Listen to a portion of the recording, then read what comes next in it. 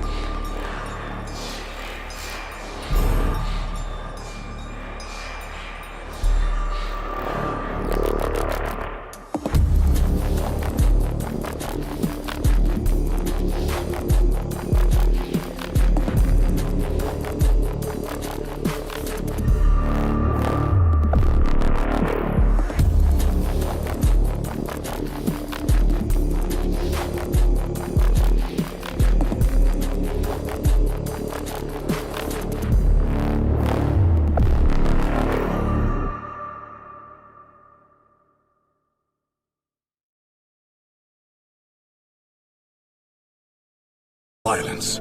I chose pride. I chose every path that led me into darkness. No one forced me into sin. Hear me. A warrior ruled by anger is never strong. Everyone who sins is a slave to sin. But the one who walks with me is free, and freedom is greater than fury. You truly want the burden of a man like me? My guilt? My rage? My shame? I came for those who are burdened. I came for the guilty, the broken, the ashamed. I came for you. I'm a warrior who shed blood without mercy. I was proud of my cruelty. What purpose could you have for someone like that? Walk with me and you'll see. I don't see how you could want me. There's nothing noble in what I've done, only destruction. My whole life has been built on pride and rage. How do I change what I've always been? Let me transform your heart. I will teach you strength that isn't born from anger, and power that isn't fueled by pride. Jesus! I've carried so much darkness. Too many sins. Too much pride. I'm asking you, please forgive me. Your sins are forgiven. I don't deserve peace. Not after everything I've done. You're not beyond forgiveness. I came to heal the broken, to restore those who believe they cannot be restored. Even someone like me? Especially someone like you. Mercy is my gift, and I give it freely to the one who comes with a humble and repentant heart, as you have. Forgiven? After everything I chose to do? After the destruction, the pride, the lives I ignored? How can someone like me be shown mercy? Mercy isn't earned, it's given. And it's for you too. Every sin I carry, I chose. I knew what I was doing. So tell me, how can someone like me ever be made clean? You can't wash it off yourself. I am here because I do not measure you by your past, but by what grace can make you. You don't understand. But I chose violence. I chose pride. I chose every path that led me into darkness. No one forced me into sin. You are not beyond forgiveness. Cannot cleanse yourself, but I can wash you completely. So even all of that can be erased. I destroyed lives. I served evil. I reveled in power. How do you forgive someone like that? And yet, I am here, because I do not measure you by your past, but by what grace can make you. If you confess your sins, I am faithful and just to forgive you and cleanse you from all unrighteousness. Nothing you've done is stronger than my mercy. Then show me. Show me how to leave that man behind. See, if Vegeta can do it, why can't David Wood? Why can't David Wood get it right? I mean, I guess Vegeta's not a psychopath. But let's go, everybody. The spheres, the conjunction of the spheres is quickening. We now have all of the major characters have interacted or responded to Dog Zero in some form, and all are being directed to one end, which is the combination of the religious sphere and internet drama in one big retarded shit show. So, David Wood did this stream on Friday. You know, starting off strong. Should I be in prison? Let me just answer that right off the bat. You know, in an ideal world, yes, you would have gone to prison for doing 1318, literally Chaggot tier. Now, of course, and he'll bring this up many times in the stream, because the stream is just speed running every bad defense. You know, what one benefit of everybody who watched, like, you know, the two people who watch this and everything, coming mostly from the sector and from internet drama, is we can kind of see what's really going on. And you'll see exactly what I mean when we go through this, because there are archetypes that pierce through all of the bullshit about whether this is about theology or, you know, in other communities, whatever their fixation is, and they're consistent. You know, archetypes like the Gator, who is this guy right here, Jai. Archetypes like the 600 bad pedo defenses guy, which is obviously D Wood here. And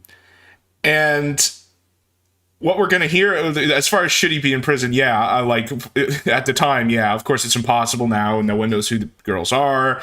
It's been years. There would be no practical way to prosecute that, which is something that David Wood in this stream is going to hang his hat on extensively. You know, this is the common response. He said it before. All of his sweepers have said it before. It's, well, what do you want? You want him to be arrested or go to the police? And it's like, this is not just a legal problem. And Harmful covered this in his video really well, where it's like, dude, okay, that is secondary to the issue here. Yes, archetypes like Jub. No, that's a good point. There's going to be some Jubbian archetypes in this as well.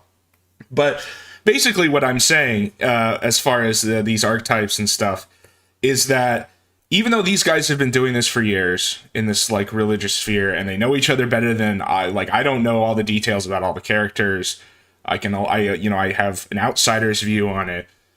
You can see the rhyming in certain dynamics that play through it. And you're going to hear arguments in here, and you're going to recognize them, because it's going to be like, wait a minute, isn't that like what that, Chaggett said? Wait, isn't that like what this other guy said?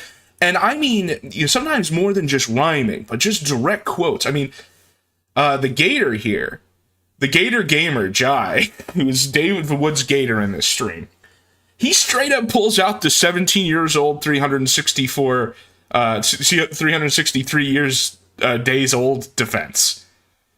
And so David Wood goes through this, and we go from, it can't be prosecuted, so what's your point, to the people calling me out are actually worse than I am for doing the original, because they're basically, the implication is because they're impeding my ministry to destroy Islam. There's some crazy unwarranted self-importance in here. He basically thinks he's the last best, like without David Wood, there will be no destruction of Islam, and all that. And it's going to really show you, you remember in those IBS debates in like 2017, 2018, the perennial joke was like, all these guys think that they're here to save the West, save the white race or whatever. And really, you could say Sargon is kind of influential now, but he had to completely destroy that part of him and do the road to Kenosha for 2 years before he could come back and be at all relevant in like actual spheres of influence. And that's kind of like, these guys have that same problem. And you're going to, like I said, you don't need to, people who are watching this, who aren't hooked into the religious aspects of all this, which is fine. Like, you don't need to be. You're going to sense that rhyming. You're going to sense that, wait, this sounds a lot like, these guys who said they were going to save the West. Because a lot of these guys really do think that they are the last line, like they are the ones who are going to unironically destroy a religion of like 1.2 billion people. And to be clear, like some of the apologetics they do in an intellectual sense is useful and stuff, but it almost reminds you of Andrew Wilson when he's like, I am the most prominent Christian ethicist in the entire world. My audio is fucking up. I believe it was Halo Reach at the time. Yeah, well, we're going to get that. We're going to get that. And yeah, so a little more on the Gator here. So it's like a husband and wife team. The only reason I'm bringing up the wife at all is because she's like part of this. Like she's publicly part of this. She's on this stream.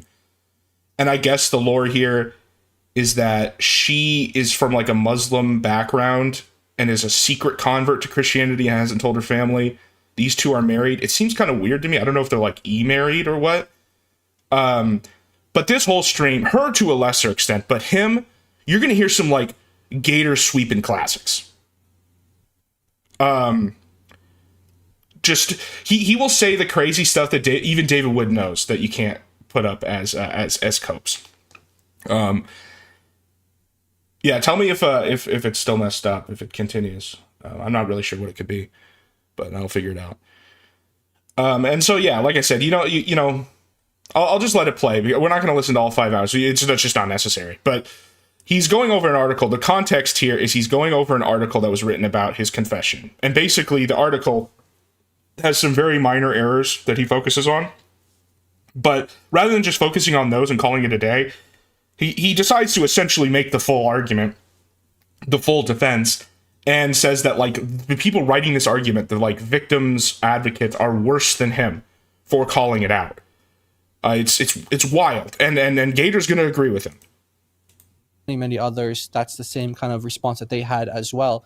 And so after the first stream that we did, the original, but I do. TikTok time to rock good. And like you look at like these comments, and we went over a lot of the comments the video, and I was so surprised at how much sweeping there was. And that's kind of what made me think about the idea that, as crazy as it sounds, a lot of these boomers who have been watching D-Wood, this whole sector for years, understand what's going on in it less than we do, who just started watching it a few months ago, because they have just no immune response to a lot of these lessons that these communities go through. It's similar to like when I talked about the like left sector speed running all of the life ruination shit. It's kind of like that. Just in this, it's more like a disingenuous like sincerity sense. They don't seem to really see, like, because that's the other thing. You know, David Wood's going to say in here, well, you know, I talked to my friends and they said I should keep going. I'm just like, okay, but all of his friends are guys who stream with him. So of course they're going to want him to keep going. He's the big guy. It would be like, for an example, it would be like if Ralph said, well, I talked to all my co-hosts and they told me to keep streaming. It's like, no shit, they're going to tell you to keep streaming. This is your business. They all make money off of this. This is like, if David Wood went away, who would be the big streamer? So it's like I immediately like when he says that, it's just like, oh, well, yeah, of course they do that. But people just like in these comments, they just don't get it. They think they really are buying the pitch. And I mean, they're going to learn, because I think this is really only going to end one way. Like, it's just going to keep blowing up and getting worse. And eventually he will probably have to log off, or he'll just completely implode. But it's just crazy to me that like the naivete, and it has nothing to do with like religious. It's not because like, oh, Christians are necessarily naive, or it has nothing to do with the religious stuff. It's just like boomer. I think it's just boomer / normie doesn't really understand what's happening. Good evening, good morning, good afternoon to everyone who's watching from all over the world. It's your friendly neighborhood philosopher here, D-Wood. Some of you think? I don't think they're low IQ. No Name says David Wood's audience seems really low IQ. Maybe. It doesn't seem so much that way to me. It just seems that they're very naive and very, like I said, like normie. And they take everything at face value for what these guys say. And not only that, and when I say that, I don't mean like everybody is like plotting in the background. I mean, David clearly is. He's literally admitted it. But the other guys, I don't think are. It's more just they can't understand that why there might be contradicting motivations for the way they carry themselves, and why there might be a self-serving reason why you portray yourself as the last best chance to destroy Islam and whatnot. But the cops got me, and I've gone back to prison because I wasn't on time. Turns out sometimes I'm just not on time. But the cops will never get me. They can't. I'm too slippery for the police to capture. So we're talking today about... So yeah, immediately off the bat, the police will never get me. That's the problem. The D-Wood controversy. I know he's joking with being late, but you know, this is a reframe that he's made many times. One of the most important topics ever. Hey, look, we got a apostate prophet there. Got a apostate prophet. He can't be on the show. He's got a terrible bad attitude. Oops, hang on. I forgot to get Giant DOC in here. 1 second. Yo, you guys there? So Jai and DOC are the husband and wife couple, and Jai specifically is going full Gator mode. We're going to go over some comments, because like I said, theme of this episode is all the characters of this have now interacted and responded to Doc Zero in some form. And R.A. Reasoned Answers, who's kind of like this mercenary going after Sam, it feels like. I put in a comment to him, which he responded to. I was like, dude, what you're doing, other people would call, like, I tried to explain to him what sweeping is. It's like talking to your grandpa, trying to explain them like how VR works. I'm like, what you're doing is sweeping, and let me tell you, the janitors never come out looking good, you know? I gotta click on you. Yep. You guys there? Yo. Oh, sorry about that. We are. Yes, we are here. We got Jai and DOC in here. But anyway, guys, turns out there's been quite the controversy over D-Wood. Really? Yeah. Weird situation. Over you? Never. How can that be? Yeah, so I said a bunch of stuff in an epic live stream, considered by many to be the greatest live stream of all time. And not beating the just trying to win internet debate allegations. And, of course, our Muslim friends, as I told them to, cut some stuff, made some clips, passed those. That's the other narrative, is everyone criticizing me as Muslim. There's some crazy lines in here where he says that he tries to rewrite history. Specifically, what he says is that, oh, well, the reason I focus so much on Islam is because I abuse children. And so he and I'm serious, he literally says this. I figured, how great would it be to dedicate my life in repentance to destroying the greatest ideology that justifies harming children after I did it. And then it's like, well, then why wasn't that part of your original conversion narrative? If this was all a 9,000 IQ plot to like a storybook, like I was the abuser, so I take down the biggest abuse network. Why would that not have been in your original narrative? I'm serious, he really does say that here. Those clips around, pass those clips around, and the clip, of course, didn't contain everything that led up to the clip, and a bunch of people ran with that. But I went to a conference, and I was at the conference, and all I interacted with was a few tweets. So articles were being written. I still haven't read any of the articles. I pulled them up. I understand there were some edits to the. I didn't see this first part of the stream. That's a lie. He shows later that he did actually read them because he asked for retractions. Original one, which so I don't even have access to the original, but I do. Yeah, Jai does. So we're gonna go through the articles. So there's I think there are two Royce Report articles, and then there is a Protestia article and just an article on some other Christian news site. So we're going to take a look at those. You know it's bad when even Protestia is going after you. When Protestia mostly focuses on Catholics. They really don't like Catholics, and some like evangelicals. But D Wood at least presents himself as a pretty mainline Calvinist, so it's kind of like turning on his own there. And what I want to get to is lots of tweets by people. And here's the thing, guys. Here's the situation we're in. Here's the situation. You need. You guys joke they're trying to, that the line, they're trying to psychologically break me. Get it? He basically says that in here multiple times. It's like they're trying to make me give up, but I'll never give up. Like to Jai. I'm serious. You need what are called watchdog ministries. You need. And a lot of times that has like a negative connotation, like ministries that just spend all their time attacking everyone else or something like that. You need ministries and individuals and so on who are calling out and exposing abuses in churches and so on. So you really, really, really need that. It's important. Keep that in mind. You really, really, really need that because his tune's going to change. And you need ministries and individuals who watch out for the best interests of abuse victims and so on. But sometimes people can be out of line in certain ways. And what ways would that be? Was it when they call you out? Sometimes I would say you can get people who are so focused on what they're doing that they end up doing harm. And you can't. Exactly. And this is his thesis. It's probably the only consistent part of this video is his thesis that people, watchdogs, victim advocates, do more harm by calling him out than not. And it basically is just a self-serving argument. You can even end up with situations where you have abusive people who work their way into a situation where they can be abusive and you can't challenge them on it because they're the defenders of the abuse victims. Does this guy have a V? That's kind of RA. RA kind of gives me V vibes. It's sort of like because he makes his own content and is kind of a little more independent, but he's still clearly a capo. Peterson talked about this. He talked about people with the dark tetrad of personality traits and so on, like your psychopaths, your narcissists, things like that. They can actually work themselves into situations where it's hard to call them out or question them because people don't want to hurt something that they care about. So if you can have a psychopath or a narcissist as a pastor or something like this and could be damaging people around him, but you can't call him out because he's too awesome for your church. And I understand that's part of the concern about. So keep in mind what he just said there. He's basically making the argument that he's so important. He's so awesome for the cause that he himself has defined and carved out that calling him out does more harm than good. B is that I'm basically Jack the Ripper, according to some people. And I've worked myself into an apologetic. YouTube channel just to cover my evil deeds. And, so we got some people arguing that. Some people, harmful opinions. I don't think he calls them out. And here's the thing. I tried to get him to. I tried in the chat to say have you watched his video? But he kept ignoring that. Later he directly responds to me. He argues with me in the chat later in this video. It's just as you need ministries that can call out and expose abuses in the church. What happens if you have bad behavior, terrible behavior, abusive behavior in the ministries that have put themselves forward to protect abuse victims and so on, and they get into a situation where you can't call them out, right? So they can say something horrible to you, but if you respond to them, they go, "Oh, see, you're on the side of the abusers, whereas we're on the side of the victims. So you're evil." And so any behavior. Yeah, but you are the abuser. You're not on the side of the abuser. You are the abuser. That's a really important elision. That any behavior that you exhibit is just going to be evil and so on. So you have people like that. So it's interesting. You kind of have to call that out too, because here's the situation, guys. I wasn't familiar with Julie Royce or any of the other people. Wasn't familiar with them. And so my first sort of initiation into this was good call opening the chat replay. There's some mad Tope in here. Weeks ago or whatever, when everyone's blasting me. Not in the Zoot sense, but everyone's blasting me.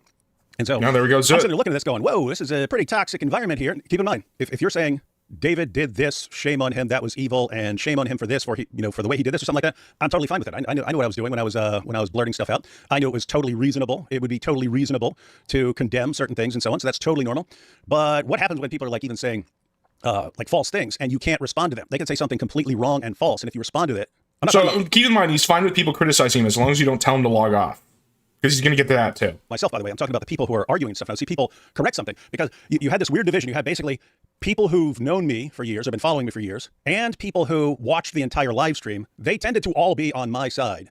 And all the people who weren't familiar with me, didn't know me, and just based their impression on the YouTube clip and an article or some tweets, they were calling me out for various things. And so they're exposing me and saying I need to step down and I can't do YouTube anymore and stuff. See, this is where he draws the line, right? He's fine with people criticizing him as long as you don't actually ask for anything. As long as you don't expect there to be any consequences, such as, stepping down. No, we can't do that because then Islam wins, right? And he'll say that. Because of these things. And so what would happen is they would say, David Wood is this and this and this and this and that. Someone who actually knows me would jump in and say, actually, that's incorrect. And then it would be, you're a rape apologist. And there we go. That's like a classic. When I was telling you about stuff where the normies in this don't seem to call that out, RA is going to make this argument in our discussion where he says, well, I personally know David, so I can attest to that. And it's like, yeah, but I don't, buddy. So all I can do is judge for what I've seen. And I'm not going to take your word for it because it's like taking, it's like taking Gator's word about, or like taking, any of these sweepers, right? And a lot of these people, they don't get that. And they're going to be in for a rude awakening as this develops. See, look at this toxic environment here and so on. So anyway, that's been kind of the situation.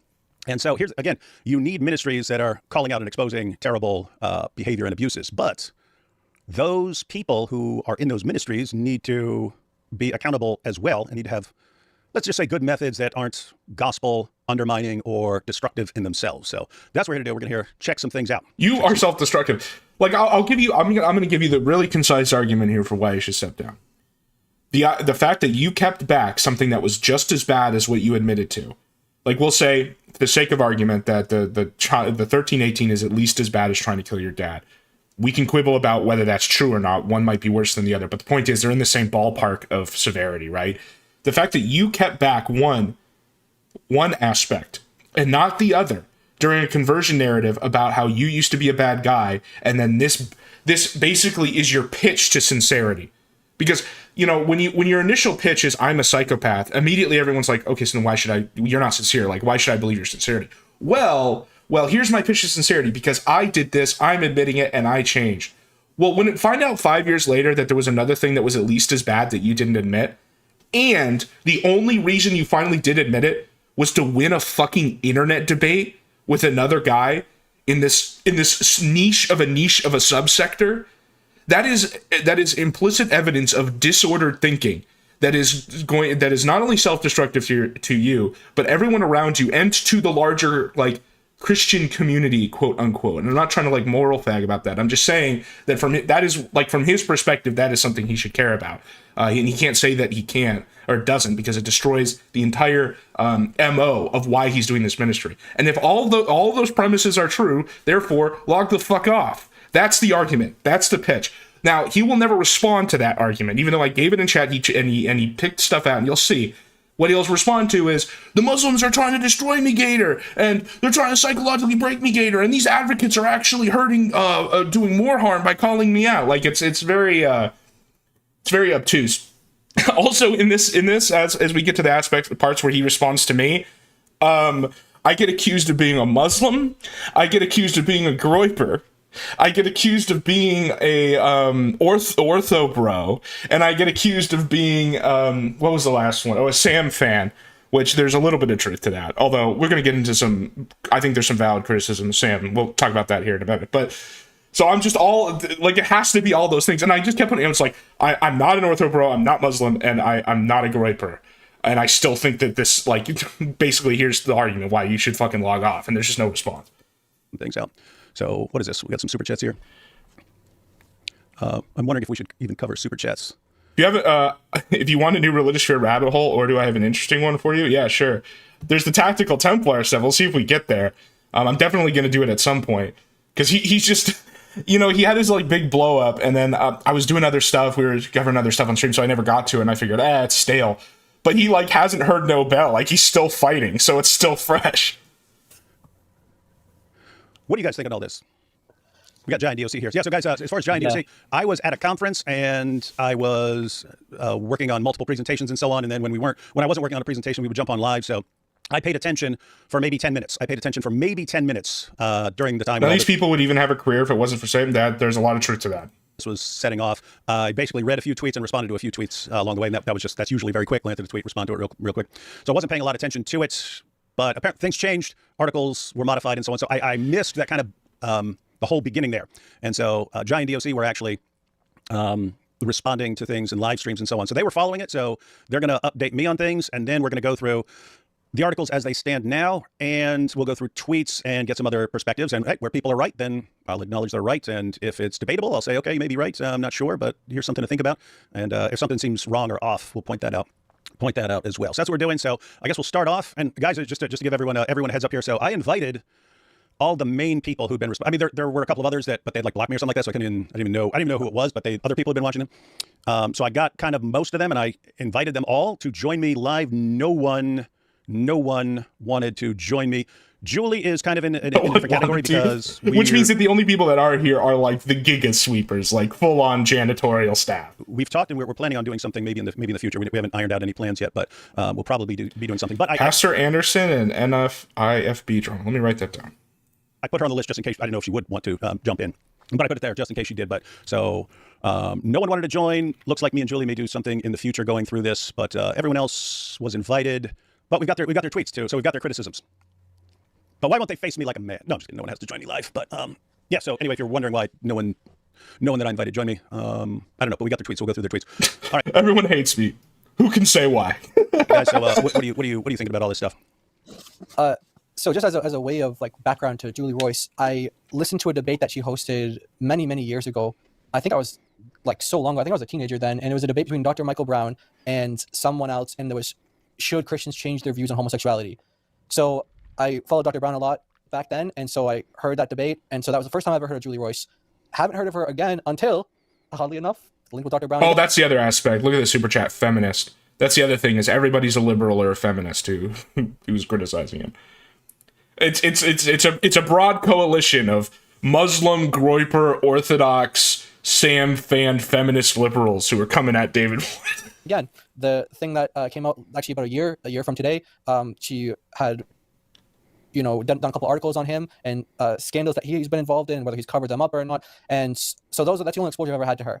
So I heard a debate that she hosted with Dr. Brown, and then I saw articles she posted where she goes after Dr. Brown, exposing him on certain things, or covering the different scandals that he has been covering up or he's been involved in, or something like that. Yeah, let me just toss something in there real quick, because yeah, as I mentioned, I wasn't familiar with Julie or any of the others. I'm trying to think. I knew who Carson Whitenauer is because he worked with RZIM.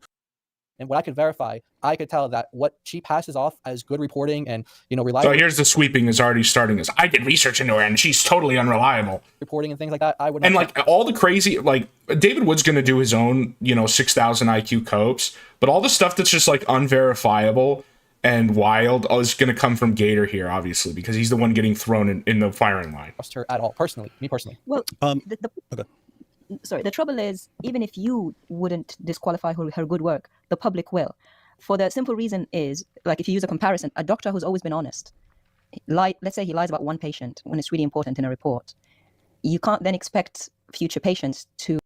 Can we apply that logic to David? David, who obviously hasn't been honest all the time, but let's say he was, but he kept this one thing back. How do we know? Like, this is ridiculous. You can apply literally the same thing. Who knows what else he's holding back at this point? To trust him if his integrity and honesty has been questioned.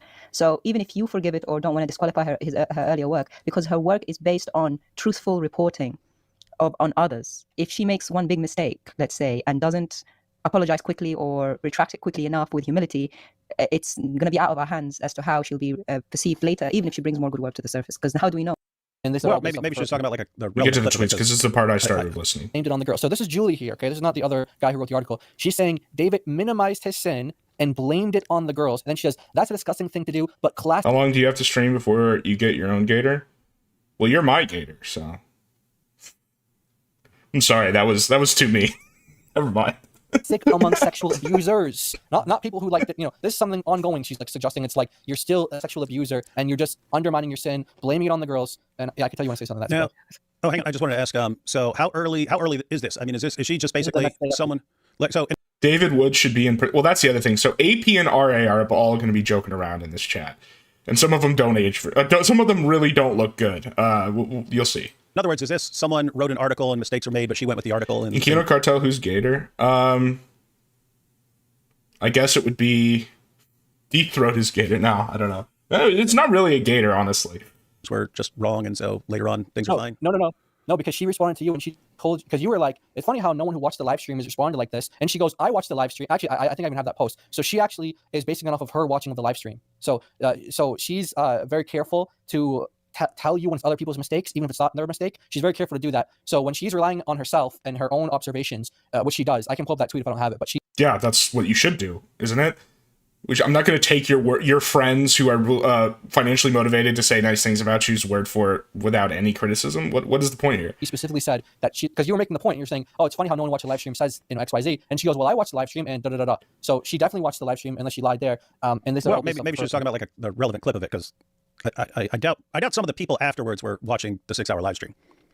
But anyway, I don't know. I'm just going based on what she said. So then she goes, then Annie responds as, you are forgetting he wasn't a Christian or what? Repentance doesn't matter anymore. She said, he's a Christian now and still minimizing it. I also question wisdom of platforming psychopath as a Christian apologist. Yeah, pretty basic shit. Okay, like that's a pretty normal take. The ability to empathize and show compassion is key for those who for those representing Christ to unbelievers. After all, it's kindness that leads to repentance, not arguments. Now, she said a lot of stuff like, obviously, she doesn't know. This is like this big researcher who's supposed to know things about people before she, talks about them. She apparently did not know much about you or your background. Because one of the things that I did in the stream, you know how we do intro songs. There's a song that I think Sal did some years ago where Yasser Qadi was saying that missionary work is never successful. Look at the copes here. It's just there's so much cope going on. It's like full spectrum cope. There's Jai calling out this very normal take, which is that maybe a psychopath shouldn't be an apologist. Then you have like this guy here. Then just look at the chat. David Wood should be in prison for not letting people lie about him. Then, all right, empathy is probably essential to a pastor. David isn't a pastor. Well, in your guy, I don't know. I'm trying not to make this like a denomination war because that's really not, it's really not what this is about. But it's like, it's just weasel words. Like you're running, that's why you use the term ministry, because it's like, okay, you're not ordained, whatever, but you're still running a ministry. Like you are still a public figure for Christianity. Like, that's what we're talking about. This is just... No, I think you would need empathy for any public-facing position of whatever you want to call it. Successful, and then he plays a song with some instrumental behind it, or you're reading like 50,000 comments of like people saying, thanks to these videos, God used this to bring me to the Lord, and God. So we were showing, like, I was saying, hey, instead of that being Yasser Qadi saying, missionary work is never successful, picture Julie saying this right here, like, David is, who is he? This guy, that's not how you lead people to the Lord. And meanwhile, David's reading like, you guys saw the video of David just did, where like all these ex-Muslims and many of them were crediting, glory to God, but the tool that God used was a lot of the videos that David produced. So, anything you want to comment on this? He made video like there's some good apologetics there. It's just the unwarranted self-importance that it's like, we have to accept a child rapist psychopath to own Islam. It's just not true. Like, Christianity has been fighting with Islam for 1,500 years. Like, come on. David. Okay. Yeah, what do you think? So this is one so far. We got others though. Yeah, I'm gonna basically any of the stuff that's early on. I don't know. I understand being in the heat of the moment, and you just read an article, and you watch the clip. If you watch the clip, and you're like, "Oh my goodness, this guy's bragging about this stuff," and your guys' defense of him is that he's a psychopath. That doesn't make it better. He's mental. So I understand. I just understand people being ticked off. It doesn't surprise me. So yeah, it's more how you react to certain things. But you guys are saying you don't like the way she reacted to. No, and I just want to point out the irony here. So you're being kind. So David said that you can't be kind. Yeah, David is being the one on the defense for Julie, who's attacking him, and her point is that, hey, kindness is that's what we need as Christians, and he's actually being very charitable by giving this interpretation, saying, hey. Yes, David Wood is the one who's charitable, the one who admitted to being a child rapist to win an internet debate with another Christian. How charitable. So the day after the article. And RA is going to say that in our discussion. He's literally going to say it was noble. Published, and maybe she's some misunderstandings. Well, anyway, we'll keep saying. We'll see. Well, it's kind of it's a funny situation where like people can point to how screwed up I've been, and even various ways I'm screwed up now, and so on. So it's just it's always weird to me to be like, oh my goodness, I can't believe this person did this, when it's like that's like nothing compared to stuff I've done. I was like that with my kids. My wife would be like, I just found out I just found out, I won't name a particular son, but I just found out your son didn't do his homework the entire semester. And I'd be thinking, well, I mean, that was the year when I was his age, I burned down a forest. So, I mean, I can't get mad at him. No, there we go. Another admission. For not doing his homework. So it actually like is a problem in certain situations where I'm like, well, yeah, I've done worse. So this guy just like got out the civil code and just went down the list, you know? But you know, it does work out as far as not being too harsh with people, but. So David is giving Julie more ammunition for her next article. You'll have the environmentalist ministries against. Oh yeah, I guess I just confessed to burning a. Yeah. It wasn't like a forest like you're thinking of forest. It was more like a giant field that had a bunch of trees in the middle. But the whole field. Why did Janny sweep? Are they born that way? These people I think are sweeping because they make very niche like intellect. I don't know, like very niche content. And David Wood is like a bit like the biggest guy in this corner, along with Sam and. He patronizes them essentially. Lit up, and I don't think it was going to do to me because I was like 6 or 7 or something like that. But yeah. So was that stream just 5 hours or couple? Yes, it is. We're not going to watch all 5 hours, but I'm going to jump ahead soon to the part where he starts arguing with me in the chat. But like, if you do listen to most of this, it is just speed running every bad defense, like pedo defense you've ever heard, literally down to 17 years, 365 days. Just do an article on you. That'd be funny. So yeah, guys, in the name of full disclosure and transparency, I burned down a field, and then there were maybe, I don't know how many trees. I didn't see this part. Or something like that. And then the whole fire department showed up like a fleet, and they're putting us out. And people knew I was there, right? People knew I was over there. And so they bring me to the fire chief, and they're like, tell us what happened. And so I blamed it on 2 made-up kids. I said, yeah, there were these 2 kids here, and I basically made them the opposite of me. And like I was like, and because I had blonde hair back then, I was like, and the boy had brown hair, and there was a girl too, and she had blonde hair. But the fire chief, you were with a girl then too? Chief was looking at me like, I'm not a cop. Why are you telling me this? And anyway, so yeah. So anyways, little things like that, and it's basically at every stage. Yeah, it sounds like he just went down the civil code and just did everything. Age of my kids' lives, when they do something bad, I'm thinking, okay, what did I do when I was their age? And it's always way worse. And so yeah. Yeah. So let me say here, whatever Julie Royce has done in her life, and especially anything she's done right here and been wrong about, I've done way worse. So great argument. Checkmate, Julie Royce. So in other words, I'm more concerned with this not leading to problems in the future. I doubt he did 9/11. Yeah, I mean, sky's the limit, man. To clean up anything that's wrong. All right, so someone responds, yeah, a couple of ends ran that way. It's like the scene in Sopranos. Realize you're doing a huge disservice to rape victims whom you claim to defend when you equate what David did to the horrific things they've experienced. Okay, here we go. Now we're getting into it was statutory rape, but it wasn't like he tries to split hairs of the hierarchy of rape. Like it's just like every bad defense you've ever heard. And she responds, "No, I don't. I know a lot of survivors of sexual abuse, and I can tell you that those who were teenage girls when their abusers, quote, had sex, unquote, with them are incensed by child rapists minimizing their crime." So yes, of course, because you can't consent. And harping on this idea that David is minimizing his crime. He's he's a sexual abuser, he's a child rapist, and he's minimizing his crimes. Okay, little side note. Yes, this is all factual statements, by the way. Actually, it's an interesting area of debate, and that you can make an important case either way. Marie read some article. I don't know I don't even know if it's one of the articles I pulled up here. But it was, or I don't even know if it was specifically about me, or she was just reading an article that's on a sort of related topic. But she was reading from some guy who deals with abuse victims, and he was saying he doesn't like it when statutory is equated with like forcible rape because. Okay, do you hear what he just did? He's like, so I was talking to a guy who read a thing by another guy who told me that what I did was really not that bad. Thank you, dude. And then Gator's going to come in here and just completely full throat affirm it here. He feels like it minimizes the forcible rape if you're saying it's the same thing as this thing in this other category. But it's a weird situation where you want people to think of sex with minors as really, really bad. And, the brains of minors are... They want you to think of sex with minors as really, really bad. That's what the libtards want you to think. Are still developing. And so it's a situation where, I mean, we would all get this if you like suppose when Muslims say, oh, but Aisha consented with her silence or something like that. We would never take that as like legitimate consent of us because she's 6 years old. 2 teens is not remotely the same thing as child rape. Well, it is. One of them's 18 and the other's 13. What the fuck? Again, this is exactly what I told RA in our exchange. I was like, bro, what you were doing is sweeping, and the janitors never make it out looking good. Result. She doesn't know what she's doing and so on.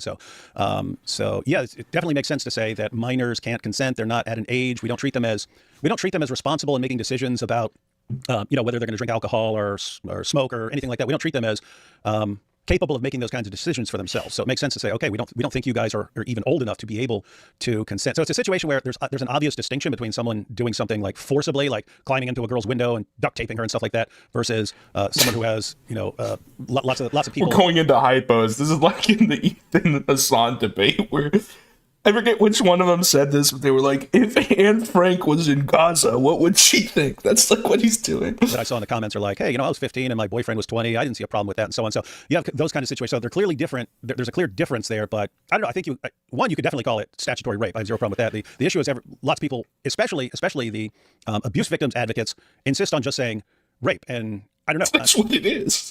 I'm actually. I don't know. Here's the thing. I'm okay with them doing it with me, but I'm thinking like, what if they do it with someone else and it was a guy who... Yeah, of course, man. Totally. You're just standing up for the accused rapist. I don't care. You can call me a rapist. I'm just looking out for the other child rapist being accused of rape. Did something with a... That's the implication, is that he's standing up for the people who are statutory rapists, but not, I guess, what he would call like violent rape or whatever, and that he's standing up for their right to not be called a rapist. Girlfriend when he was young, and then you use it to ruin his life now by labeling him a rapist. I don't know. It's a weird situation. I can kind of see it from both sides, and I'm not... This is not a both sides issue, bro. I'm not sure. What it seems like from the perspective of victims who were actually, let's say, traumatized by... someone having sex with them, and then they find out later the guy manipulated them into it. And then to just say, oh, you had sex with Look at the chat. You're going to see some crazy chat. I tried to take screenshots of some of them. Some people were mad self-reporting, being like, oh, when I was 18, I did this, and that, and everything was fine. So big ups David Wood, Yeah. It's like, I don't know. The guy manipulated you into doing stuff, and then you thought it was willing, but it was just because he's a manipulator. And I don't know. It seems like it would be entirely legitimate just to call that rape, but I don't know. It's a difficult situation, but I'm pointing this out because it seems to be a big source of disagreement. Like lots of the other things are just, correcting this or correcting that. But here's a situation where you've got two sides and they're arguing different points and they're just not agreeing. You have the abuse victim advocates and they're saying, no, if it's with a minor, we are calling it rape and we insist upon that. We're not minimizing it. You have the other side going, but that's what's the other side? It's just you. He does this. He projects his own position onto other people, like an amorphous other people. It's almost like, Cruel World Happy Mind when she would be like, I'm not saying you're a pedo. People are saying this. Cite them. Like he's doing the same thing. Leading, because anyone who sees rape is going to think something forcible holding someone down. And so you're giving a misleading idea. But yeah. This whole stream has so many gems. We've already gone through it. Like we're already starting to hit them like one after another. I hope Harmful puts out like another big edited video. It could probably be an hour long with all of these. And it's just because the stream just completely confirms his entire theory. Yeah, I'm not sure. Maybe we'll do a poll of what people think here at some point. Yeah, a poll. Yeah, he puts a poll. It's just like, do you trust me, or something like that. I mean, okay. Well, yeah. So there's a lot to say on that, but there's biblical categories that we need to talk about as well in terms of biblical when categories. God holds a child accountable. When is that? Imagine being this guy, this gator, who's going to be the guy who steps on the mine of. Well, let's talk about the biblical categories of child consent. Like, accountability begin? Is there like a set like? If you have a sweeper like this, man, like you got to cherish him while you have him because he just has no self-preservation instinct. Like number of days they have to live in order. Like, what's a set date, right? We know like in Jewish tradition what it was, but biblically that's a question. Number two, there's a question of although the word rape isn't used, there's certainly it's described in terms of someone who's in the Bible, like different categories of sexual sins and sexual offenses, and definitely there's that discussion as well. Biblical law, how does biblical law define what we would call rape? And then there's also legal category. Biblical law, bro, as well, which this is what Muslims do. This is literally what Muslims do. Distinguish and differentiate between those two actions that you just described. Someone climbing through the window and duct taping, and then someone, You see what I mean? There's going to be normies who fall for this. You're going to be like, oh, well, you're just relating it back to theology, and that's what this is about, right? But all of us listening to this, we're immediately just like, what? Like, this is just self-serving. This is just you trying to use the Bible as your authority for why it's totally not the same and it's not as bad. At a party who are like drunk and high. Okay, here we go. When I was in high school, me and my friends all did coke nonstop, went to strip clubs and more. Now that stuff scares me. Yeah, men can do. It's just people just self-reporting in the chat, just being insane. sleeping together. There's a legal distinction in there as well. So there's biblical distinctions and legal distinctions. And then so you can use the Josh Moon. Well, that's essentially what he's doing here, just biblically, I guess. When you just kind of like morph everything into one word, it does kind of messy the waters. But at the same time, you don't want to trivialize, like you said, adults and or younger, older teenagers and younger teenagers, adults, 18-year-old and 13-year-old and 15-year-old. You don't want to minimize that either. But you can definitely understand why you don't want to minimize it, but never something you should say.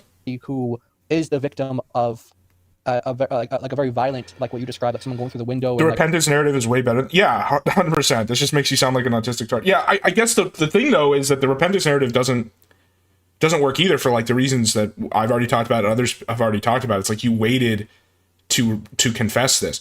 And then what people are coping about that argument is, well, he doesn't have a responsibility to publicly confess anything. And it's like, well, maybe, but he set those as his conditions in his testimony, in his conversion testimony. He made a public confession. He made public confession of his previous life, the core, validating argument for his sincerity. So like these are just his conditions. Like duct taping them and stuff. That person's experience is way different than a 13 and 15-year-old at a party while they're drunk and high sleeping with someone who's 18. Well, very different experience. Both wrong. Why are you at a party with 13-year-olds when you're 18? That's fucking crazy.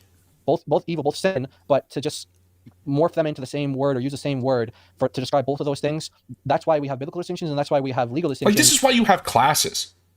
Like when I was in high school, we had the graduation party, and I like you just literally throw anyone out who's not at least a junior, right? And also you don't like have people banging all over your house, right? I don't know. This is just crazy. Like, what kind of environment are you in where there are 13-year-olds and no one's like doing any like checking or having any protection about that?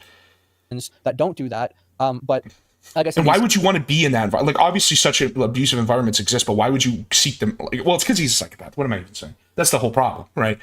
Camps, or these social discussions, it is common to use the word rape or statutory, we would say. But my main point in bringing this out was, though, and along with the first one, is that she makes the point that you're minimizing, right? Whether she wants to call you a sexual abuser or child rapist, she's also, whatever title she wants to give you, she's making the point that you're minimizing your crime and minimizing your sin. That's the main point that I want to drive out of this. Yeah, that's false. And that's one of the problems. That's one of the problems that I see. And what I mean here, guys, is so you have the way 15 and 18 is legal and pretty normal in Denmark. We do that in Germany, in Denmark. The abuse victim advocates speak about various things, and other people are bothered by this, and they call this into question. They say you shouldn't call it this, you shouldn't call it that, and it's like, well, no, we insist upon saying this, but you need to be. It's a weird situation. You need to be sort of respected in your work and trusted in your work by other people outside your group. And if people are telling you, hey, we don't like you. We don't like she had big boobs and ass. I know you're kidding, but like, let's just, for the sake of argument, consider that argument. Then how did he ever know she was 13? Like, when did he ever find out then? Being vague on this and just calling it this when, in our minds, there's a distinction. But here's the thing: a lot of people. I don't know about Julie Royce, but some of the other people, they are enraged whenever you make a distinction. Some of the other people, and they instantly accuse you of minimizing it. So it's a situation where if someone says David raped 2 girls, well, guess what? I think you can describe it as rape because it's statutory rape, and that rape is actually okay. So then this is over. Like, he wants it both ways. It's like, yes, you could call it that. Also, it does damage. Which is it? So I think you can describe it as that. But when someone else says, well, we need to be clear, it was it wasn't doing anything against the girl's will. It's you attack when someone. That's not someone isn't saying that. You are saying that right here in this video. You are making that argument. Don't project it on a mysterious when someone says that. Making any sort of distinction. And that's just weird because there are distinctions, guys. There are distinctions. It's wrong for an adult to have sex with a 15-year-old. It's more wrong for an adult to have sex with a 10-year-old. It's even more wrong for an adult to have sex with a 5-year-old. It's even more wrong to have sex with... What did I literally describe this as? The hierarchy of rape. This is literally what he's doing. A newborn baby. There's degrees of wrong here, and it's wrong to have sex. Notice how he always tries to disconnect himself from his accusations, and he always talks in third person. Exactly. Like, he will make an argument, but he'll say, some people are saying this, right? Some people are saying that you are conflating these two and you're minimizing it, but that's just what he's saying. It's also literally what Jai just said, what Gator just said, when he was talking about biblical categories or some shit. With a 13-year-old who wants to have sex with you, it's also wrong, but... Rape is rape. Yeah, incredible that is what this is, right? That's what we're having to argue about here. definitely worse to climb into a room, duct tape her up, and so on. So it's weird. I don't know. It's like it's not like I tied her up in duct tape, or guys. No one said you did. You didn't provide those details. And what's funny is because we don't have those details, it doesn't matter. Like, people are calling him what he admitted to, like child rapist, right? He's going to, in this video, give the detailed narrative of the 13-year-old story. And it's still not good. Everyone outside, I mean, it could never be good, but like, it doesn't, it's just stupid. Of kind of this group thinks those are relevant distinctions to make. Like, if you want to understand what someone did so that you can condemn the person based on what he did and be accurate in your condemnation, then some of these details are relevant. So it's okay. This is clearly statutory rape. And I was talking to Debbie Lacona, that's Mike Lacona's wife, and she actually read the law, and she said in Virginia, where this was, there's. I don't care. The law is not the only. You are literally a Christian ministry. Like, divine law should perfect natural law, but still. It's not even rape. It's not rape of any kind. Rape is always a forcible act in Virginia. You have to be doing something like that. They call it carnal knowledge of a person 13 to 15 years old. And I think if it's older than that, then he's like, well, the statute has a carve out for these age groups, which means it's not as bad, guys. Consent, and if it's lower than that, then it's some sort of more severe charge. So legally in Virginia, it's not even classified as rape.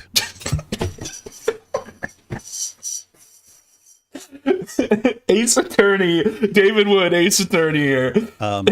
So anyway, but I'm fine. No, I just want to point out. You're going to say that you're minimizing. Yeah, that's what I'm pointing it out, and I'm saying even though it's officially. Even John's like, oh, people are saying you're minimizing it. It's like, yes, that's exactly what you're doing. Not in Virginia considered even statutory rape. That's a different class. Imagine clocking on each other. This is the best. It's like the SpongeBob where he opens the thing and he's just like, oh, that's real great. Like, Jai clocks in and there's just shit and blood all over the place. Still fine. I'm still fine with calling it statutory rape, even though that's not the law in Virginia. And I'm still fine if your group uses it like this. It's just people need to kind of be aware of how your group is using this. But the situation is because I was talking to Debbie, and she's saying it's not rape, it's not statutory rape in Virginia. It's something else. So they should call it this. And I was saying I don't really care if they call it statutory rape, and I don't care if they call it rape. Then why are you having this argument? She brought up it's another situation. I was just talking about blind spots. I wasn't even thinking. I was just thinking about myself. I'm like, I just don't care. Call it whatever you want. Blast away. And Debbie pointed out, she's like, well, what about how that would affect like your wife and kids that after that label has spread around? And I thought, okay, yeah, they're different from me, but I think my kids kind of think like me in the terms of you're seriously trying to. But writing a headline, here's the AP code. But writing a headline in an article which just leads with DW Graped X is heavily. No, it's not. No, it's not. And he just said that it's not. He just admitted it. You're trying to take down the Dizzle with this stuff. Whereas my wife, you obviously don't want people saying your husband's a rapist and so on. But shouldn't this guy be locked up straight? So like I said at the beginning, to answer directly his question, should I be in prison? Yes, he should have been in prison back when he was 18, right? But because of a combination of him going to jail for something else and just the circumstances, he didn't go to jail specifically for this crime. Now it's been so long, though, that it's like impossible to prosecute. But that's a practical matter. Just as mere question, should I be in prison? The answer is yes. Even if it can't happen, it's not going to happen. And he really leans on this concept where he's like, well, what do people want? I can't go to jail. It's like, yes, I understand that, man. But that's why, like, this is a sign of, like, disordered thinking, and there should be consequences at the very least of you logging off, right? Even if it's not possible. There are things that are impossible, but that should happen, right? Obviously. But she's fine. She's a child rapist. Oh yeah, she's not going to be too broken up over that. I mean the insults. She knows I'm good with insults, and so she won't be too broken up over that. But then Debbie pointed out this was the really important part to me. She goes, okay, conflating terms like that is typical leftist tactic. So again, guys, it's the Muslim Orthodox Sam Fan Groyper feminist leftist alliance. What if it's someone else? What if they did this to someone else and who can't fight back, and therefore this person's life will just be ruined? And so there I was like, oh yeah, it does matter then. I mean, think if someone 30 years after he did something confessed something, and let's say he's 18 and sleeps with a 15-year-old or a 13-year-old, and he confesses that, and then like this mob forms and starts labeling him a rapist, and then like they call his job, which is exactly what would be happening to me right now if I weren't a YouTuber. They'd be calling my job left and right. We got a bunch of these people. They've been contacting police and trying to get police to come and arrest. They're trying to ruin me, Gator. They're trying to psychologically rape me, Gator. Me, despite me telling them that's not how the law works. They're not going to arrest me on. Trust me. Look at that super chat. I was sexually abused twice when I was 15 by 2 different men, and no, David. I'm a conservative boomer. Well, there you fucking have it. What did I say, man? Because of David's confession, I confessed to my best friend's pastor and wife about my porn addiction. Oh no. Since I was 11. Since then, I joined Relay and am 9 days absent.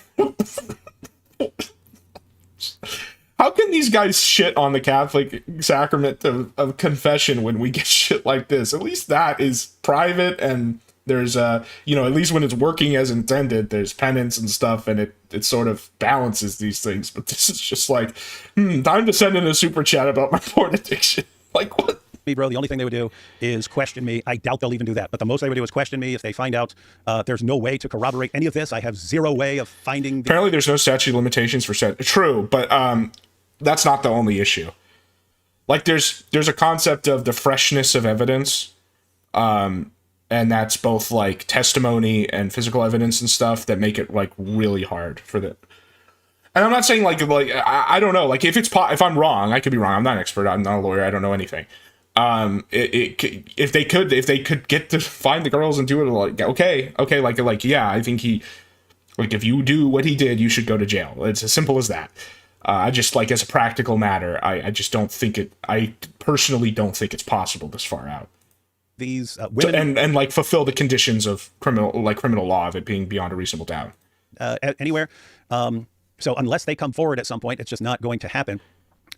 But yeah, so like, just imagine someone being in that situation. And you think David realizes he can never debate Muslims again? All they're going to do is bring this up, and rightfully so. Well, half this video is him coping about that. At a certain point, he tries to say that him fighting Muslims is a lifetime repentance for his child rape. The problem is, if that was true, why wouldn't he have said it in the initial conversion narrative? And he also tries to say that him admitting it was this like, and this is like a corollary to the David Wood Gambit. I'm still not sure what to call it or how to incorporate it into the David Wood Gambit. He also tries to claim in here that, and this was in the video we watched before, where he says it was like a trap, where like he did this so that Muslims would criticize him so that he could strike back and get them to admit that they, like he tries to say that him confessing this was to trick Muslims into criticizing him for child rape. That way he could get them to admit child rape is wrong. Now, of course, this is like the fourth straight cope. The other one was it was repentance. And then in this video, he changes it to the gambit. He admits a gambit, like the clip I posted. He confesses to something that's 30 years ago, but all of a sudden he's labeled. Yeah, but he's admitting to the crime. That's not enough. In the U.S. law, that's not enough. Just a simple confession is not enough to prove it, because you can kind of imagine why. The mob raged at Matt Damon for saying that smacked a girl's butt unsolicited was different from rape. Bill Mayer lambasted their stupidity. That is completely unrelated to what this is about. Okay, Matt Damon slapping a girl's ass is not even in the same universe as this. Old child rapist, like all over the internet. A Warski and Barg. Loses his job. His wife, the king has one more move. Stand it. She's called the wife. She's called an enabler and a child rapist protector and so on. And ally. I used to do competitive chess when like chess classes and stuff, and we would have to like memorize all these openings and shit. And you like look at the greatest games and stuff, and you get some of these games where they have like 12 move forced mates, like they're just crazy.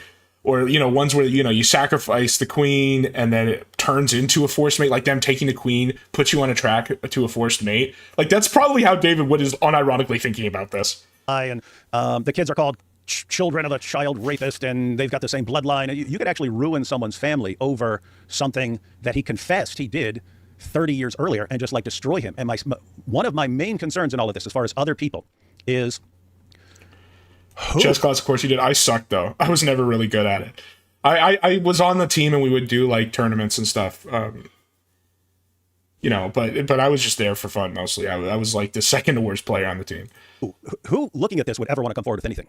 Right? I would much prefer an environment where people come forward about stuff and it's taken into consideration. You came forward willingly with this information, and it's not we caught you and then you're like, oh yeah, and you start making excuses. It's you volunteered this information. I think that should be taken into account, and I think the response of the church... Okay, so he's admitting here that the context of the confession matters. But that's my whole argument, is the context of the confession is that you did it to win an internet argument. And that's like disordered thinking. That's insane. Should be, okay, well, whatever damage you've done and so on, we need to figure out on a case-by-case basis how to best address that. But we're here to help you and everyone else involved. Sorry you have to deal with this BS. Most of us did dumb things as teens that we regretted later. To expose abuses, you've exposed yourself all along. Except not. It took 5 years, right? I stand behind you, David, not in the Al. Of course, we got Alzette. It's always back to Alzette. I shall use the most damaging of insults on David. David secretly watches my... Okay. Deal with Keep your eyes on the chat and the super chats here.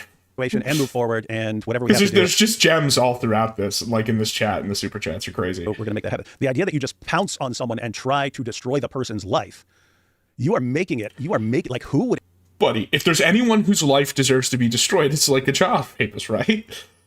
Like, I'm not justifying, you know, like going IRL on David Wood, like doing crazy or anything. But I'm saying if you're portraying, because what he's trying to do is portray Julie Roy's just writing this article about literally what he confessed as life ruination. And it's like, if that, first of all, it's not true. Second of all, like, she has a journalistic reason for wanting to if that's her role. If that's the role she's put herself in as being the watchdog, right? But even so, it's like, if there's anyone, it would be justified. It would be that category of person. Would ever want to come forward in that situation. So you got this situation where you have all these... I think he views his atheist self as a whole different person. Well, that's what I wonder, and this is just it doesn't matter for the drama, but like what do you think is his theology? Does that mean he's like he believes in like the concept of the born again Christian? The problem with that is those denominations believe that once you're born again, you're literally perfect. You're like elect, which means that everything he would do afterwards, like, this is how you get pastors who get caught with stuff and then they still get accepted back. Because the idea is that because they've already been like born again, they're like perfect. I don't know. I might be I don't know. I don't want to misrepresent. There's all these. It's a complex topic, especially among a very niche community of like evangelical Protestants. But I wonder. Basically, what I'm saying is in response to you saying like, oh, he thinks of it. I wonder if he literally does. Like, I'm saying that there's a room for that within kind of that side of things. Pastors and so on, they'll be caught in scandals, and it's like, why didn't you come forward before? Well, look at what happens when someone comes forward. So in other words, you're creating an environment where it's almost impossible for anyone to even consider coming forward with stuff because they're waiting. There we go. Boom. Okay, now we're moved into Cope 10, which is that you exposing me suppresses people confessing. This is the point when I was watching this live stream where I was like, I have to just listen to like almost all of this. And like, this is going to bury him. Because that is unironically his argument, is that if you expose child rapists, you will prevent them from confessing and do more overall harm. Do you know what that sounds exactly like to me? The, quote, virtuous pedophile defense. The idea that, like, oh, we should give people therapeutic tools, which just means CP, to, like, pedophiles so that they offend less. Like, this is almost, it's not the exact same argument, but it runs on the same sort of logic. People are just waiting to attack. So, yeah, that's my concern.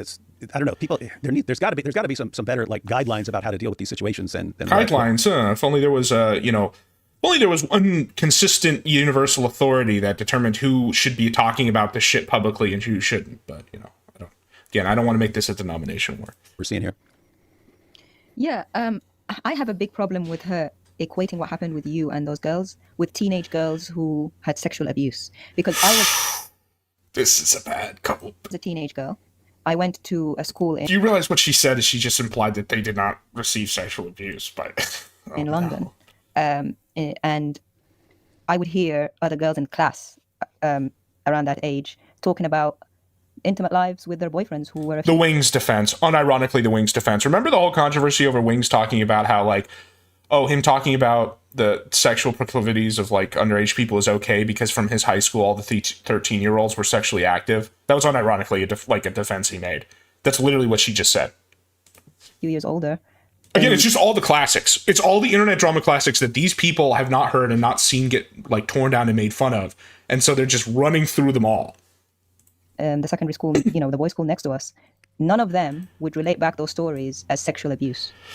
So now, another thing, anytime he takes the article off and just shows his face from this point on, he's about to just like implode. Like he's just going to say the craziest shit. Like that's what I noticed watching this. Now she's putting you in the category of girls who were really sexually, I don't know how to say it. Really? By boyfriends from the next school, but real sexual abuse by, So it's not real. or an adult or an uncle or something. And none of these girls, if you ask them today, will say that was sexual abuse. They were happy about it. All of them, just uncited source, all of them. You're speaking for them. You're not giving specific example. Just complete.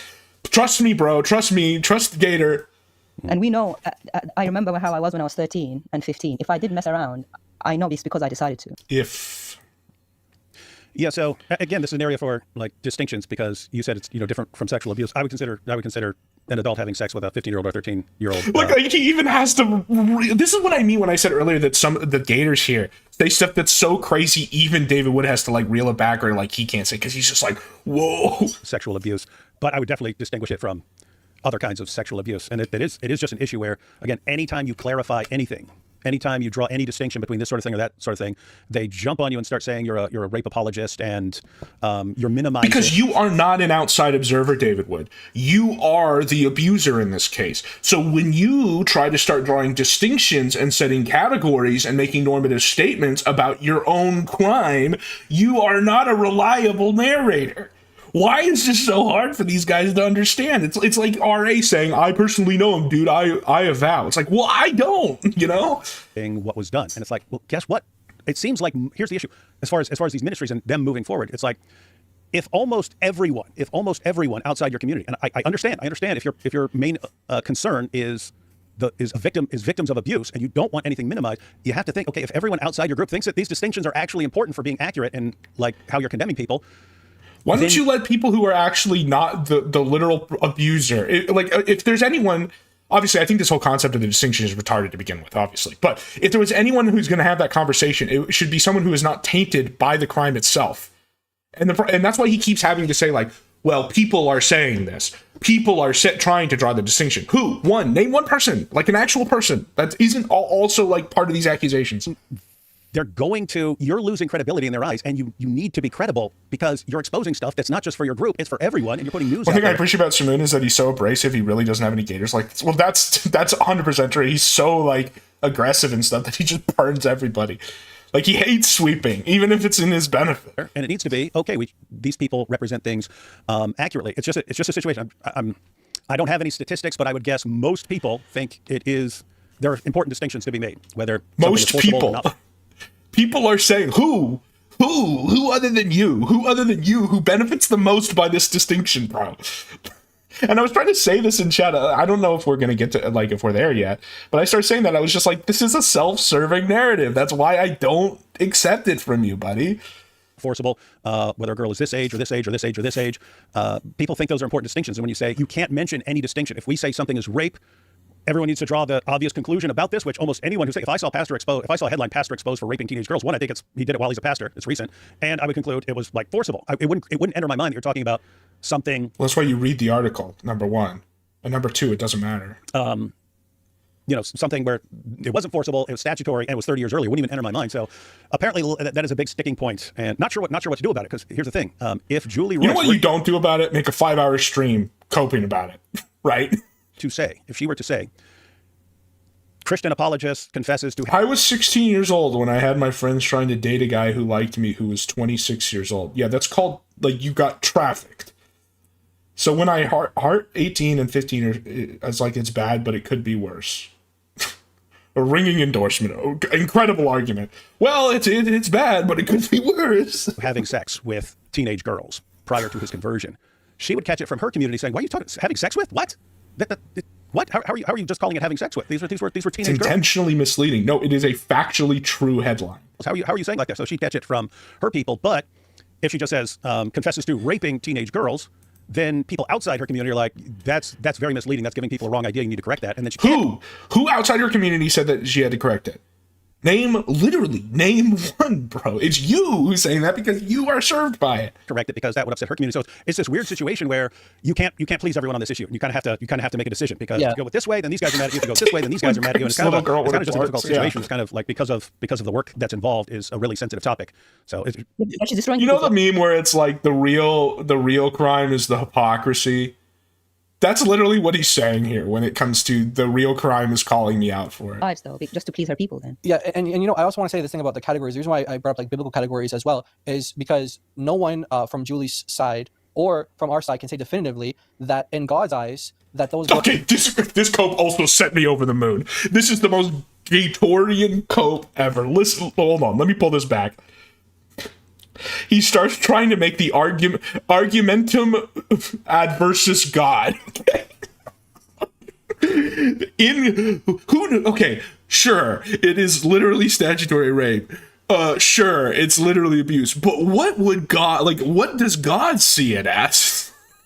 And you know, and no one can say. So, you know, it's we live in a society. Say this thing about the categories. The reason why I brought up like biblical categories as well is because no one from Julie's side or from our side can say definitively that in God's eyes that those girls weren't just as guilty. In God's eyes, I'm gonna play that one more time. No one can say that if in God's eyes the girls are just as guilty. If you can get yourself a gator who will go on live stream and say your victims are just as guilty as you, King, in the eyes of God, again, cherish that guy, because that's the sort of guy who would like be your body double and get assassinated for you. why I brought up like biblical categories as well is because no one from Julie's side or from our side can say definitively that in God's eyes that those girls weren't just as guilty. In God's eyes, I'm not saying legally. And you know, even David Woody's just like, okay, maybe that's the broom's a little too strong here. I'll get into that in a little bit more detail, but in God's eyes, that they were just as guilty because we don't know what level of accountability that they were at before God. Look at him, the psychopath smile, where he's just like, oh shit. This is what they call in chess a blunder. We don't know how much they knew, what was sin, what wasn't sin. We don't know before God. Only God knows that. So in order to make the only God knows. So this is something that's unfalsifiable. We can never know, but it's possible unless they're just as guilty. Maybe, who can say? I understand it's something that you could say legally. And Daniel Hakikuchi has been playing 4D chess in a sense with this as well because he's and immediately he jumps back in because Pikachu is like one of his big Islamic rivals. So now he wants to jump back in. He can't do 1D chess. Well, I'll tell you how, because he wants Christians to use the argument. You can't even do 1D chess. Listen to that. Like when I'm making all these chess jokes, it's not just projection. Like he literally thinks of it that way. He was, for example, like you just said like you think that it's sexual abuse for an 18-year-old and a 13-year-old, but a lot of people were saying, okay, what if you were 17 and like 360 days old? Like just the speed run of every argument. What's the list? Girls that age are sexually active, so it's not sexual abuse. It's statutory. It's sure it's statutory, but it's not real rape. 17 years, 364 days. What if the victims are just as guilty? It's just everything. Well, legally, that's not sexually abuse anymore. Legally, that's not rape anymore. So Daniel has been trying to get that's one of the things that I've seen him trying to do. I'm not commenting on that, right? What I'm saying is with that is though to bring the age down. Yeah. I'm not commenting to say to bring it down or not. But what I'm saying is well, that's what it sounds like, and it doesn't matter. Like you sound retarded. Is that there are a lot of discussions that biblical categories and legal categories. So legally, and it's like, why even bring that up when we know the ages? Like we know the ages. It's 13, like 13 and 15. Like so, what is the purpose of this hypothetical? That's definitely sexual abuse and statutory rape. Destiny needed gators like this. Well, he kind of did. Like Willie Mack was kind of like that. He was a little more surreptitious about his sweeping, but you said in the state of Virginia, they don't classify it like that. So if you want to be really strict with the legal categories, you have to use their terms in that state. But one of the things that Daniel was saying, that his main point against you, clearly the child seduced him and he couldn't say no. Are you an oracle, my friend? Because that's coming up. Wasn't about the ages or anything like that. It was that you didn't have the father's permission. So the way people think in these terms, like people are thinking very, very next episode on David Wood Z. I was seduced by the 13-year-old. Differently, and in terms of like how to condemn you or what category they're going to come at you with. Are they going to come at you the legal way in their state of Virginia, or are they going to come at you just like how they can conceptualize morality, or biblically? What's the way to categorize this? The D Wood incident, is that like the Z Wood incident? No, it's not the D Wood incident, my friend. It's the David Wood gambit. Get with the lingo. A lot of things to say. Yep. Okay, this is where AP starts trying to make this crazy comparison to breastfeeding. Okay, look at the chat. 33 years ago, I used a woman's upper body and I didn't ask her. And then people freaked out, right? Thinking that he meant like that he sexually assaulted someone. And then he makes it clear he's talking about breastfeeding, which is like not only obviously not in the same category, but also the years doesn't matter. On that point, so you were saying we don't know how culpable people are in God's eyes, or who, if he thinks one. God is all good and all powerful. Then whence then is Gator? The theodicy of Gator. Once the religious sphere blows up, the conjunction of the spheres is completed. It's just fully a drama thing, and I'm resting. There's like a 10-minute segment of a Turkey Tom video about the religious sphere, or whoever replaces Turkey Tom, that mentions my small contribution. I'll put out the theodicy of Gator. It'll be a whole encyclical. I can't read God's mind, but I would consider it obvious that I was more morally culpable than those girls. With that said, it's true. It's just false to think that because people aren't can't give consent legally that they're not responsible for anything. There's a reason. They can't give legal consent, guys, but they totally wanted it. That's what he's saying. And there's a reason I was arrested multiple times. Moral as consent, a juvenile. Niall, they understand. Okay, this guy knows what he's doing, right?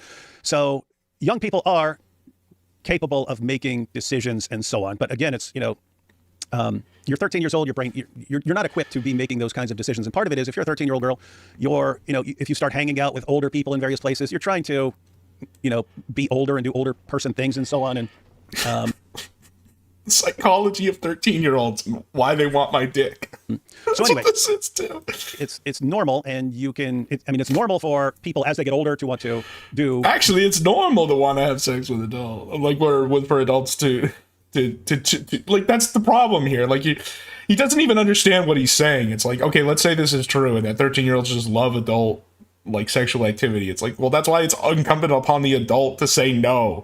And to be like, I'm an adult. I am sovereign. I am a sovereign, individual. No. The things that that grown-ups do. AP comment. I was hungry, so I took advantage of it. Again, he's talking about breastfeeding here. And especially him saying it during this particular rant is so bad. That's not something that someone should be taking advantage of and saying, oh, this girl is trying to be cool and doing this and that, so I can have sex with her and it's willing, so it's her decision.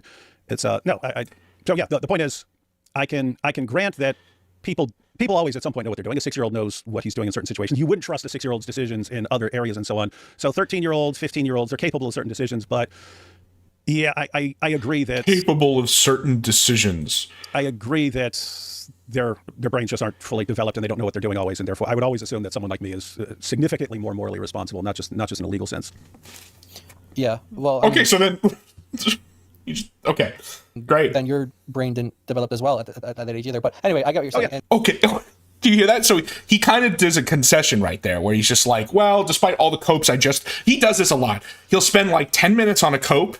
And then at the very end, throw in, oh, but it doesn't matter. I'm a bad guy. I'm guilty. Right? The implication being that you in your brain, to these normies, most of what you're thinking about is the cope and not the admission at the end. So then you end up backwards justifying it to yourself. Right? And then, so he says that, and then Gator ignores, and he's just like, well, yeah, but you were developing as well. So we're all retarded and it was okay. And I guess you could say my brain has never developed. Okay, so we've gone down the list of the classic defenses. Now, this may sound familiar. Again, like I said, even though we're not hooked into this community that much, at least not as much as the regular viewers, we have the knowledge. We have the immune system response from all the shit from the sector and stuff. What does it sound like to you? It sounds like Chaggett saying that he was mentally 13, doesn't it? Remember when he would say, well, I was diagnosed autistic, so I was mentally 13, so it's really my brain was just not as developed. See, there's archetypes. Things rhyme, right? Probably, right? My brain is always underdeveloped in certain ways. In certain ways, right? But even as an 18-year-old, your brain... 25-year-old for both sexes is when the brain is fully developed. So what I was saying with that was that nobody actually knows before God's eyes the level of responsibility or accountability. He's going back to God's eyes. When I met my husband, I was 15 and he was 18. When we started dating, I had just turned 16 and he was already 19. I don't consider that rape, and neither did millions of other... Did you poll millions of people? Miss Truth is freedom? That the girls had and that David had. And that's not to say that David doesn't hold more responsibility. Well, it's like the opposite of them. She was mentally 1,000 years old. It's like No, she was mentally 13, but I was retarded too. Or that they hold less or they hold more. I'm not saying. What I'm saying is no one can give it definitively. That's my point. But yeah. So yeah, do you want to go back to the tweets in the article here? Yep. Let me get rid of this. Let's see. D-Wood incident. Is that like what is people making jokes? Is a serious topic, guys. If you did, the Lord could start a prison revival. Oh, if I went to prison, they're just basing that on the title. All right. Yeah. So what was that on that? So yeah, it's a weird situation where the people in the abuse victim advocate community, they have a real problem making any sort of distinction, whereas the vast majority of people outside the community think that these are relevant distinctions. So the main distinctions, what a totally like crazy unfalsifiable thing to say. Just a majority of people outside the community actually don't think it's that big of a deal. Like, source? Like, what? Distinctions for people outside that community. But also, there's this multi-spectrum alliance of Muslim Orthodox liberal groypers who hate me, you know? Was it forcible or not forcible?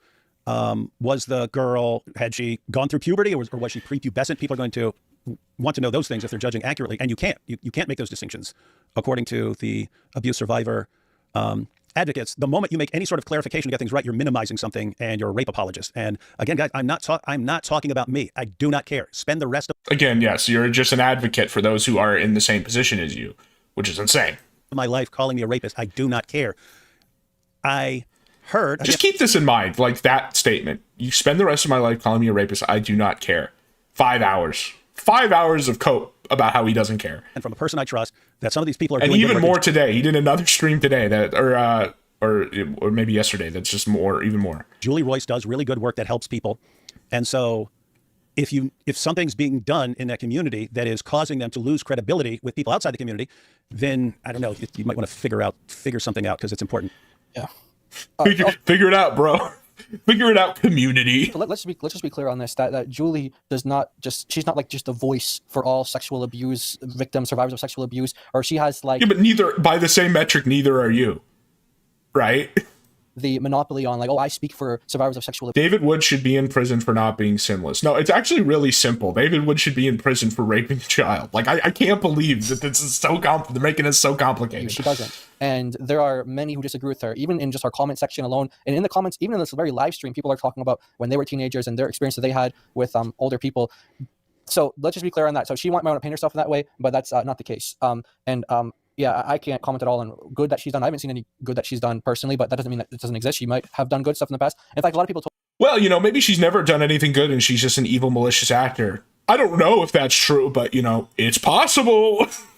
Incredible sweep. Told me in my live stream that she used to do a lot of good, and then somewhere she fell off. I can't verify that. I don't know. I've only seen bad from her, and it would be hard for me to identify her work as even Christian work in a lot of ways. But you are new to this, and I spoke to someone who's been following her for years and so on. So again, I'm just gonna if I gave you the name, you'd be like, okay, we'll take his word for it. Rebellion, DW. I've seen your testimony video a dozen times. It's helped me do better as a Christian. Why was this part of your life left out of the video? Interesting question. Maybe it's so that he could use it to win an internet debate. Oh, look at this guy. David, are you going to respond to Harmful Opinions video? He thinks you drip feed these submissions as a form of gratification from your psychopathy. That's a good question. Dog Zer, as I'm called by him in a minute here. That's what he's talking about. Yeah. No. Like I said, I heard the same thing from others as well, and I'm just saying I personally couldn't. But anyway, so you made a tweet here, David. And you were just saying that you like to understand the rules. What are the rules? You said, as an 18-year-old atheist and soon-to-be diagnosed psychopath, I bashed my father's head in with a ball pen hammer. Shortly thereafter, while out on bond, I had sex with 2 minors. The latter disqualifies me from making YouTube videos about Christianity, while the former does not. I actually don't understand, so please explain. Note, if the latter does disqualify... Because the fact you held it back indicates that your motives are not entirely selfless. And considering the biggest issue you have as a psychopath is demonstrating sincerity, it strikes at the very core of your pitch, your first initial pitch for why you should have a ministry. Me from making YouTube videos about Christianity, I'll stop making YouTube videos about Christianity, but I'll need more explanation than... But Your Honor, I had a bad childhood and my mom's boyfriend burned our trailer down. Yep, again, you're an oracle, man. He literally does that. That's when he responds to me. He gives like a 10-minute cope about how he was raised in a trailer and everyone was doing drugs and everything. And then I comment... No one fucking cares about the drug shit. This is a deflection. We're talking about this specific. And then he I think willfully misinterprets my comment by saying, but I've never done drugs. What are you talking about saying I've done drugs? Just proof you don't know anything about me. Right after coming out of a 10-minute segment about how everyone he knew as a kid was doing drugs. right? You'll see. This post from Carson. So Julie here chimes in. While out on bond, yeah. She says, what I observed in your live stream made me grieved you are on a platform. So she's grieved that you even have a platform at all, supposedly representing Christ to the world. And for me, this is like the irony of all ironies. This comes from Julie Royce. Anyway, but like you said, she you have it on good word that she did do good work, or she does do good work other than this. I believe you that's definitely possible. But from what I've seen, I don't know. But anyway, so she's saying that she's grieved that you even have a platform. You minimized your crime, saying you did, quote, nothing against their will, unquote, and claiming a 13-year-old, quote, flung herself at me. 13 and 50-year-olds can't give consent, and you didn't have sex with them, you raped them. Yeah, let me see. What I observed in your live stream made me grieve you were on the platform. So as for people who actually watch the live stream, because they're looking at this going, he's boasting about it, guys. In context, I was speaking to an abuser, and I'm showing people how to not let an abuser control you with manipulation. I'm a light to the. Now we're getting into the new cope, which is I did this all as like an instructive tool. It's like the third corollary to the gambit. Is I did this to win a debate, but also to destroy Islam, but also to teach people how to deal with abusers. Manipulation tactics. So as far as I'm saying, this is how you respond to a person who tries to blackmail you or extort you or something like this, tries to control you. This is how you let the person know there's no scenario where I'm going along with what you say just because you're going to scare me and threaten to expose me and stuff. Hold on. What do you mean there's no scenario? What if they're right? Oh, wait. So this is just about you winning. This is just purely self-serving. Interesting. Thank you, Mr. Wood. I'm pointing out it's better to expose yourself for things vastly beyond anything he could ever bring up to let him know this will never in a trillion years work with me. So, I mean, yeah, so it serves your pride. That's the problem. You did it. Like, this is the whole harmless opinions argument. You do it as a form of psychopathic gratification. You're like, wow, I can even admit the worst thing possible, and you still can't get me to be accountable for it. He's just straight up admitting that right here. I'm trying to show abuse victims how to respond to a particular manipulation tactic. Yeah, I admitted to this too, to teach abuse victims. And they're taking it as me minimizing things for abuse victims and so on. But as far as this, what I observed in your live stream made me grieve. You were on a platform supposedly representing Christ to the world. You minimized your crime, saying you did nothing against their will. Well, here's the thing. I didn't do anything against their will, just to be clear. I don't view that as minimizing anything. If you view that as minimizing, then what are you saying? If you view someone saying, hey, I didn't do something against their will. This whole stream is minimizing. That's the problem. So just so you know, it wasn't forcible. If you view that as something less, then what are you complaining about? It would mean that according to you, I've done something less, right? If you're saying that minimizes the offense, but it's what actually happened, then even according to you, that's something less than what forcible would be. So why would anyone have a problem pointing that out? Same thing with, let's see, saying you did nothing against their will and claiming a 13-year-old flung herself at me. Okay, guys, Here we go. He's about to show his face again and just be like, you know what this story needs? Detail. It's a weird situation where if you guys are saying, how dare you say she flung herself at you? Well, if everyone's objecting to that, how dare you say, and I've even seen people, there's no way a 13-year-old, guys, I was sitting on a couch at a party. She was sitting with her friend across the room. This is the 13-year-old. She was sitting across the room with her friend, and then she crawled on all fours across the room to me and started rubbing my groin with her chin through my pants.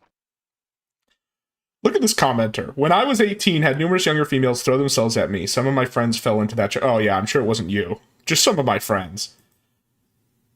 Most live normal lives now, and no one cared. Great, man. Did y'all read 1 Corinthians 6, 9 to 11 on this stream yet? Did any of your accusers read it? Seems like they haven't read it before. Incredible. So yeah, we got details now. She forced himself on her. Or sorry, I got that backwards. She forced herself on him. That's what he's saying here. And he's going to do the same thing he always does, where he'll cope for 10 minutes and basically make that exact argument, but at the end be like, oh, but it's not justified, and I'm totally in the wrong, and please don't believe the 10 minutes of cope I just did, right? But again, the problem is that like everybody is still like most of the mental effort everybody is using listening to this is focused on the cope, right? It's so manipulative and at least transparent to like people from other parts of the internet that understand that, whoa, people can lie, whoa, people can be manipulative, but these people just eat it up. Like I said, it's like Native Americans and smallpox. If that's not flinging herself at me, I don't know what is. No, what am I saying there? Am I saying, oh, see, therefore I wasn't wrong? No, not saying that at all. I'm saying it wasn't forcible. That's not saying it's not wrong. It doesn't matter. It doesn't matter if she came at me naked, jumping on me. You're not supposed to. What kind of party was that? Well, that's what I was saying earlier. It's like, I don't care if you were still in high school. Let's say like you're 18 senior, which I don't even think he was. But like if you're at a party, like you just ban all underclassmen. Like it's not that hard. And also, why would you be doing like obviously you don't like tolerate crazy sexual stuff at like a high school party. It's just, it'd have to be like a really bad environment, and then you are actively seeking it out, you know? An 18-year-old is not supposed to have sex with a 13-year-old girl. There's no justification there. And again, people say victim blaming. I'm not blaming her. She's a 13-year-old. 13-year-olds. You just did blame her for about 10 minutes there. Like, this is what I mean. Pretty much every last one of them do stupid things, and especially when they start getting into an environment where they're older people around and stuff like that. So I'm not blaming her at all. That's a clarification. If you think it's forcible, I'm not blaming anyone. It's a clarification. But if you think that, you know, who could say? It's not. That's the only point of bringing it up. And now, as far as the only point of explaining it is you guys keep denying it. Well, yeah, exactly. Right? That's like 7th grade or something. This is another problem with this community, is that they'll say, there's no way this happened, or how dare you say this happened? And then you're in a position where you either have to just let that hang out there and them calling you a liar, or you can explain what actually happened to show, no, I'm not lying and you're wrong on this. And then they accuse you of blaming the victim. I'm not. Even AP can't sweep. David, I should read the room and explain things better. Anyway, here's the graphic detail. Blaming anyone here. I'm telling you what happened so that you know what happened and you can condemn me appropriately and accurately. And then so let's see. So you can condemn me accurate. 13 and 15-year-olds can't give consent. Guess what? I'm not saying they can. I'm not saying they can. As far as if you're talking about legal consent, or if you're talking about full moral consent, I don't think that 13 and 15-year-olds are nearly as responsible as people who are older with fully developed brains and so on. Nearly as responsible. And then earlier you said you also didn't have a developed brain. Like, it's obvious what he's saying here. But was it forcible? Did I hold her down? No. Did I manipulate? No. She came at me. I'm not saying that. He came at me, Yana. That's fine. It wouldn't matter. Again, if a 6-year-old flung herself at you, does that make it okay? Incredible hypos here. Again, the hierarchy of race.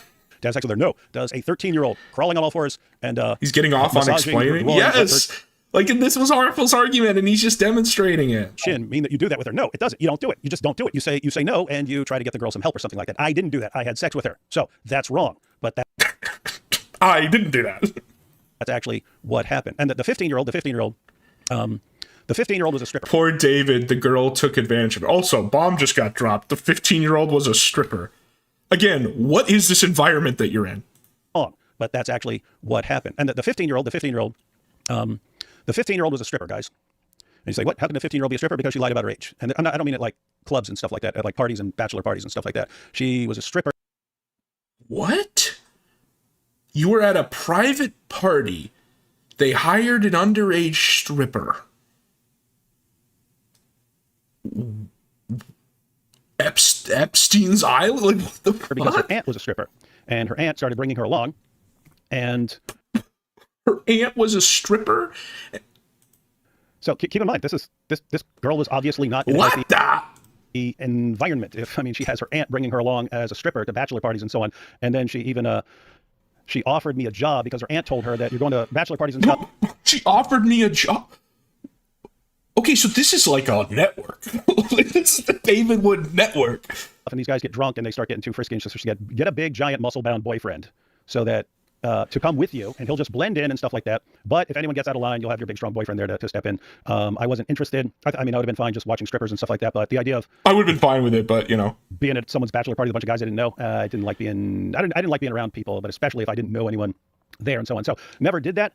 Guess what? I'm not saying that means it's okay. I am saying that means it was not forcible. I'm not saying it means she can give any sort of legal consent or that it makes it okay. No, should not have done it. The right thing to do would be to get her, convince her to get out of that situation. Hey, you're 15. You shouldn't be stripping. I don't care what your aunt tells you, and you shouldn't be having sex with adults and so on. I didn't. When are we gonna? This is like True Detective.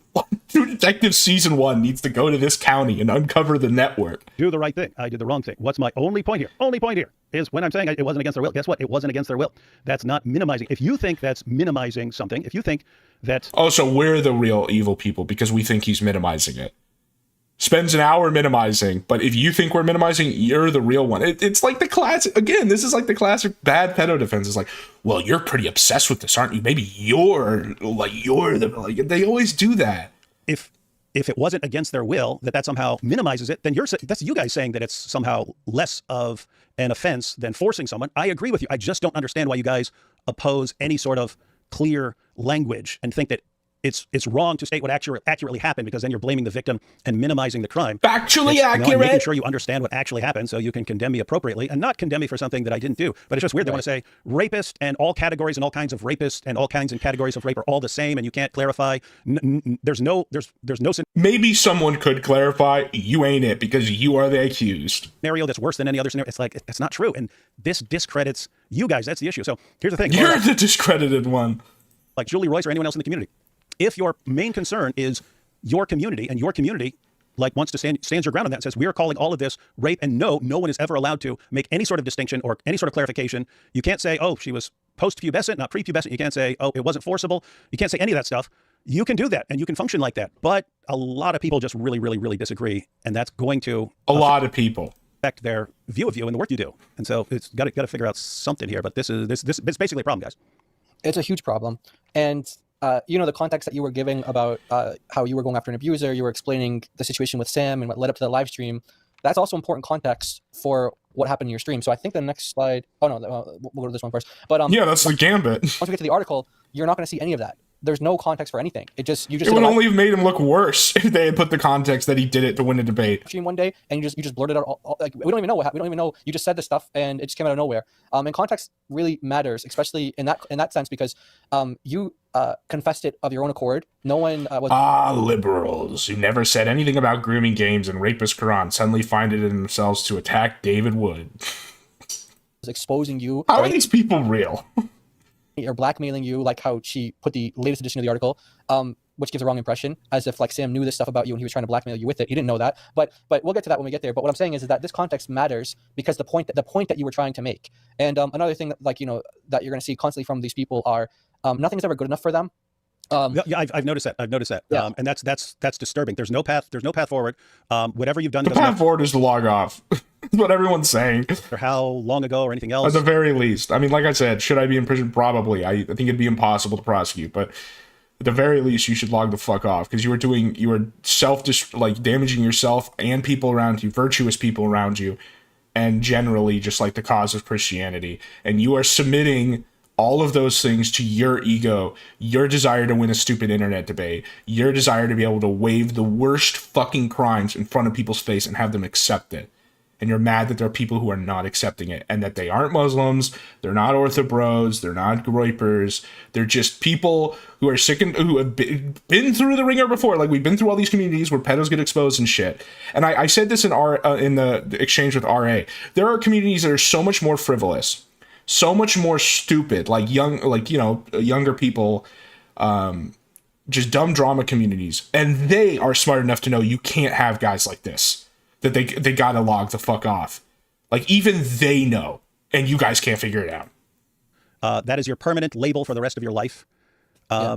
Yeah, they'll say all these things, and it's like, you have to do this, and you have to do this, and you have to do this. And you're like, that makes no sense. That's not changing anything. No, you have to do this, or you haven't really repented. And then, well, you guys aren't making sense. I'm not doing stuff just because you say it and it makes no sense and it's stupid. And you have to.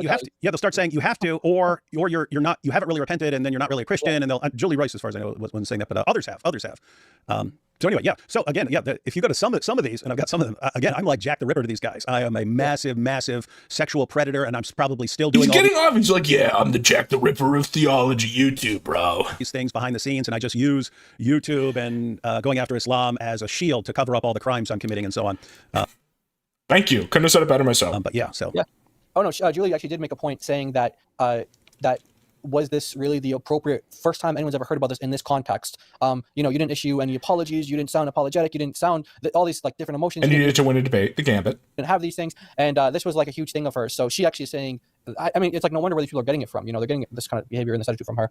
So here's another post here where you post your new video when you're addressing these shocking allegations. And Jamie here says, you mean David Wood had sinned to repent of when he converted? No way. And she said, repenting isn't minimizing the crime. So again, Which is what he's doing right now. Not true repentance. By characterizing rape as doing, quote, nothing against their will and claiming the girls approach me, then she repeats the things, 13, 15-year-olds can consent. And the fact David makes these statements now with a middle-aged man is deeply troubling. Okay. So again, claiming you're minimizing your sin and that this is not, therefore it's not true repentance. So seeing these types of comments is what really got me to like, and when we get to the article too, you'll see how it's like the same attitude. Seeing my Lord and Master be attacked really got me going. Of like, oh, David said that he's the most evil person he's ever known. Like when he looks back in history, he can't even see a face on that body because he was so evil. And so the fact that that person is not repentant or that person doesn't identify that as evil, it's like, what are you saying? Like you're not being honest at this point. Yeah, this is again, this is just going to be a sticking point between their group and any other group. With the, like, according to them, all I could have said in a live stream is, hey, I raped a 15-year-old girl and a 13-year-old girl. Draw your own conclusions. I will give you no further information.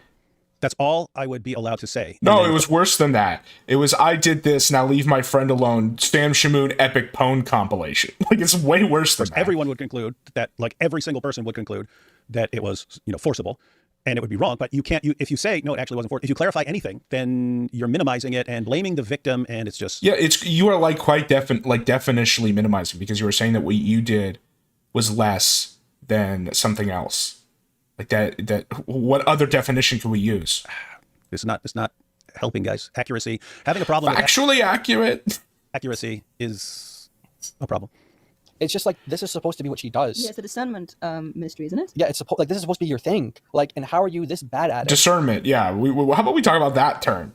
You have no, that's the other problem is like this just displays you have no discernment, which is why then your motives are called into question. I mean, I'm sorry, I'm not trying to disrespect whoever told you what they told you about her, but I'm just saying it's like, this is just like, I just can't help it. I can't help but see, like, and then this other guy who wrote the article, I think the next one is, this is how we start the article. This guy, he's like a big time reporter. I think he does like the New York Post sometimes or whatever. He does like co-ops, whatever. It's like these people, their level of research that they have, it's like, it's just this article. I'll say this article. It's just okay. Here's the whole like research, factually accurate narrative. Basically, because you are not presenting the exact approved David Wood narrative about how he did nothing wrong and this was all a 6,000 IQ plan to destroy Islam, it means that you didn't do your research. No, they're allowed to just not believe you, dude. I'm sorry. I know that these guys are used to having these super naive boomers who just take everything you say at face value, but that's not the way the rest of the internet works. People can like question your motives, buddy. Pathetic. It's completely pathetic. So shall we see the first difference? So I don't know if you want to go through the article. Basically, everything in black is the same, and the parts in red are the differences. So if you want to start, and I'll just go through the article. Yeah. Did you do a bunch of work, man? Yeah, I did. Yeah. I did. Okay, so just to be clear, I could pick either side until I get to red letters. You did a bunch of work, Gator? Yeah. All right, so let's see. Wood, known for two girls, ages 13 and 15 prior to his conversion. This is just in the writing. This is a lot of this is just piddly. It's just literally like difference in individual words in the article. Just complete like deflection and conflation. Okay. Like I said, you got to go to the parts where he. Here. This is an important point. Lots of people sort of come from. Oh, this is when I'm in the chat here, because that whole segment was like so boring that I just started arguing with. You'll see. This is when they're accusing me of being Muslim, so and good homes, and have never really done much wrong in their lives. Okay, yeah, okay. So here's the cope that both Mr. K and Cast Iron predicted. I was raised in a trailer where everyone did drugs, so I didn't do nothing narrative.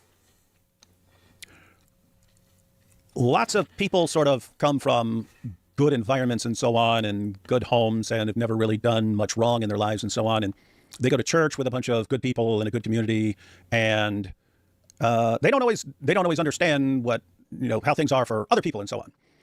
But like my entire family, all my friends, growing up, pretty dysfunctional in hillbilly heaven, trailer park, West Virginia, and so on. So anyway, here's the situation. West Virginia, there you go.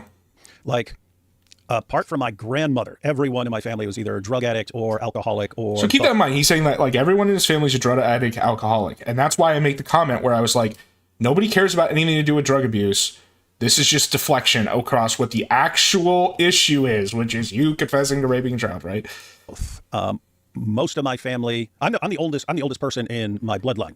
My mom died of a drug overdose. My brother died of an overdose. I have a brother who's still alive. He was in prison for selling drugs and so on. He's none of this is relevant. Completely. That's why I call it a deflection. It's all just a deflection so that, again, 80% of what's in your brain is the sob story and everything. Even if at the very end he's like, yeah, but none of that matters and I'm guilty, right? You're not thinking about that. You're thinking about like the 10 minutes he said beforehand. Oh, now, but here's the thing.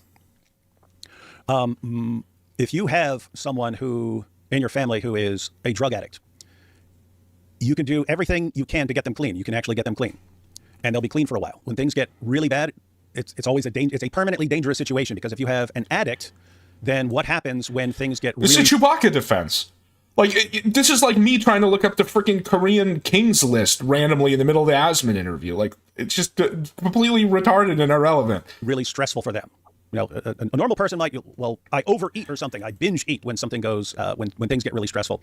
A drug addict, it's just once for old time's sake to get me through this bad day, and then they're right back on this stuff. But guess what? Once they do that, once they can be clean for like 2 years, let's say, and then all of a sudden they have a really, really, really bad, stressful day, and they call up their, whoever it was that would supply their drugs to them, and they shoot up again. When they're in their right mind, when the high goes off, that should be a situation when they call someone close to them and say, hey, I just screwed up. I need some help. We need to figure this out. And then you'd have to decide, okay, do we get you to rehab? Do I just need to keep a close eye on you or something like that? Here's the thing. See, he so wants to, well, that's the other problem, that's the implication here, is that people like relapse their bad behavior, which is, again, why you probably shouldn't have a public ministry when you're a psychopath and have these previous behaviors. They are always too ashamed that they failed. They're always too ashamed to. I guess what he's trying to say is that, like, you have to be nice to people who confess things, otherwise they'll be too ashamed to ever confess anything. But again, like, this is why I make that, I put my comment where it's like, we're not talking about drug abuse. We're not talking about your family. We're not talking about your environment. We're talking about this very specific crime that you confessed to. Tell you. They don't want to tell you what they've done, because they feel like they've let you down, and you helped them, and then they just went back and what is the no, it's not the same. Like, an addiction to the drugs is not the same as your core, whether you do have or not a core predilection for like children. Like, this is crazy. That's why I say it's a deflection. This is just a sob story masquerading as an argument. Drugs. But here's the thing, because they don't tell you, because they're ashamed to tell you, they deal with it. They try to deal with it on their own. Well, but guess what? Now it's all back in their system and so on. And so, okay, just one more time, and then I'll quit. And then just one more time, and then I'll quit. And then just one more time. And then they die of an overdose. Or in the case of like my brother, who's still alive, he went to prison. So he got out of prison once, got totally clean, and was stuck with it. I remember offering him a beer at some point. He's like, nope, not happening. Just thinking, okay, it's a beer with family. He's got a drug problem. He didn't have a drinking problem. And he's like, no, he didn't want anything. So I was like, oh, he's really solid. He's refusing anything, because I was kind of testing him. What does he want? A gold star? Yeah, no, unironically. He wants to be seen as like a hero who did this at great personal expense to save the world from Islam. And on like Harmful's opinion is he's doing it because it's part of like self-gratification to be able to admit to do the worst thing and have people pat you on the back for it. But it's like getting like the way he thinks about it is like getting like one of those 0.01% achievements in EU4. Like, eventually, because our mom died, our brother OD'd and got brain damage at first. Later on, he died of an overdose too. He lost his wife to an overdose, and all of this are just a sob story masquerading as an argument. Guess what? They recovering drug addict. That amount our 13-year-old's being compared to an addiction. Stress. I didn't know he was in a different state. And so at any point, as he got worse and worse and worse and worse, at any point. And then here's my comment. The family sob story cope is crazy work. This is all deflection. Notice he doesn't respond to this comment. He responds to the one where I mentioned drugs, because that way he can conflate it with me saying he uses drugs. He doesn't respond to this one, but he responds to the next one. He could have called me and said, "I've got some problems, man. This is not going well. I've relapsed. I need some help." And I would have jumped in my car, driven to him, and got him help. Couldn't do it. He's too ashamed. What happens? Well, he ends up in prison for selling drugs. And so where I come from, it is really, really, really, really important for people to get past the idea that, I can't admit this because it's too shameful. You have to get past it. You just have to. I mean, where I come from, it's like life or death. If you keep things to yourself and are too ashamed to bring them up, it's a matter of time you're dead. You're going to die. And so I take this as like a really important. Yeah, well, there's some people who would say that you deserved in a legal way, like through the legal process, to die for what you did, right? Because of the fear of reoffense. So that's a really bad analogy to make here, buddy. Point again, because he's literally saying if you don't make it okay to confess, those people will die eventually, and it's like, well, there's a big difference between trying to save a drug user's life and a child rapist, right? victim advocates. Also, Islamic origins is in here. You have the capacity to know better. You don't need to be a Christian to know right from wrong. I don't know. I guess he's taking David Wood's side. I don't know. But, like, I'm saying the gang's all here. They're focusing on abuse victims, and will destroy anyone who has done anything to a victim. Chat can be really good for psychos because they can read the room and change it. Well, that's kind of what he does this whole video, is he just cope after cope, like just totally changing the whole narrative. Destroy them. Well, you destroying people and exposing them and humiliating them is part of the reason people are scared to ever mention things that they've done. And again, like my family... Well, that's why we have a legal process, why we have detectives, it's why we have a law enforcement to, like, uncover things, whether they want to be uncovered or not, through, like, a procedural manner that also, like, respects people's, like, personal rights and stuff. That means you're dead. If you do not like, get that is the whole, you know, that is the whole balancing act of civil society, buddy. Ability to... And it also exists in the church, too. Like, there's a reason why there's legal canons and stuff and procedures and of investigation and things. And people are bringing up discernment. It's like, well, you know, this is why some churches have a process of discernment that's, like, official and methodological. It isn't just random people writing articles. Say, hey, I need help here. And yes, I messed up. And yes, I was wrong. If you do not have that ability, you are dead. And so when I see... Yeah, I know. I'm looking at chat. It's people are... Sorry for judging. It's a defect. Okay. Having someone you can confess with is huge. Huh. Only that was like an official position, and, you know, it was had a, you know, an actual procedure around it. Bring the dark into the light destroys the dark.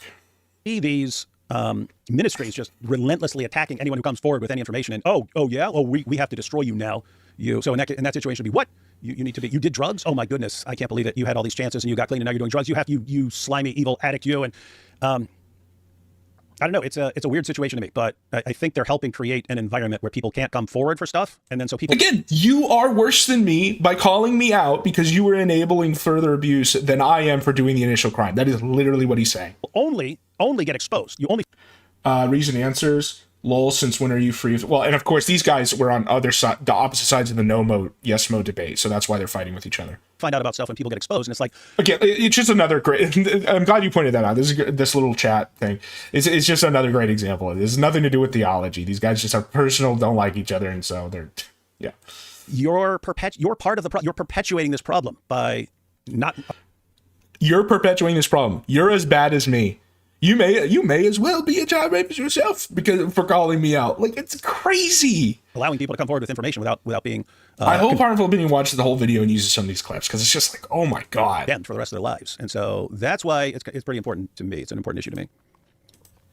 Yeah, and you know, thankfully, you know, in your case, you have a voice. And I said, but this isn't you doing drugs. This is literal deflection. Again, notice he's gonna chimp at this, because it's easy for him to say, well, I never said I did drugs, after just spending 10 minutes of using the entire drug analogy and his whole family and everything. You have a community, and many people don't have that. Many people don't have the voice that you have. Many people don't have the community that you have. And so who knows any other bad days that she's had where she's just ruined people's lives because of... Look, I'm in rent-free. Look at it, rent-free. It's about to happen. She did like a wrong AI transcription of this or that. And like, you know, it just... The article just got completely framed in a way that was like so coming off as deceptive and so wrong that people just want nothing to do with the guy or the girl or whoever. Well, I don't know, whoever she's exposing. And it's like, you know, it got to the point where people outraged by how she represented you and how she spoke about your situation. People were so outraged. Like this mythical people who were so mad at her for calling him out. Who? It's like it was like she actually said outraged. that she thought that Christians were a bunch of mean people, and you know the whole community is just mean. And everyone's pointing out to her like, what about like you? Just take this time to self-reflect. Like, is it possible that you stop calling me out for being a child rapist? You need to self-reflect on your own sins. It's like none of them include that. You are in the wrong here. Not everyone else is the one that's mean and just bad people. And you know that's what I see that has come out of this is that hopefully this pushback is going to create something where, you know, not for her personally, but like for other people who try to model their, you know, whatever they do, exposing people or whatever like that in the Christian community, that they can do it in a more responsible way and in a better Christ honoring way. But it's also interesting that about the question you asked about attacking your dad, you didn't get any pushback about ministry for that for years. But then when this sin is, you said it now is different. She's basically communicating to everyone who's sinned as a teenager in that way that some sins are not as... I have 4 videos against Sam already. Many more coming. He sounds like a mercenary. Forgivable as others. That's basically what she's saying. That confession covers some, but not others. That you get grace for some things. Even like you attempted to harm your dad in that way, which that would be worse. but not this. But Yeah, so I did think that was weird. If you think something that someone did 30 years ago would disqualify a person, like bashing your dad's It does head when you wait to reveal it to win an internet argument. would not be in that category, but sex with an underage girl would. Yeah, I didn't understand. I guess it makes sense. Sam is a fraud and absolute disgusting individual. R.A. swinging. Go call into him, man. From the perspective of their community, where they're focusing on like victims of sexual abuse and so on. So they consider that like the main. And I said here, this is a manipulation tactic trying to say the people calling you out are somehow worse than you for doing the initial crime. This is why people wonder if this is some psychopath gratification thing. The main thing, but yeah, it would be weird to me having sex with a girl at a party being a deal breaker, whereas bashing a man's skull in. Deal breaker. We're not making a deal. You are presenting yourself as a sincere advocate for Christianity. Like. Hey, so you got comments like this, but this isn't about you doing drugs. This is literal deflection. I don't do drugs. So this isn't, no, I think you missed the point, Dogzer. The point was, one of the main issues that I have is when someone comes forward. It's funny, this Coper guy understands what I was saying even more than David does. Look at this. He's responding to me. Coming from a dysfunctional household can lead to many things, not defending at all. I think it's wrong, but it's hard when you had to. So like, even this guy understands what I was trying to say, which is that you coping about your upbringing is deflection from the actual claim here. But then he doesn't. Information like I did. If people attack the person for coming forward with information, they attack the person based on something he did from 30 years ago that he publicly confessed and condemned himself, and then they give him the label of what he did 30 years ago, and then that sticks. That's how you're now identified in their entire group, and you can never do anything about that. That's not a problem for me. This is not hurting me at all. Does this guy look unhurt? I'm saying that is dangerous if every time someone comes forward with something, people attack the person. What message does that send to other people who might want to come forward? That we don't accept child as public advocates in a ministry. This is why I said it's like, bro, you should be if you're gonna do this, you should be like in a freaking monastery cell somewhere, man. And through your prayer influence the world. Like, you know, that would be you being an example for like a reformed person who's like disordered. About something, you know what? I really have to deal with this thing I did 10 years ago, 5 years ago, something like I need to get this, I need to confess and so on. If people know there's not going to be like concern like, hey, we're here to help you. If they're victims, we're here to help them too. We want to make the best of this messed up situation, but thank you for coming forward. It's good that you came forward. If it's not that, it's just now we have to destroy you and wreck your life. Again, we're not talking about your life. Again, log off. Me on the situation. You're not going to wreck my life with this stuff. You're just not. It's happening already, man. People are writing these articles. People like you are being impacted. I'm sorry, it's just true. Other people, you will wreck their lives. And as Giant DOC were pointing out, you can see I had a bunch of people. I said, you are the only one, I said in chat, you're the only one served by the narrative that people calling you out are worse than you for doing the initial crime. This is why people wonder if, again, it's like, I don't have to believe what you're saying, the motives of what you're saying. I can just judge you by your actions, like over and over. Like I have no responsibility. I don't personally know you to have the discernment of like your soul. I can just judge by what I see. Rush to my defense. Should be the bottom of the scene on. Well, yeah, that'd be ideal. That's why I said like the should I be in prison thing. It's like, yeah, there should probably be a death penalty for this. But if you were going to go for the whole like Christian thing, if you were going to try to do the whole reformed and I'm Christian, it's like there's a place for that in the church. It's like literally being isolated from everyone in a monastery somewhere. There are people who don't have that, and all of a sudden a person comes out, says, hey, I did this 30 years ago, and everyone attacks the person, destroy his life, and he can't defend himself. And that's not just bad for him. He can't defend himself. Either you think he did what was wrong or not, man. And again, Harmful Opinions brought this up in his video. It's like you agree that what you did was wrong, in which case you shouldn't defend yourself, or you don't, in which case that's the problem here. Person looking at that, I'm not coming forward with anything. I'm never going to come forward with anything because you guys will use it to destroy me, not to. Yes, because if it could be just as Neil Breen says in Come Here Now, if it can be destroyed, I think that's what it's called, or it might be passed through. He says if it can be destroyed by the truth, it should be destroyed by the truth. Try and move forward, get past it and move forward.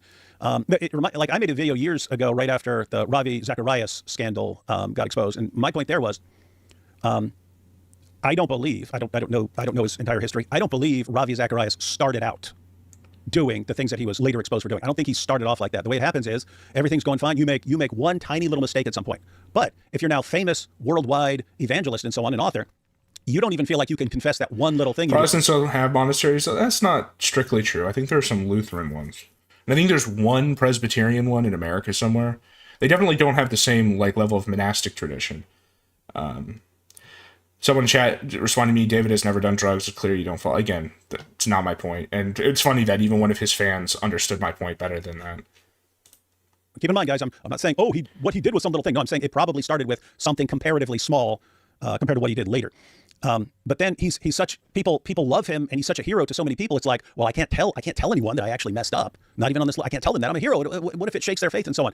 And so you deal with it yourself, just like a drug addict. Bro, if your faith is shaken by a random YouTube apologist being exposed, that's a problem. Like then there's serious issues with your conception of why you want to follow God. I don't know. Like, that sounds very judgmental, and I don't want to get into like theology because I don't feel qualified to talk about it. But like, just on its face, that's troublesome. A relapse tries to deal with it himself. It's like, you either think that your church is the church, or that, you know, if you don't want to be that like apostolic about it, just Christ is God or not. Like, and you either believe that or you don't. And allowing that to be ruined by the frailties of like individual men is this whole argument is just not Christian. I'm sorry. Like, this argument he's making here is just very not Christian. People are very bad at dealing with things themselves without help from other people. But so Ravi can't confess that to people around him because he's too worried about how they'll react, and doesn't want to. To them, Christianity is about faith. It's about grifting. Yeah, and status. Yeah, that's what he's basically saying. And him, so he deals with himself. Guess what? Next time, do something a little more. A little later, does something more. A little later, does something more. Eventually, he's living a completely double life. The guy's living a double life. Here's how I am on stage. Here's what everyone thinks about me. Behind the scenes, I am a completely different person. I'm a monster. Yes, but that's what being a psychopath is, which you've admitted you are. The way you overcame that in your initial testimony was through your conversion narrative. And that we are now learning that the conversion narrative was like essentially deficient because there's a massive part of it that you left out.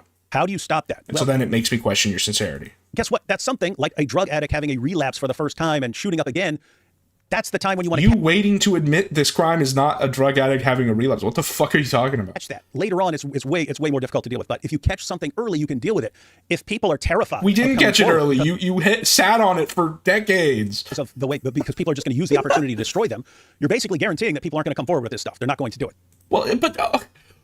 like, the just and the unjust will have their day. Like, even if there's someone who commits crimes or is bad or whatever and never publicly confesses it, they're like they never get caught, mega psychopath. Like, there will be a final day of judgment. That's part of being a Christian, is you believe that. And so they're going to keep dealing with things behind the scenes, and you're going...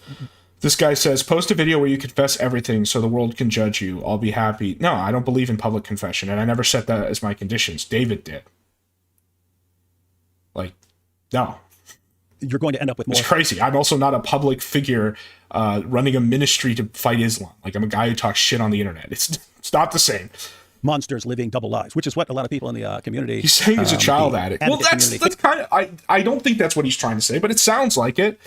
There's 3 more hours. We're not going to do all 3 hours. Don't worry. We're getting and the part that's relevant. The rest of it is kind of just the same things over and over again. Think about me. I think I must be living this double life. He really starts looping in the last 2 hours. Oddball that blurts the stuff out. So anyway, yeah. Hope that answers. Dogs are. Big ups, Dogs are. We're explaining our concerns and why these issues are actually important. We are explaining our concerns. Well, I'm explaining my concern. I'm concerned that you are a confessed child rapist. In fact, this is what I just said is one of the main reasons that I'm even addressing. And I said, again, completely unrelated to what David has confessed and continues to confess and try to minimize. Yes, we need an environment where people can come forward early on before things get too out of control. And it's not looking like that. It's not, especially online, it's like worse now. You mention anything and people just pounce and try to destroy you. And again, most people aren't going to be... Yes, because you admitted to, like, one of, if not the worst category of crimes. Like, yeah. Like me. They'll be more bothered than I am. They won't have a platform to respond to things. They don't have people who know them well and can respond for them and so on. So, in other words, this will be really bad for other people. And so, kind of need to address it. Here's when Reason Answers spurgs out at me. He says, Dogs are, you need to learn to think... Kern to think critically. You clearly are mentally deficient. Sit down. A black man is speaking. A child rapist is speaking. Sit down. Be humble. It's also a very weird thing. When you confess your sin, they were like, what about the victim's feelings? I don't understand that. What about violence? Who cares about the victim? By hammers. Victim's feelings. Reason Answer says to me, explaining something isn't the same as minimizing. When part of your explanation is that what you did is not as bad as something else, it is literally minimizing. It is morally minimizing. It's when you confess that one. When Paul Incredible. said that he persecuted. Minimize because he did not hide it and pretend he did hide it for 5 years. That's the whole problem. And then I said, what you are doing is called reversal. You are trying to say the people calling you out are worse than you are for doing the initial crime. It's why people, I said basically the same thing earlier. Christians and participated in their killings. No one thought of, what about Stephen's family? Once I saw that he was looking at my chats, I tried to kind of repeat what I was saying before to see if I could trigger him again. His feelings. Since when confessing... There's a point here where he indirectly responds to me. He doesn't call out my name, but he literally responds to something, almost exactly something that I said in chat here. And look, he's looking at it. Since when do you stop people confessing? Because victims' feelings. I thought that would be good for victims to have people come up and confess. This yapper lady is just saying the most incomprehensible bullshit, and he's not even paying attention. Like he hands the broom off. He's like, "Hey, cover the sweeping for a second while I read chat." And say that was wrong. I don't understand that. And why would they use victims' feelings against you? Because even people in the dog is yelping now. Poor pup. I think he's talking about me. Live chat, before the stream started, I saw someone said something similar to that. They said that they were in a situation where they were abused when they were a teenager with an older man, and that if they saw that person 20, 30 years later in ministry, and they brought very similar to what you just said, like how you said things, but it was in the context of doing a ministry kind of thing, you're making a point about consistency, Matthew 7, exposing of the same standard, and the point that you're making in the ministry that you do in general. They were saying that they wouldn't respond the way that these Royce crowd people are painting the ones. This is how they should respond. And another thing is this as well, is they would say why did are you implying that the person should not have called out her abuser just because it was 30 years later? What? Ever apologize to them? This is the first time talking about it in public. Why didn't he ever apologize to them? And none of them asked did he ever apologize to his dad? Did he ever say sorry? They don't have any concern or care for. I haven't brought up anything about apology. That wouldn't be enough for me either. I guess that would be part of the pathway just from a religious sense. But again, we're conflating legal prescriptions and moral ones here. And it's for me, the fact that you're mentioning it, first of all, we don't even know if these women are still alive today. We don't know that. So for you to we don't even know. They could be dead. I wonder who would have killed them. Live stream where you're addressing them, saying, "I'm sorry." I don't even know. Is that just performative, or is that you really think that they're going to hear it, or that is another issue that a lot of what's demanded is just performative. Even in some of the comments here, but in a lot of the tweets, it's David has to go and turn himself in, and they don't really. It doesn't work like that. And I had to respond to something, and they still don't get it. I can walk into a police station, tell them everything, which is basically what the things. Well, why don't you? Honestly, I think that's kind of the weaker vector of argumentation. I don't think it's totally invalid, but because like I said, it's just kind of impossible to prosecute just based off his confession alone. But what's interesting is the comparison to Cookie Monster, because that's what Cookie Monster did. Remember, right when he got exposed, he went to the police, because then the police did what we all knew they would, which is basically say, there's no way for us to prosecute this. And then he took that as justification of, I've been completely and totally cleared of eating cookies. So it's kind of interesting he won't do that move. Things I've already shared, they can't arrest you for that. I mean, maybe they could arrest you. They're not charging you. They're not going to court. They have to have victims, right? So, but they're saying do it anyway. So I'm saying, wait a minute. You're telling me I need to go tell police what I said in the live stream. But you guys, a bunch of them have said they already sent this to police, and they sent it, and something I got in contact with my lawyer, and he put everything together for them, and so on. So a bunch of these different people have contacted police, shared everything, and I was telling them, they're like, well, we don't even know if those girls consider themselves victims. It doesn't. Fuck. Which jail is it? I'm telling you, this is how you contact them. Go ahead. So for everyone who's thinking, why don't you go turn yourself in? Guys, they don't arrest you for stuff without, and I gave the example. Well, then go do it. Then just go, again, I still don't think this is the best vector, but if go prove it, put your money where your mouth is, then go try, see what happens. And some tweets and so on. I said, okay, guys, I killed 1,000 people and tossed their bodies in swamps. I just confessed. I killed 1,000 people. Considering the way that this has gone so far, where you'll do these crazy hypos and then end up admitting that they were true, I don't think you want to do that. Well, let me make it believable. I killed 5 people and tossed their bodies in swamps. I truly think the journalists who write their hit pieces on DW wasn't to expose him, but to gain more clout. Yeah, but if they gain clout by exposing actual abuse, isn't that the system working as intended? That's the incentive structure you should have, is that by writing accurately, truly, and exposing bad people, that you should get rewarded for that, right? I'm a diagnosed psychopath, so, believable, right?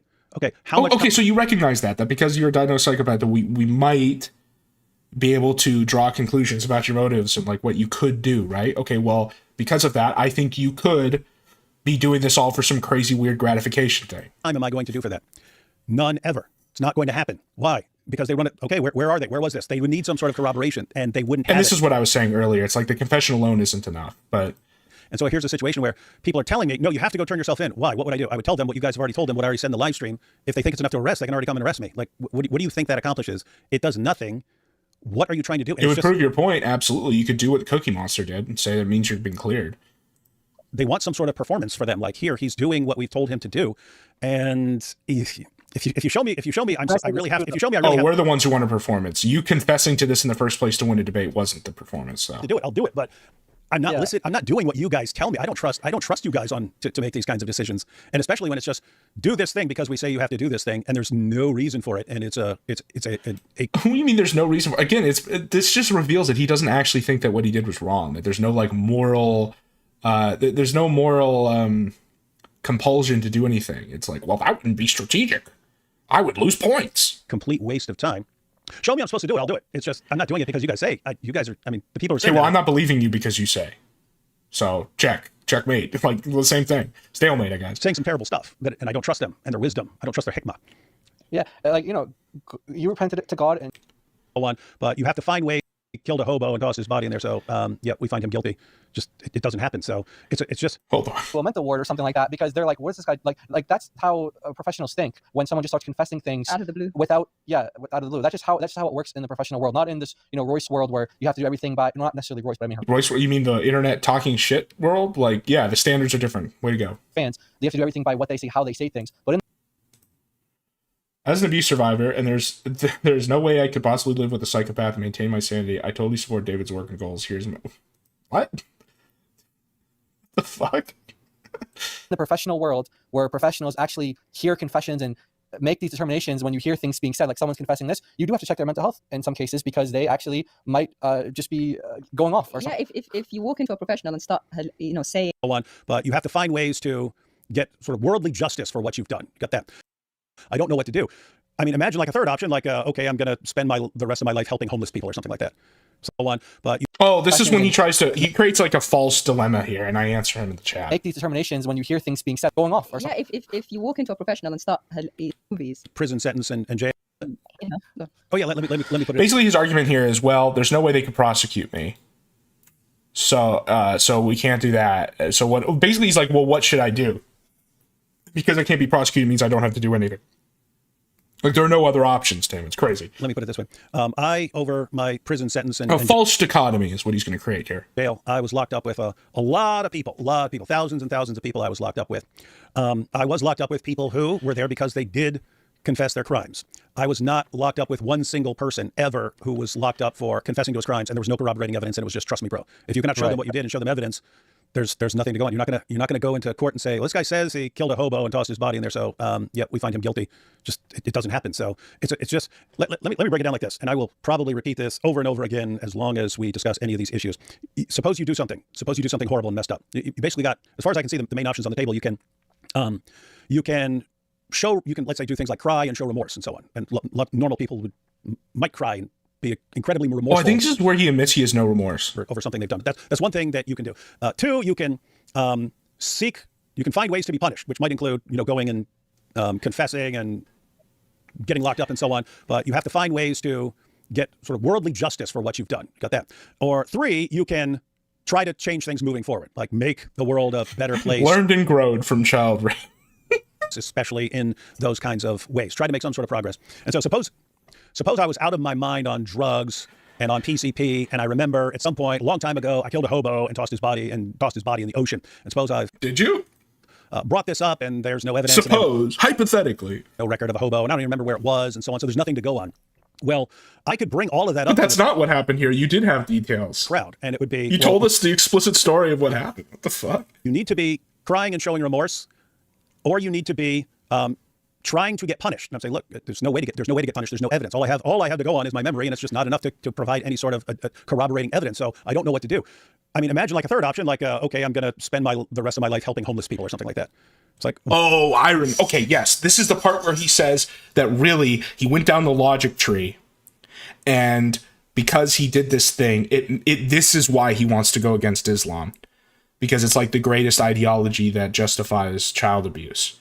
And I mean, just think about this quote for 2 seconds. It's like, oh, okay, so you've been doing this ministry against Islam for years, like 10 years or something. But only now you're going to confess the crime that supposedly motivated you to do it in the first place. And it was in the context of winning in a debate. It wasn't like a big like coming out party, right?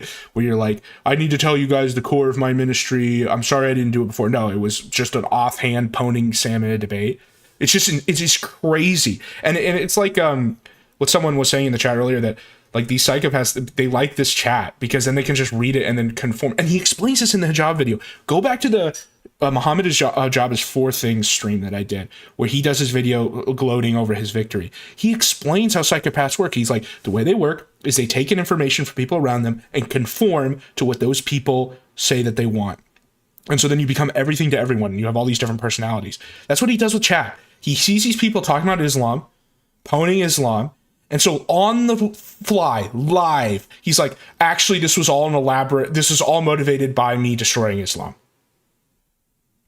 He's literally doing the tactic that he illustrated in that video. And I'm going to bring this up in the exchange with Reason Answers. I was like, he literally tells you how these guys work and then does that tactic in front of you. Why is that the bad option? Why is that the bad option? Because guess what? This route, it's a totally bad option. It's the moving forward and trying to do something positive in the world. It doesn't change what you've done in the past, but the things you've done in the past can sort of make you want to change the world in a way that's not as much of a problem moving forward. In other words, you try to reduce what happened in the past in the future. You try to make things better.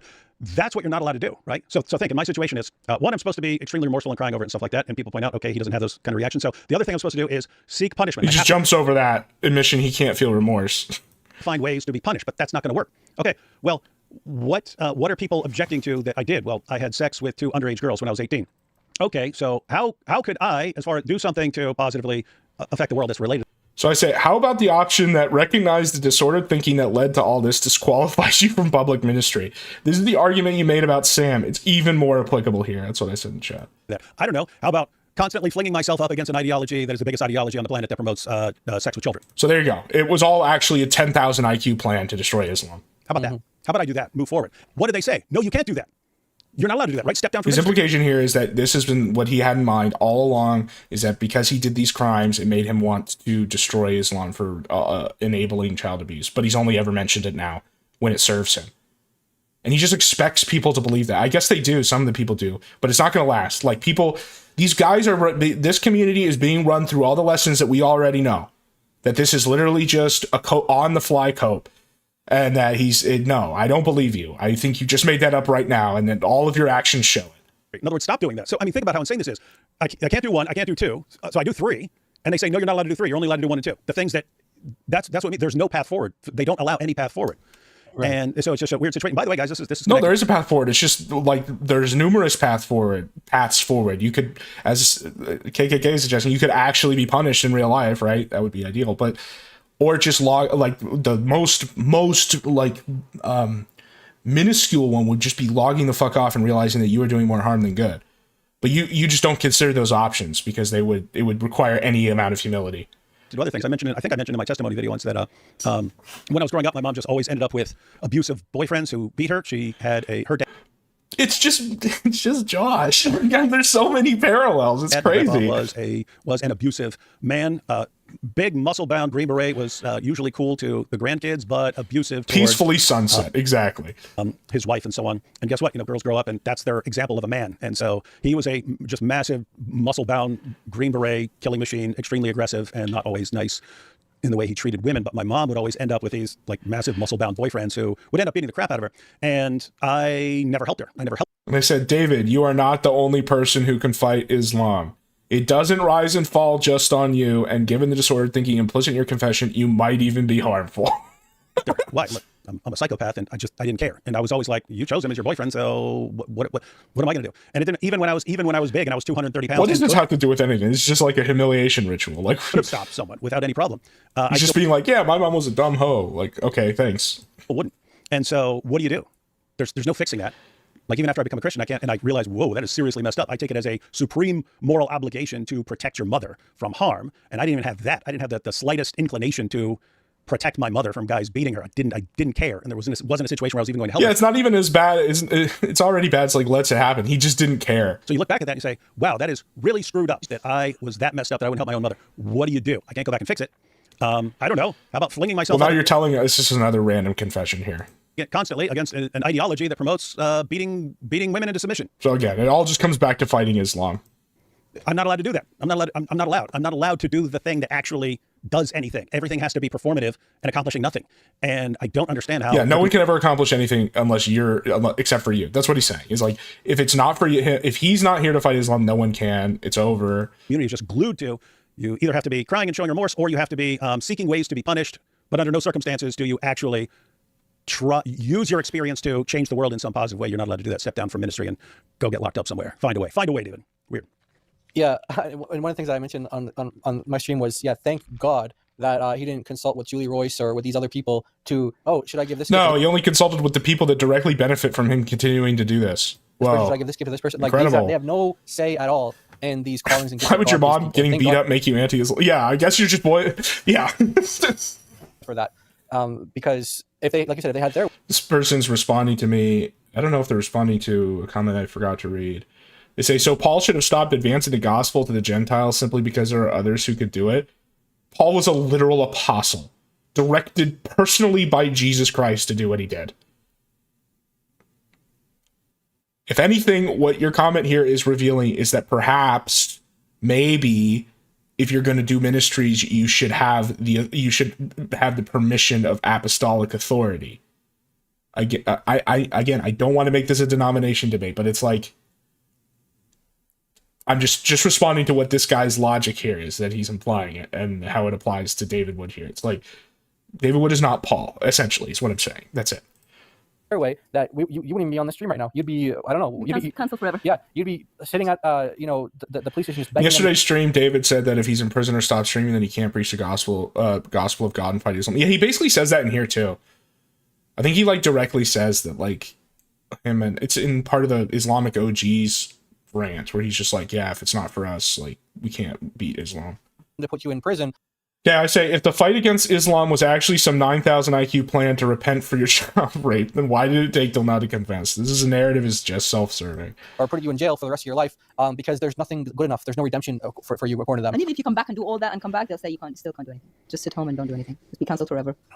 Yeah, it just really... it's really juvenile. That's not how life works. That's not how God works. And, if there's a situation where, like you said, if there's a situation legally where the woman who we don't even know if they're alive today, we don't know who they are, we don't know we don't know anything about, but if they come forward, or if they did come forward and, now everybody knows, if they have a case out there, like a cold case or something like that, well, they got plenty of video footage from people sending it in. They know who to connect that to now. So you said, hey, if there's a case out there or if someone makes a case charged against me for this, I'll plead guilty. And you said that. So what else do they want? Like, they Far off. To fake tears or something? You can't fake. I mean, what do they want? There was another one who was saying the reason David doesn't want to step forward is because then they'll take his DNA and then they'll be able to connect him to all these various rapes and so on. It's like, are you kidding me? One, I've been to prison. They did take they have my DNA on record. If I'm in the system. Two, guess what? Never been called for any of this stuff. So guessing no DNA out there. But three, what DNA do you think you're gonna find? What DNA do you think is on record from having sex with a girl at a party? Like, the police swoop in right after that and take samples and stuff, and I just didn't know about it. And they're waiting with their cold case file to lock me up. That's it's none of this matter. This is just irrelevant. Everything is completely unrealistic. It's all everything they want is performative. What they demand is basically doing something they say so they can kind of. It looks like they're. I'm not talking about Julie. I'm talking about the others. I still don't know enough about Julie. I read a bunch of tweets by other people who were saying harsher things, but they're in ministries and so on. But yeah, it's just this.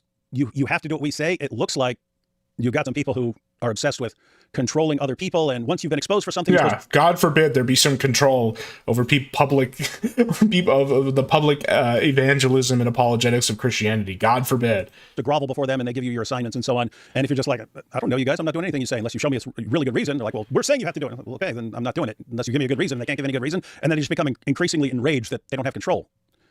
And it's like, well, sorry guys, I don't know if you. He just wants to get away with it. That's what he's just saying. Point, actual live stream, but you're not going to just delete the article. Stop making because I think AP said by the end of and here's Gator with the crazy take. Delete all. She should just delete all her articles. Great stuff. I think this is the part for the next time he shows his face is when he admits to the gambit. A pedophile. It's official now. the fact that you were, and of course that you came in and you were being sarcastic. You said raping. I did nothing against their will. Those girls approached me. But of course that part is, so they quoted that part. I did nothing against their will. Those girls approached me. You were being sarcastic about Daniel. And then you said, but it's statutory rape, right? Why? Because the girls that young can't consent. So you were making a point, and the way that they just have it there, obviously there's no tone or incredible treating, just like it's like the meme, yeah, with the guy writing on the whiteboard there. They're treating YouTuber or apologist as the same as an elder or pastor in a church and applying. So here's the cope: is I'm not even ordained. I'm not a minister. I'm not a pastor. So like I don't have to be held to the same standard. It's like, okay, well, this isn't a very high standard. It's just don't be a child. Like, come on. Local rules about church leaders. And you do have like a public apologetics and evangelical like ministry. To me, and saying therefore I need to step down because I don't meet the requirements for a leader in a church. Guys, if I were a pastor, it's also just contradictory. It's like I'm the only one who can destroy Islam. Also, I'm not even a pastor, and I'm not even that important. Something like that. I would totally get saying, you did what? I don't care if it was 30 years ago. You bashed your dad's head in with a hammer, and you did this. It's very impressive, almost better than yeah, for real. That, and you're a psychopath. I don't think we trust you to be pastoring a church or something like that. I would totally. I don't trust you to be taking money, because that's the other aspect of this. And I put this in my when I was talking to Reason Answers. I was like, he's taking money. Like, is this a business or is this some kind of charitable cause? It means that these are like ad scrutiny, right? I might agree. I think there can be people that you just when I try to that's funny. When I try to think of someone that I'm like, I wouldn't trust this guy, even if he became a Christian.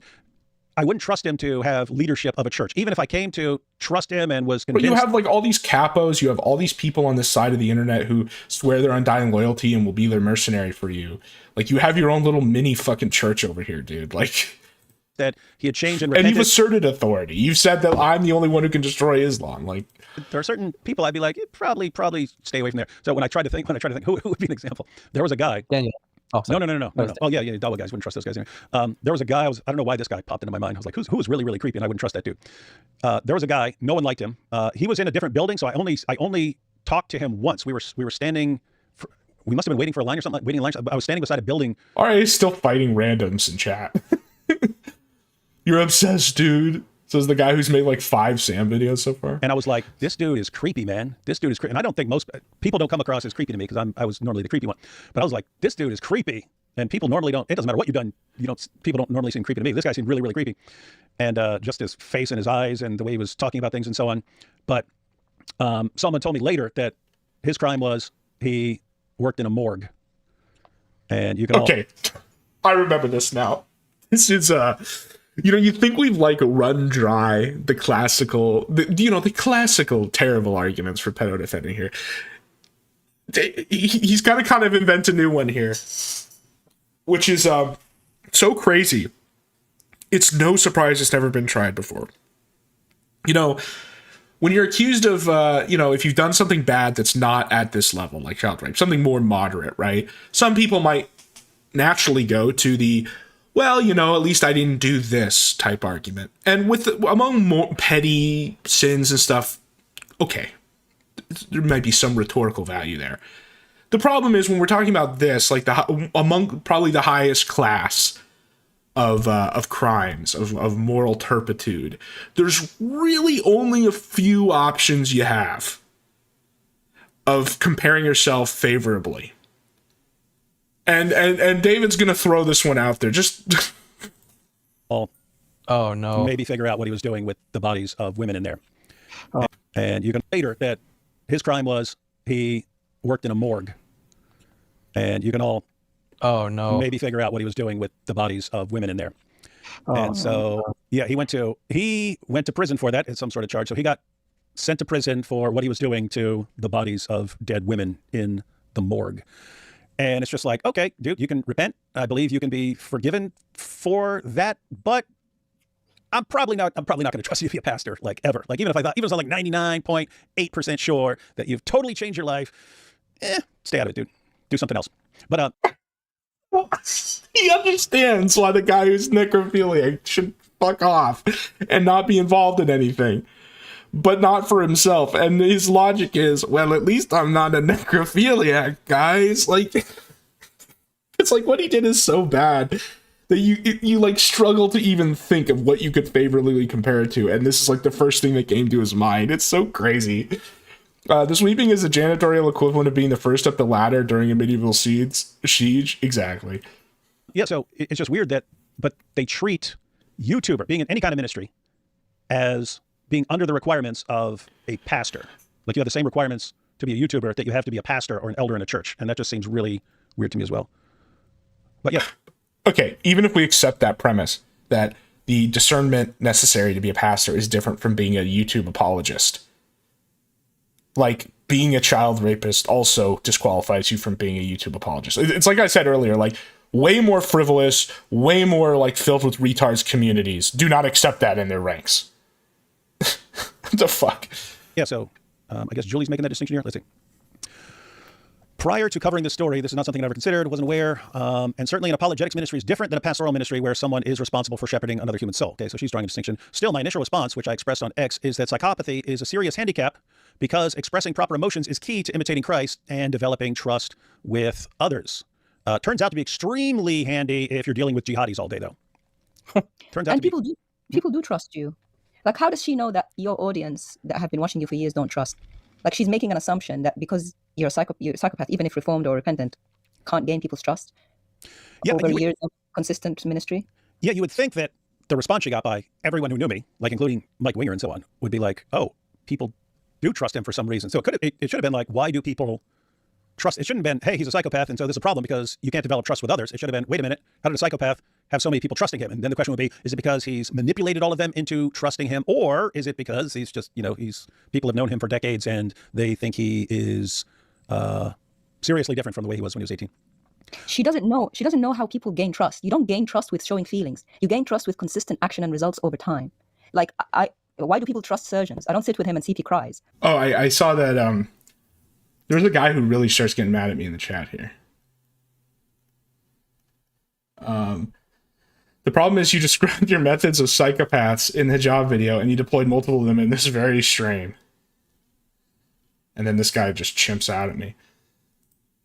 I trust him because of his results and consistent success rate over time. So when people see your ministry over years and you're consistent, when you say you do something, you do it, and you've been consistent with the same message and same results over time, that's how trust is built. This tells me this lady doesn't know how trust is gained, which is weird for a ministry that's doing what she's doing. Yeah, hey, exactly. Hey, I got something here. I'm going to just post a poll. We'll find out what the makeup of our audience is. Who trusts David? Do you trust David Wood? Do you trust David Wood? Find out. Yeah. People are saying, would you trust these guys who say that David is repented? Would you trust him with your daughters? Yes, I would. That's what people are saying.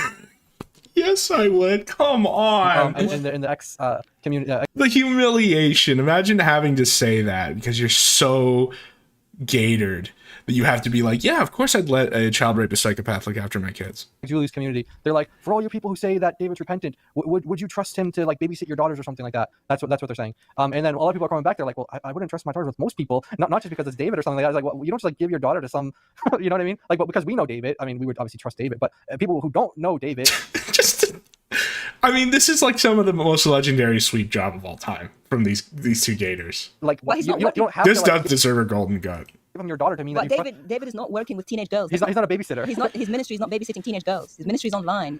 Like I'm saying, when he's with us. David's ministry is he's sat somewhere with a camera, mostly. But it involves like moral discernment without anyone around. I don't know what she means. I have to say, I mentioned it before. Just presume there's just to show you more sweeping that goes on there. Work. For a while. Look at this dumb nonsense. David Woods is so brave to expose himself because Scam Shamoon was going to expose him. Oh, this is when he admits to the gambit. Opportunity, as if they care about this situation, as if they care about his separation. So this is just a clip that I posted. More people to pile on. It's very easy. It's very easy to say, hey, what do you got to get more guys? To its glory days. And well, you can't. Where he just straight up says that he did it to direct attention from AP, and he just straight up admits to the gambit. Genetics is destroyed, and now our chances. Now we've got our opportunity to restore Dawa to its glory days. And well, you can't let that happen. So what do? Well, you just, hey, the details I share are... Oh, look, these are people accusing me of being Muslim. I think I also get accused of being ortho bro. And a groiper. details that you guys will jump all over and not realize I'm going to wreck your entire prophet, your entire religion, and all of you. I'm going to wreck your entire... See, like, I'm not exaggerating when I say that he thinks that he is the once and future king to destroy Islam single-handedly. With it. So I don't even understand... one, I don't understand how that's not clear. And I've seen tons of people who are picking asking me if I'm Muslim up on everything that was going on. But I don't understand why like a trained psychologist would look at that and not pick up on that. Because, again, lots of people picked up on that. You can see people were commenting on that during the live stream, and even like I started. Haha, the OGs of dealing with Islam, dude. This is just internet drama. You didn't invent anti-Islamic apologetics. This is YouTube, not the first to say it. Getting messages right afterwards. I see what you're doing by mentioning those, and we know where you're going to go, and we know they're going to fall for it, and they did fall for it. But I mean, think about that situation. It's hey, get people off AP, except people who are actually concerned about him too. There you go. Gambit admitted. Call out Sam for his abuse on AP and just in general, because it's just time to deal with Sam. He's been getting worse and worse and worse. Got to deal with that situation. And don't let Muslims get a victory over it. I do not know why all that stuff is bad. And I just have to say, the way I went about it, guys, that I'm being blasted for right now by the abuse survivor community. I just have to say. The abuse survivor community. No one's going after AP. Sam isn't going after his wife or AP.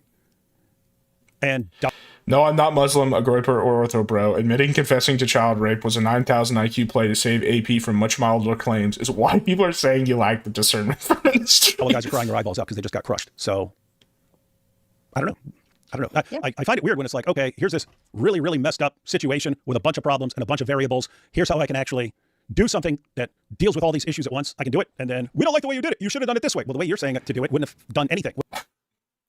The disagreement is not tactical, dude. This isn't like Cao and Sima Yi, or I guess they're from different generations. This isn't like Cao debating with his advisors about the proper of the 36 stratagems to win the Battle of Red River. Like, what the fuck is this? Wouldn't solve any of these problems. So why is it bad to go with the way that works? Oh, because you sounded a certain way. Okay, yeah, I did. And if you leave out everything that was happening in the entire live stream, yep, it looks bad. But if you guys are sharing the little no, the rest of it makes it you look worse because of the like why you even did it. Looks bad because it completely removes the context. I don't know. That's kind of on you. Yeah, it's to me, the way I see it is the confession is a win-win-win. The only people who are crying are those that are being now. There's a guy calling me a low. I didn't even see this guy's comments. I don't know why. These are new to me.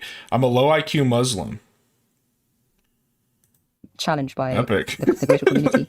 On social media as to being wrong, and they can't see it, which is weird because their whole job is to get other people to see their sin and accountability for their sin, but they can't be held accountable. How can they call me a Muslim when my profile picture has a black dog in it, which is specifically forbidden by Islam? They refuse it. Let's finish this one. I see this as a win-win-win. Yeah, exactly. Yes, you may have. Now, the victims, they didn't win, but, you know. Arguments against Islam, but who would be attracted to the faith of someone who talks in such a self-centered and shockingly calloused way? Though Wood admitted what he did was wrong, he didn't express any concern for the girls he harmed. Well, the point was the girls, and how would I express concern? Anyway, his only concern. Yeah, he just doesn't understand the idea of concern seemed to be winning his argument with an adversary and scoring points with his audience. Both Christian and non-Christian, how to humbly own and repent for wrong behavior. Taking these steps would not prove that a psychopath is fit for ministry, but it certainly would be a step in the right direction. She's the one who makes the determination. She's the one that gets to make the determination. So Julie Royce has to approve of David's, minister. Like, who is this lady? Yeah, well, when there's no authority that's vested with that to do it in this sector, then yeah, it's just this is why I say it's just like internet drama. Like, this isn't official. This isn't real. This is just people putting their statuses against each other, just like old school IBS and shit, and the audiences like choose, right? What is this? Oh boy.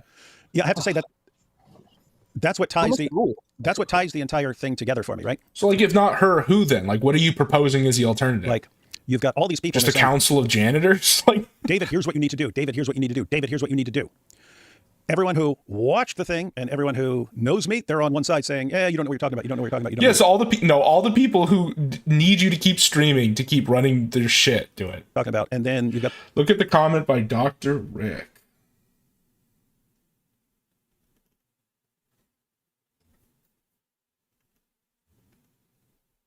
Hold on. Gator sounds so offended for his mouth. Yeah. He's indignant.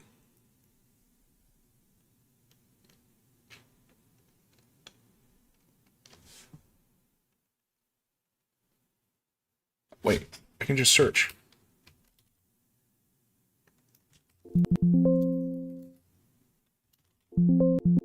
Or not?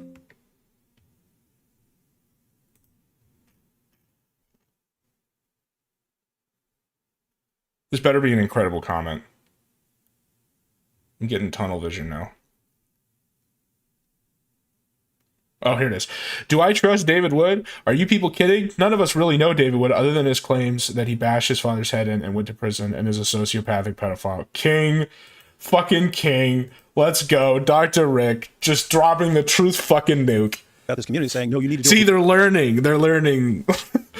They're getting sectorized. You're starting to kind of get it. We say, but watching a few at least what went on, I don't trust you guys. I don't trust your wisdom or your intentions. I don't trust you. Like, why? What the fuck is this? This one-sided shit. Being people who decide what I need to do, right? Like there are people I trust. Well, you can't. Like the problem here is that you can decide this for yourself. Like like I keep saying in all my comments, it shows disordered thinking. To tell me, David, you're wrong. Fix this. Number one in the world, my wife. If she walked in here right now and said, David, do this. All right, unless it was just like horribly wrong or something like that, I would trust her. I would trust her wisdom. But just looking at the community. And again, guys, I don't have a problem with Julie Royce. I've got some disagreements here. No, we just talked for 4 hours about why she's lying, should delete her video, and how she's actually doing just as bad as child rape by calling them out. I do have a concern that by taking these positions that are like so far away from what people outside that community would think, like you can't make distinctions between this kind of offense and that kind of offense. It's all the exact same offense. Not allowing those kinds of distinctions and so on. It's a lot of the people like they always assume whatever the worst possible motivation you could do for anything, they just take it for granted and say, this is what he's really thinking. It's like, that's not what I was thinking at all. Well, yeah, but it's like from a pattern of behavior. And because you have a self-admitted disability that would cause you to act this way. Anyone. But anyway, I just think, okay, who are the people I trust to tell me, David, here's what you should be doing and you should do this and you should do that? Well, it's not anyone from that community. And so, yeah, it's only the people who have a direct financial interest in keeping you online. Again, if they're actual abuse victims who are upset by watching that live stream, I have no problem apologizing, but I'm not going to apologize to like Julie Royce for what she imagines people. There's another quote in here that's kind of a nuke. That I'm not even sure she's actually watched at this point still. So that's a situation, guys. That's the situation.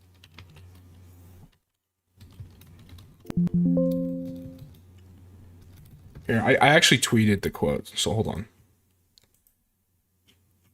Because it was just so crazy that he basically ends with this argument.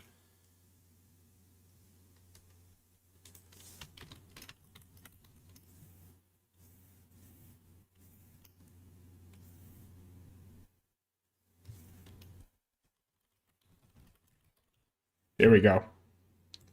Just listen to this. I don't even think this needs commentary. This is just so crazy that he says this. Abuse victims. But are abuse victims all that matter in the world? Like, are there other things that are also important? If so, you don't want to undermine other things that are important and use your advocacy for abuse victims as the reason for doing messed up things. I'm not talking about writing articles and stuff like that. I'm talking about you need to be aware of the fact that if you're pouncing on every person who ever tells you anything he's done, that's bad. That creates problems. Are abuse victims all there is? Just frame that in the fucking Louvre, man. So yesterday, RA posted another video. I'll be honest, what Sam does in this video, I do think is bad. Basically, it's as simple as he doxes a donator, which is like a bit, obviously, massive no-no. Not only because it means that you don't get donations, but also just because you just don't want to fuck with payment processors. We've seen all the censorship with that, and it just leads to a cycle. Now, one caveat here is that this seemed to have occurred like 4 years ago and is getting dug up again. But the religious sphere was so, I guess, confined back then that it didn't escalate. But now that it's being brought up again, it probably will. His email. Here's his information. Can you do anything about this guy who just went to PayPal and lied? Also the context here is the reason his stated reason for doxing this guy is that he donated him a bunch of money. He met him in real life. They got along, and then later he tried to charge back. Now, to be fair, chargebacks are fraud, like just straight up. At least for stuff like this, because when it comes to live streams, like you are rendering the service, so you can't, like, the only reason you would charge back legitimately is in cases of like where service or good is not rendered. And when it comes to live streams, the mere existence of the stream fulfills the condition of the service being rendered. Unless you're like really specific about what you tie the super chats to, like I'll send you this or I'll do this, whatever. So like it is fraud. Like the guy charging back is fraud, but I still don't think that justifies doxing him. Just gave you his information. Sam Shamoon seems to think he's a mafia boss. Hey, show some respect. And he's fine with Why getting the burning cross? people killed for crossing him. And, you know, Thad is obviously on David Wood's side. He feels more like a mercenary to me, though. One part of that stream I didn't play is at a certain point, David Wood gives, like, what he always does, like, contradictory information where he like, says, oh, don't do this, guys, but he really does. Where he says, like, don't go after Sam. But then Thad's like, no, I'm going to keep going after him. And then he's like, well, you can, because you know what's up. Like, you're the elect. You're allowed to, right?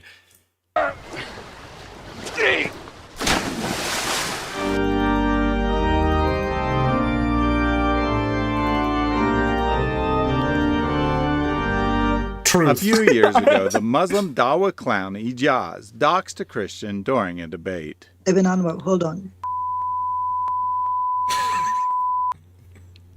You can't tell me this is just the sector, guys. Like, come on. I think it was what? Oh wow, you're doxing me. You. Right. Oh my goodness, how pathetic are you that you think you doxing me is somehow? No, I'm not going to dox you. Imagine giving your info to this guy. What the fuck? What's going to No, that's doxing. Actually, Ijaz, I have to. Ijaz, you forced my hand. That is, yeah. That's not cool, dude. Public That is not cool at all. information. Public information. You will be found. It is public information, but it wasn't intended for Did you. you just say you will be found? Did he literally just say that you will be found? You will be found, full stop. Sam Shamoon was among the many who expressed outrage, but it turns out it was just a show, as he has no problem doing the same when someone upsets him. Uh-oh! Since revelations of rape emerged last week... Revelations of rape. Damn. It's like the burning, writing with the burning ink. People have finally been emboldened to speak out against the bully, and I've received multiple reports of Sam attempting to dox Christians whom he doesn't like.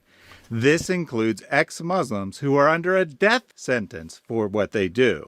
I won't disclose information I've received privately for safety of those involved, but let me talk about a couple of the public incidents today.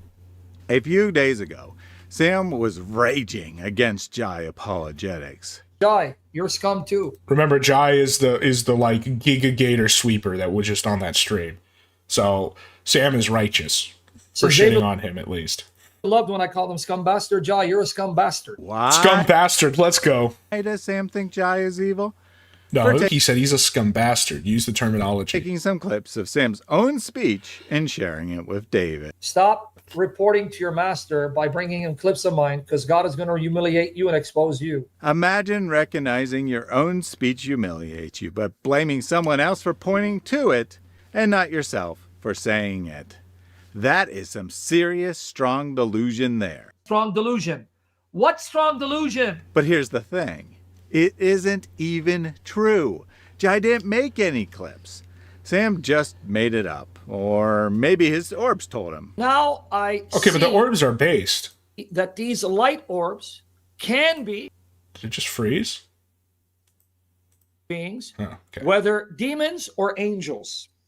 Now, in one instance, it wasn't... To your master, it really is a sector. Yes, there's like there are factions and hierarchies and all this shit. Orb, but incense, smoke that came from the left of me, came down, went in my head, came out, and almost looked like wings. As I put my bottle on, you're going to see a light flying, and then it shoots out to the left of me and goes into the wall and disappears. In response to Sam's rant, his moderator, Ransom4, said, I might have to get Central Muta to send me Jai's face. Why this clown thinks Central Dawa would have Jai's image, I don't know. The logic is clear, though. Cooperating with Muslims to dox someone is fine. Indeed, he seems to think Central wouldn't do it himself because even a known liar, bottom-of-the-barrel Muslim clown is better than Ransom's god, Sam. In me power. But it gets worse. Jai is anonymous in Oh, part Kino because machine, his wife, Sam. daughter of Christ, is an ex-Muslim who faces considerable risk of physical harm from angry Muslims. Ransom quite literally wants multiple Christians killed for clipping Sam's own words. You know you have a very evil, wicked spirit working through you. Sam sees the message as he highlights comments above and below it. He doesn't rebuke it or even delete it. Okay, this is not a strong argument, being like, oh, he didn't delete it from chat. No, I want to get to the part that I actually do agree with, to be fair to Thad here, which is the doxing the donator. And having beat up by Muslims if it wasn't for Jesus. If it wasn't for Jesus, my cousin Say Cheese, I'd get him arrested. I'd get him beat up by Muslims. I would dox him and tell the Muslims, this is where this guy lives. Say Cheese is where he lives. He hates Muhammad. I want you to find him and take care of him. You will be found, full stop. I'll come back to that except for Jesus part in a moment. But note that 99% of unbelievers... Yeah, well, that's what Sam says, is that basically if it wasn't for Jesus, he would be, like, killing everybody. ...would never like, consider... I obviously, like, Sam has anger issues. That's undeniable. ...such a thing to begin It produces Kino sometimes, but, you know, it's just, that's the truth. Again, I guess the issue with all this is even though there are stuff in here that Sam does that I agree with, like, you know, are worthy of criticism, when you're doing this on behalf of an admitted child rapist and you're unwilling to also hold him to that standard, it really makes a lot of this hollow, or at least more hollow than it should be. Here is Sam threatening a caller that he'll block them if they don't dox themselves. I want you to dox yourself. Where do you live? No, I don't. No, you dox me, I'm gonna dox you. Where do you live? Because I'm gonna block you if you don't. I need to know where you live. I live in California. Wait, but isn't his point that, like, you doxed me, so, like, I guess his point is, of course I don't expect you to dox yourself. Where exactly, California? It's big. Here, he claims someone will make him dox them if they don't call in. I know where you live and I have your number. Don't let me dox you like the Muslims are trying to dox me. So I'm gonna give you the link. You can come on. All right. Between Killer Diller and Sam, damn the choices. Well, yeah, exactly. And I'll show you my exchange because me and Reason Answers kind of went at it here. But I'm like, okay, look, let's, for the sake of argument, let's say that all this stuff disqualifies Sam from doing these videos and shit. Then surely it does with your Lord and Master as well. And here's another. Please don't flag me, because if you do, I'm going to call you out and expose you and get you shut down, and I'll dox you to the Muslims. I'll have Ibn Muta, Ibn Aquinas dox you. You will be found, full stop. And there's more, but you get the point. We don't dox people. We're not Muslims. But those are just empty threats, you might say. Are they, though? 4 years ago, a Christian did a chargeback of a PayPal donation they made to Sam after he insulted them. Sam's response?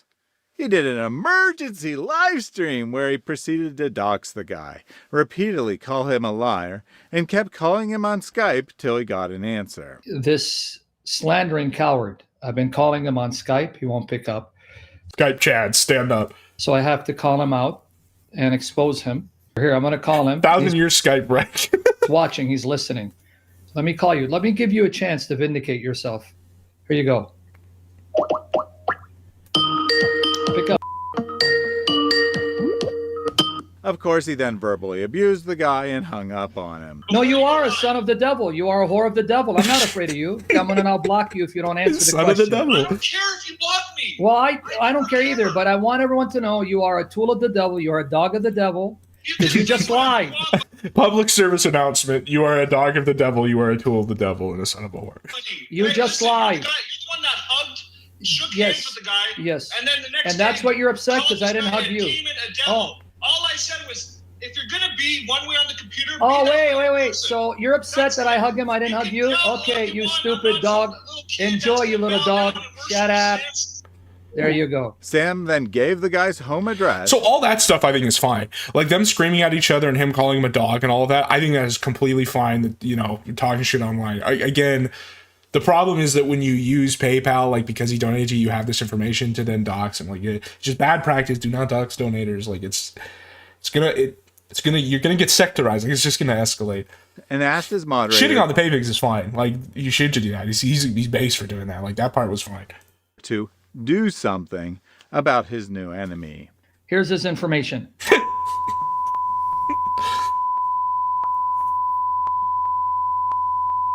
at gmail.com. Shipping address. I have an idea. I want to make like a short, maybe like 10-minute video that I'm not good at it. Obviously, I'm not good at editing them. I'm trying to get better, but that's just called like, what is the religious sphere? And it's just, I'll write a script and it'll just be me pitching what the religious sphere is and why I think people who don't care about religion might find it entertaining to pay attention to. And some of these clips are just perfect for it, where it's just like, like what are the marks of an internet drama community? Doxing, like this, that. It just goes through all these clips of just all the same shit is happening. Okay, there you go. Slander me. Here's his email. Here's his information. Can you do anything about this guy who just went to PayPal and lied?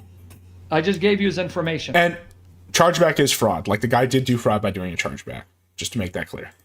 This is true. Don't think it justifies doxing him. It does justify shitting all over him and going off, but unhinged. Yeah, but God predestined for me to be unhinged.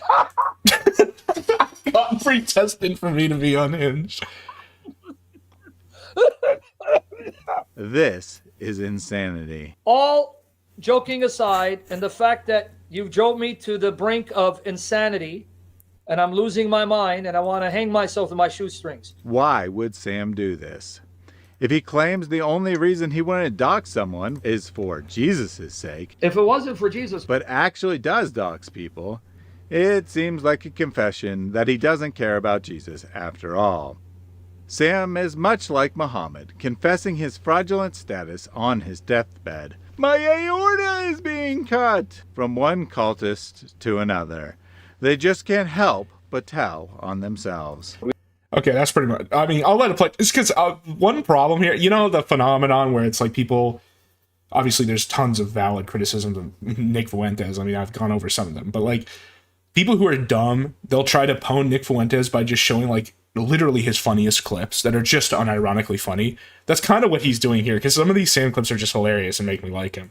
We don't dox people. We're not Muslims. Sam makes it clear his anger is not about the money. Now, let me repeat why. It's not about the money. I'm exposing this son of the devil. Here it is. Look at the slander. Watch what he said. Transferred this scammer some money a couple of months ago. I was under the impression the money was going to get put to use. If he wanted his $80 back, I would have gave it to him. But notice he's trying to make me look bad in front of PayPal because he wants to. Well, that's true. That's why I say it's fraud. But also, you doxing him makes you look bad in front of PayPal. That's what I mean. Don't fuck with the payment processors. Destroy the ministry. Although Sam is a habitual liar, I think he is telling the truth here. This is actually all because the guy called Sam a scammer in the PayPal chargeback. His tiny little ego couldn't handle being called a name. So he did an emergency live stream, doxed the insulter. Well, because he isn't a scammer. Like it is fraud to say that he scammed him. Like that, I understand why he's mad about it. Ranted for 15 minutes, and then asked his Goon Squad cult to do something. Why? We don't dox people. We're not Muslims. No one would have ever known some random person called him a scammer. Scammer. Okay, you lose that. All right, so yeah, he's basically making his argument here. So, I said, I suppose the issue is that if this behavior by Sam is disqualifying, and if thinking otherwise means you're in a cult, which is what he says, then surely your Lord and Master David Wood's behavior of confessing to being a child rapist in order to win an internet debate is at least as disqualifying, and thinking otherwise similarly means you are in a cult. I actually think a few of your critics, especially around the doxing of a donor, big no-no, just look at what it leads in other internet drama communities, but it comes across more hollow than it otherwise would when you can't apply the same logic to the same guy who in the last stream told you to keep going at Sam like it's a mercenary.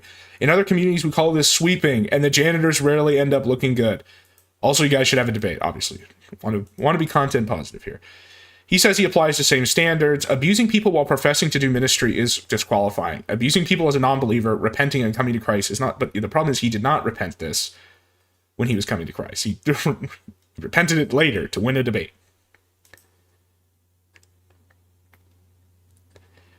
Except that he did not, public confession, oh no, and I responded, except he did not repent the specific, extremely heinous abuse during his initial conversion testimony, but intentionally waited to reveal it, specifically to draw criticism from AP. He directly admitted this. The clip is on my channel. Saving such a critical confession to use in such a strategic way directly related to his ministry demonstrates at least as much disordered thinking directly related to his work as the examples you bring up of Sam here. Also, just the obvious. Do you really think that verbal and internet abuse by Sam is the same as child rape? Right? That's crazy. He says you're partially correct, and he starts to kind of concede some stuff here, which is why I thought this was sort of interesting. You are partially correct, though, in that David brought up Sam's attacks not to fall on, public confession is not required for repentance, so I'm not sure how you are concluding that David is unrepentant for his sex crimes. You are partially correct, though, in that David brought it up to Sam's attacks not to fall on other people, including AP. If you ask me, that is noble. The noble gambit, not something to be criticized for. David sexually abused a minor or an adult after being a preacher. That would certainly be disqualifying. Incidentally, you forget that among his many abuses, Sam is also, again, what's interesting is I didn't even defend Sam of any of that stuff in here. But this is like the classic tactic, right? Is you're just like, but Sam. And I'm like, I'm saying that even if we agree with you about everything you're saying about Sam, then you have to apply the same logic here. That's the thing. Sam is also a sexual abuser who literally uses spiritual authority to perpetuate the views. Again, didn't say anything about that. I will also add that David is probably not qualified. This is a big admission. That he's not qualified for many types of ministry due to a combination of his past and his sociopathy. He says he has psychopathy, not this, but they always use it interchangeably. You simply jump to conclusions about me out of an apparent desire. It's funny that he says I'm defending Sam when my literal first sentence, or not the first sentence, is right here I say some of your criticisms of Sam are valid. He made a public confession, the core motivating narrative, and this is just what I was saying earlier. It's like him holding it back is important because he had to build sincerity by his conversion narrative, and he kept it out. I point out that I haven't defended anything about Sam. Here, I was very careful to say that. My issue is what I initially said. If Sam has crossed the bar to where he needs to log off and stop, so has DW. You admit DW isn't qualified for many types of ministry, but which one specifically do you think he is qualified for? Debating Tunisian teenagers online, the occasional formal debate with a similarly lay apologist, all while collecting money from his audience, relying on the sincerity or importance for that ministry. Is this a business or is it a benevolent cause? Again, it's like, this isn't just, if it's a benevolent cause, then it should have more scrutiny. And if it's just a business, well, that's telling too. There are communities online far more trivial, far more frivolous than this one that would recognize why a guy who confesses to child rape to win a debate should probably log off for the benefit of everyone. As this corner of the internet becomes more and more like the standard internet drama community, as it has been for a while, you may want to acknowledge the lessons they learned and what they look out for. This is why I especially agreed with you about Sam doxing the donators. Stuff like that only gets worse when you tolerate it. He kind of self-felts here in a second. He's pointing out that he's never ever said that the public confession is the core motivating narrative, even though he literally says that in his conversion testimony. He brings up his friendship with Nabil. Yeah, that's that is the mechanical method of his conversion. Okay, that is not the spiritual, and it is not, again, the justification for his ministry. You admit DW isn't qualified. I think he's qualified for what he's doing online outreach to Muslims. Since, again, this goes back to my point that there are communities way more frivolous that have a higher standard than what he's setting here. Since I know David personally, I can 100% confidently say winning a debate was not his motive. Number one, it's not what he said. He did admit that it was. Number two, I don't like your personal. I don't believe you. Like you know him personally. Well, sorry, but that doesn't mean I have to believe that. Especially when you have a motivation for saying that, like a financial one, and more than that, moral one too. I certainly strive to have a consistent moral standard. I think that is probably true. But, that's the thing about these capos, right? A lot of them really do think they're being consistent, but they're just so, like, ensorcelled in their corner, That's why I'm actually speaking about Sam, not because of anything related to David. I'm sorry, man, this is a lie. In the last stream, you straight up said that you straight up got David's permission to continue going at Sam. Now, to be fair, you did say you're going to go at him anyway. But then you got permission, and you only started talking about it the minute he started fighting with David. Like, you'd have to be really naive to believe this. It's like the minute David starts fighting with Sam, you make 4 videos. Like, come on. Yeah, right after you went started going on David Wood's streams, you know, especially during the yes mo no mo thing. I spoke against hijab's abuse of Aisha, and I now feel obligated to speak against. Okay, so then why don't you feel obligated to speak about David? I agree, and I told David to his face that not exposing Sam years ago was a great sin. Very interesting. Do you think that maybe in a few years from now, you're going to apply that same great sin standard to you not exposing David? Also, if David committed a great sin for not exposing Sam, doesn't that also mean David committed a great sin by not exposing his own sin and waiting 5 years and only doing it to win a debate? It's tough. It's tough, guys. So I have some funny. There's some funny Sam clips I'm going to put here, and then finally, like I said, we've had interactions with all three. So this is basically just I told him to go watch Harmful's video, and then he asked me for a summary, so I gave it to him. So we'll see if anything comes of this, but the spheres are converging. I really think that they are. So here is Sam's epistle on Clippy. You want to get rid of this guy, brother? Because you notice McFatty, that's number one, he's making fun. And secondly, do you understand the drawing there? He's talking about his profile picture. Understand the drawing, right? It's a phallic symbol, but he's trying to masquerade it. It's a phallic symbol, but he's trying to masquerade it. Epistle against Clippy, the phallic symbol. I hope I'm wrong, but nonetheless, let's go into the topic. So, I know that people were doing the Clippy thing because of Louis Rossman. He had like a whole movement, like a meme about it. But just keep in mind, according to Sam, it's a phallic symbol. So, why don't you think about that before you start going all Clippy mode?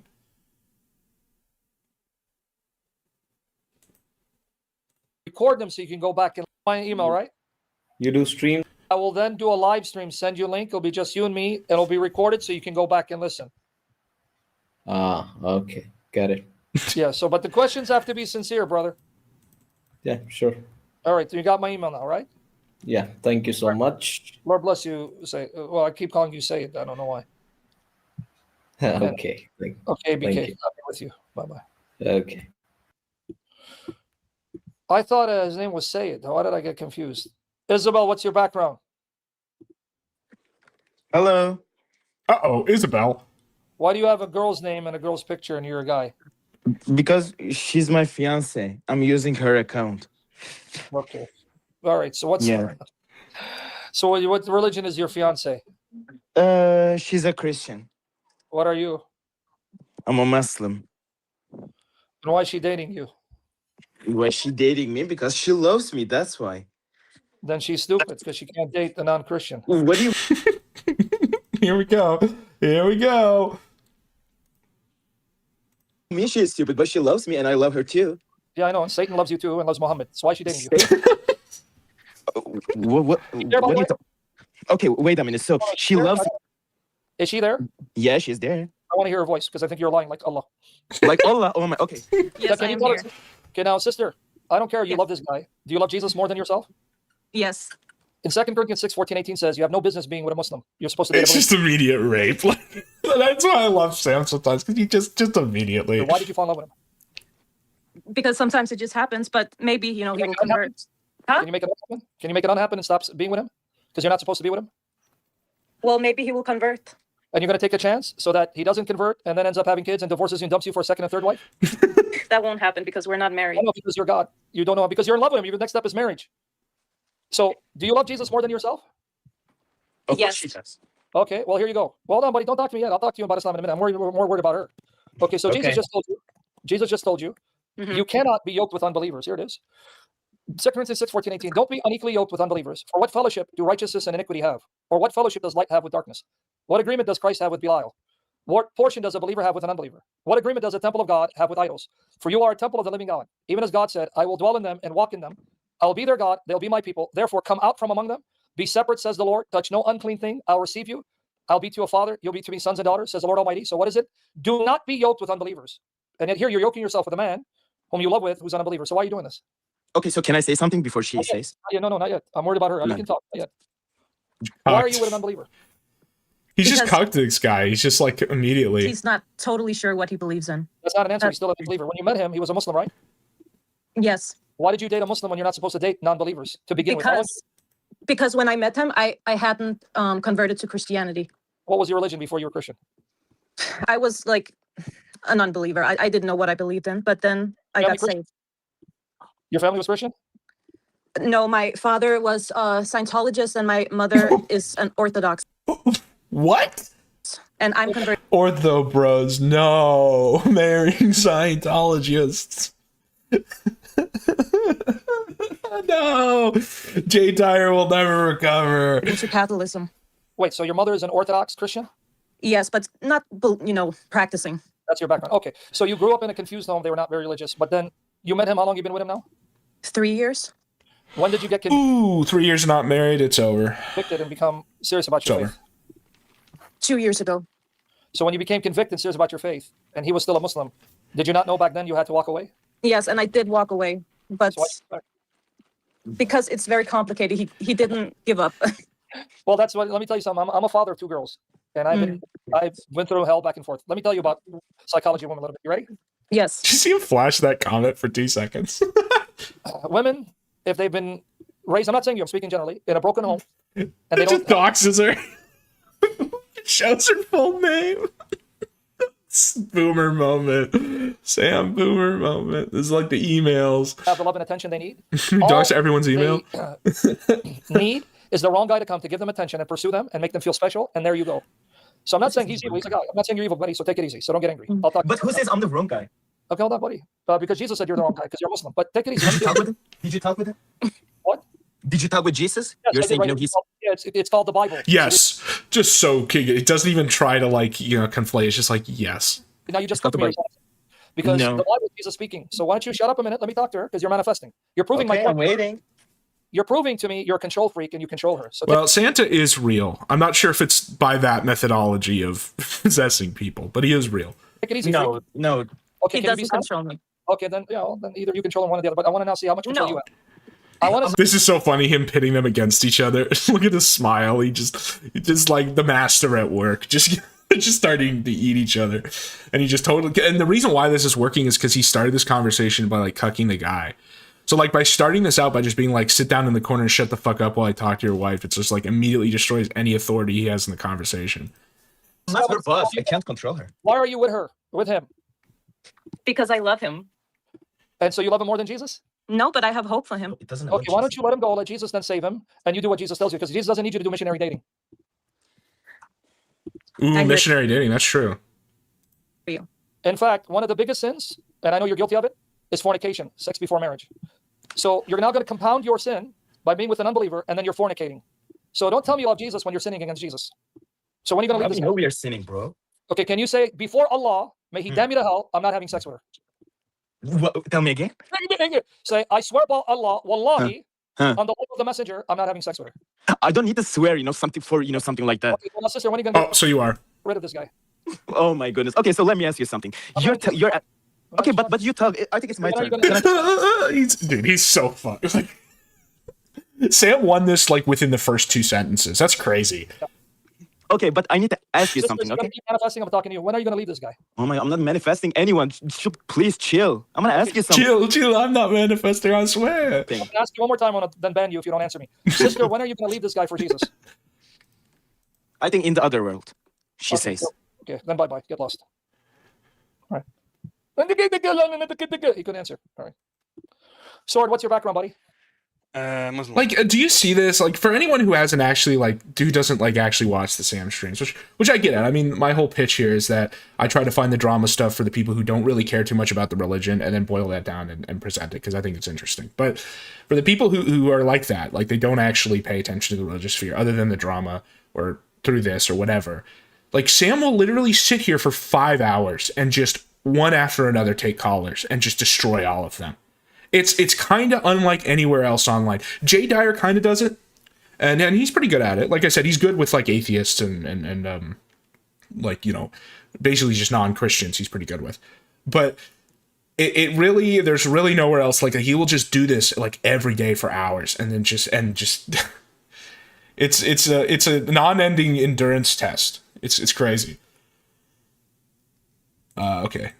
I think that's it for the religious fear stuff. So, very quickly, I just saw this and I was like, what the fuck? So Jay recently put out like an excommunication list. It's kind of crazy. I'm serious. He like just put out a list of like Orthodox priests, like ordained priests that he thinks are not real, and that you shouldn't consult, which is wild from like a lay person within. And this is like in both the Catholic and Orthodox. Like you just don't have that authority. And I don't know, like this is a problem with Catholics too, but like a lot of Protestant converts to both Catholicism and Orthodoxy will drag their Protestantism into it. Or they'll drag like certain presumptions they have. And a lot of it comes down to like church discipline and hierarchy. And so anyway, not to get too deep in the weeds on that, I just thought this tweet was hilarious because, you know, I was talking to like an Orthodox friend of mine the other day who watches the streams, and he was talking about like the craziest thing to him in the Andrew Wilson thing was like him calling himself a Christian ethicist, doing like evangelism, making judgments on faith and morals without any dispensation, being lay, like only having been Orthodox for a little while. It's just crazy because like I've said before, like theology is like really complicated and stuff, but even beyond that, even if you don't get too deep in the weeds for it, it leads you down all of these primrose paths, and then you end up just making everything worse. So this is obviously Andrew Wilson's wife, who, you know, she has like the double indemnity of she shouldn't be talking about this because she doesn't have dispensation, and she's not like a publicly endorsed figure within the church, within the Orthodox Church, I should say. And number two, because she's a woman, she's like a wife, so she's like double disqualified from doing this. And it's just funny how arrogant, like just, she's really unlikable. I'm sorry. And no one would know about how unlikable she was if she wasn't a public figure. Like if she was just supporting her husband's work. And, you know, obviously I've criticized Andrew Wilson. Like I think he has he's super arrogant about everything, but whatever. Let's, he's doing his thing. Let's say he did have permission, or he was doing it the right way or whatever. She, instead of supporting that behind the scenes in all the ways that are really necessary, no, she's got to be part of it and then say stupid shit. So for all of you Jay Dyer critics with so much to say, please shut your ungrateful traps. You will never be willing to put in the work he has over many years. Put your name and face out there and risk what he risks to fight for the faith. It's just so aggravating because, like, there are hundreds of I talk about for this stream I've talked a lot monasticism a lot, but like there are hundreds of monks and nuns and whatnot who are dead to the world, who live lives that you could never even imagine doing for even like a year, and no one knows their name, and no one knows who they are. They get no fame, no money, nothing. But they do it because they believe in like a spiritual world and the power of prayer, and that like it's worth it. And you have the gall to say that Jay Dyer, who again I don't like fully hate or anything, he does some good work and stuff, is the one putting the like he's the king. Like this is what I mean. Like these people, like they drag. I don't know. It's not even just Protestantism. It's just like where are these people on their confirmation process? Apologetics is the gift God gave him, not your authority to say that. You do not have the authority to declare what charisms are, which has converted thousands. You want him to quit because of petty, baseless criticisms from you, the people who haven't done anything at all to bring the true church to the masses, to the West. That is pride. If you don't like how he does it, do it better. So what is this? It's just a free market of evangelism, like in the most like low church forms of Protestantism, or is it a higher? Like she doesn't seem to know what church she's in. Until then, have some humility and shut up.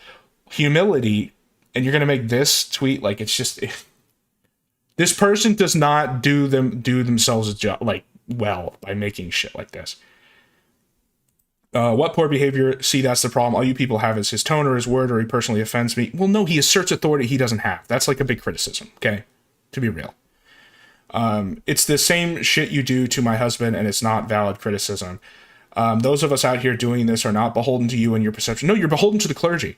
Jay has a spiritual father and multiple clergy overseeing his ministry. No, he doesn't. That's the problem. There's a lot of criticism about this. There's a lot of people who've dug into it. Okay, it's not very clear that that's true. He's a layman and he's allowed to be goofy. And what is he? Is he saving the West and being like this? Or is he goofy? Beyond that, can you tell me what he's doing wrong? I think Jay has a pride problem. Yeah,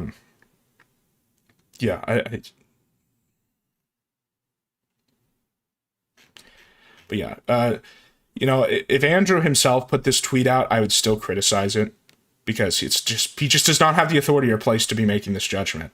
But it's even worse when it comes from his wife because she's, like I said, she has a double indemnity to not have really a place to be talking about it. And it's not even like I mean, with her, it is kind of an inferiority thing because it's clear that she just isn't very smart. But as far as women in general, it's not an inferiority thing because like a woman supporting the man's ministry in a non-public way almost like will do more good, like will literally be more useful, more essential, and good than whatever the fuck this is. All right, so we have our bi-yearly Vito whipping. You know, Dick is like an overseer on a slave plantation. And you know the narrative that like, it's like almost like the buck breaking narrative. I you know, there's reasons to believe it's not true, but regardless if it's true or not, you know, the trope that like the overseers, you know, they're mad because they don't get to be the slave owner. So that occasionally they get the whip out and take their anger out on the slaves. Again, I don't know if that's really was a motivating thing or not. It kind of feels political to invent that. But whether it's true or not, that is the dynamic at play here. Is every couple months, you know, like Dick just has to take it out on Vito. And he's usually righteous in doing so, because how can you not be righteous taking your anger out on Vito? He's the perfect slave to whip. You know, because he is slave. Like, he is, like, all the bad traits you can assign to a bad slave. Like, that's Vito's got them all. And how are they still streaming together? Didn't he grape Vito a few months ago? Well, that's the other element of this. As, you know, as I'm listening to some of this, there comes a certain point where I feel like it's possible, like, how much is real? How much is it just that they understand everybody hates Vito? They understand that they get views. I mean, look at this clip. Oh, well, it doesn't have that many views, but, you know, people are talking about it, right? They get views, they get attention by doing these, you know, quarterly whippings. And anytime I start to go down that path of it's all fake, you just listen to them. And at a certain point, you know, there's certain parts that kind of, maybe the initial part feels fake, but there always comes a point where Vito literally almost cries. And the things Dick says are like actually damaging to his psyche, that you start to realize, well, you know, maybe the pretext is a little fake, but no, this is real. This is real. And so the context for this is Riley, the crazy goblin mercenary that used to work for the show, and was dating Mint Salad, who was this girl that they all passed around, who's literally just disabled. It's really bad. And so Riley, she left Riley for this other guy, Schizo Sean. Schizo Sean is this other character that is basically just Riley, but rather than trolling Eric July, he trolls Vito. They do the same shit, pretty much morally equivalent in that they're both insane retards. And of course, Vito hates Schizo Sean. Schizo Sean is the one who showed up outside of his house when Vito was wearing the bluey shirt, etc. And the core hypocrisy here that Dick points out is Vito is now perfectly happy to talk about all this Mint Salad, Riley, Schizo Sean drama, but he was never willing to talk about it before when Schizo Sean was trolling him. And it's just a core obvious hypocrisy, and it's easy to call on. So that's where they start. And it just becomes a 1 hour whipping session. It's pretty glorious. I've listened to maybe like a third of this. And then I was like, okay, you know, this makes the cut of me thinking that this is mostly real. Black guy for two. Schizo, Mint, and Riley should fight on the show. Oh, I forgot about all that. I don't think you're getting those three in a room anytime soon, sadly. Anything could happen. I mean, I'll quickly update the audience. You couldn't help. You couldn't resist. I can resist. I don't have to. Do you want me not to? So, yeah. So now he's perfectly willing to talk about this drama with Riley, Schizo Sean, and Mint because they are, you know, Schizo Sean. There's claims that he's robbing Riley, and basically they're all fucked up. And now he's perfectly happy to talk about it because it doesn't involve him. But he poo-pooed any discussion of it for a while. It's also interesting that the only reason Riley is even in this story is because he was friends with Digibro, which is, you know, Dick has basically been paying for the obvious retarded decision to bring Digibro in for 5 years. And I'm not like super into all the Dick lore or whatever, but I do kind of know the side of the story from Josh's POV because that was back in like 2019 when I would still watch Maddie. And that's not to say like Josh's side of the story is entirely accurate either. It almost certainly isn't because he fucks everything up. But at least the basic narrative of Dick brought Digibro in, everybody's like, what the fuck? Riley comes along with it, along with all these other crazy people. And Dick has just been paying the price for that for like 5 years. Because it just keeps bringing in even crazier people and escalating, and they're out of control and they do stupid shit. You do you. Just a $2 super chat has inspired you. Well, because do whatever you know want. what the fuck that means. They don't know what that means. Mint and Who Riley fucking cares? How many of these do we blow through and don't explain for $2? Then I won't explain it. Oh, wait. The audience has to know what this $2 super chat means. It's interesting. It's really That's a good point. It's like, no, you want to take any opportunity to talk about it. Interesting. I see a lot of people saying that they find it interesting. Okay, that's it. I see a lot of people commenting on it. What do you want? I don't got to talk about it. I just thought... I don't give a shit. I never gave a shit. If people are going to talk about it... That was the problem. I was just going to real quick clarify that mint salad... You're going to real quick have the last word. I'm not having a last word. There's no last word. Mint salad is no longer with Riley. There you go. That's it. Who gives a shit? People, apparently. Who the fuck would... What do you mean people... give a shit. That's the apparently. point. Well, Ralph fucking did a whole stream on it. Frog Tony did a whole fucking stream on it, so it's been... Oh, shit! Ralph did a stream. Down. You mean CNN and Fox News both... Again, it's just an excuse for Vito to talk about people that he thinks that he wants to feel better than, but he's not, right? I've heard the story. Holy shit! Ralph and Frog Tony are big players in this space. Oh right? my mamma mia! Katie did posted clips. All the stars are talking about this because Mint Salad has run away with Schizo Sean. Okay, it is interesting that what happened. Now it's interesting talking about those guys to you. Now it's interesting. I don't know. I guess it's interesting to you. Yeah, now you want to talk about those guys, right? Because it's funny drama. Yeah, well, it's funny drama. It was funny drama when they were fucking with you. That's the point. And you threw a big fit about it. It was always funny. It's always been funny to talk about those guys. Always. The difference is coming to my house is not funny. That didn't start with coming to your house. Again, these are the guys who endorsed all this crazy shit Riley did for years. And, you know, Dick will stand by that because he's a crazy retard. But the point is that now Vito is drawing the line there. It started with just busting your balls. Then Schizo Sean came to your house. Whatever, you're going out, fucking with him, you're having lunch with him. I don't know. Up. I don't like it. Yeah, no one fucking cares. No one fucking cares how fucked up it is. Dude, it's really fucked up. Now it's really fucked up. Vito, that's not the only thing that happened. The only thing that happened isn't Schizo Sean going to your house. It was a year of them teasing you online that you were throwing a fit about, that you didn't want to talk about, that you're sending emails about. But now it's funny. Now it's funny to talk about. I'm not prepared to rehash. And we do know these emails are real because that was the subject of the original blow up, if you recall. Everything, okay, but certain people I thought... I know, because it comes up and you're like, oh, they came to my house. Like, that's like the standard fucking... That's the standard move every online creator does. Yeah, oh, they came to my house. Oh, they're saying something about my kids. Like, oh, they came to my house. Like, I can't totally ignoring the number of times you told them explicitly to come to your house. And there we go. They get into a debate here about whether they actually have the receipts on that. And they don't pull him up on the fly, but I totally believe that because Vito is like, there are other evidence of him saying shit like that in other contexts to other people. And also, Dax does bring up a point. He's like, well, you know, people are in this group chat. I can call upon all of them to say it. Normally that would be pretty compelling. The problem is it's like people like EVS and all these other guys who would literally lie for just to win some debate or whatever. So it's like, who cares? Which was zero. Oh, which was hundreds. You were in that chat every day telling them to come to your house. You have told Schizo Sean to come to your house hundreds of times. You fat lying fuck. See, okay, this is what I mean. At the beginning here, the pretext, when he brings up, it feels like, oh, we could maybe fight about this. But as they go, it's almost like Dick decided that if this was to come up, he was going to press Vito, right? So that part is a little fake, and you know, they know that it gets views or whatever. But then as he actually talks with him, his natural response to just the like filibustering, the patheticness, the rolling over, the please, what do I have to do to get you, just actually starts to piss him off, and it's real. Lying fat piece of shit. You fucking hypocrite. You're such a fucking liar. You have told them hundreds of times to come to your house and fight you. You have told them hundreds of times. Every day you're arguing with them to come to your house and fight you. Dude, every day.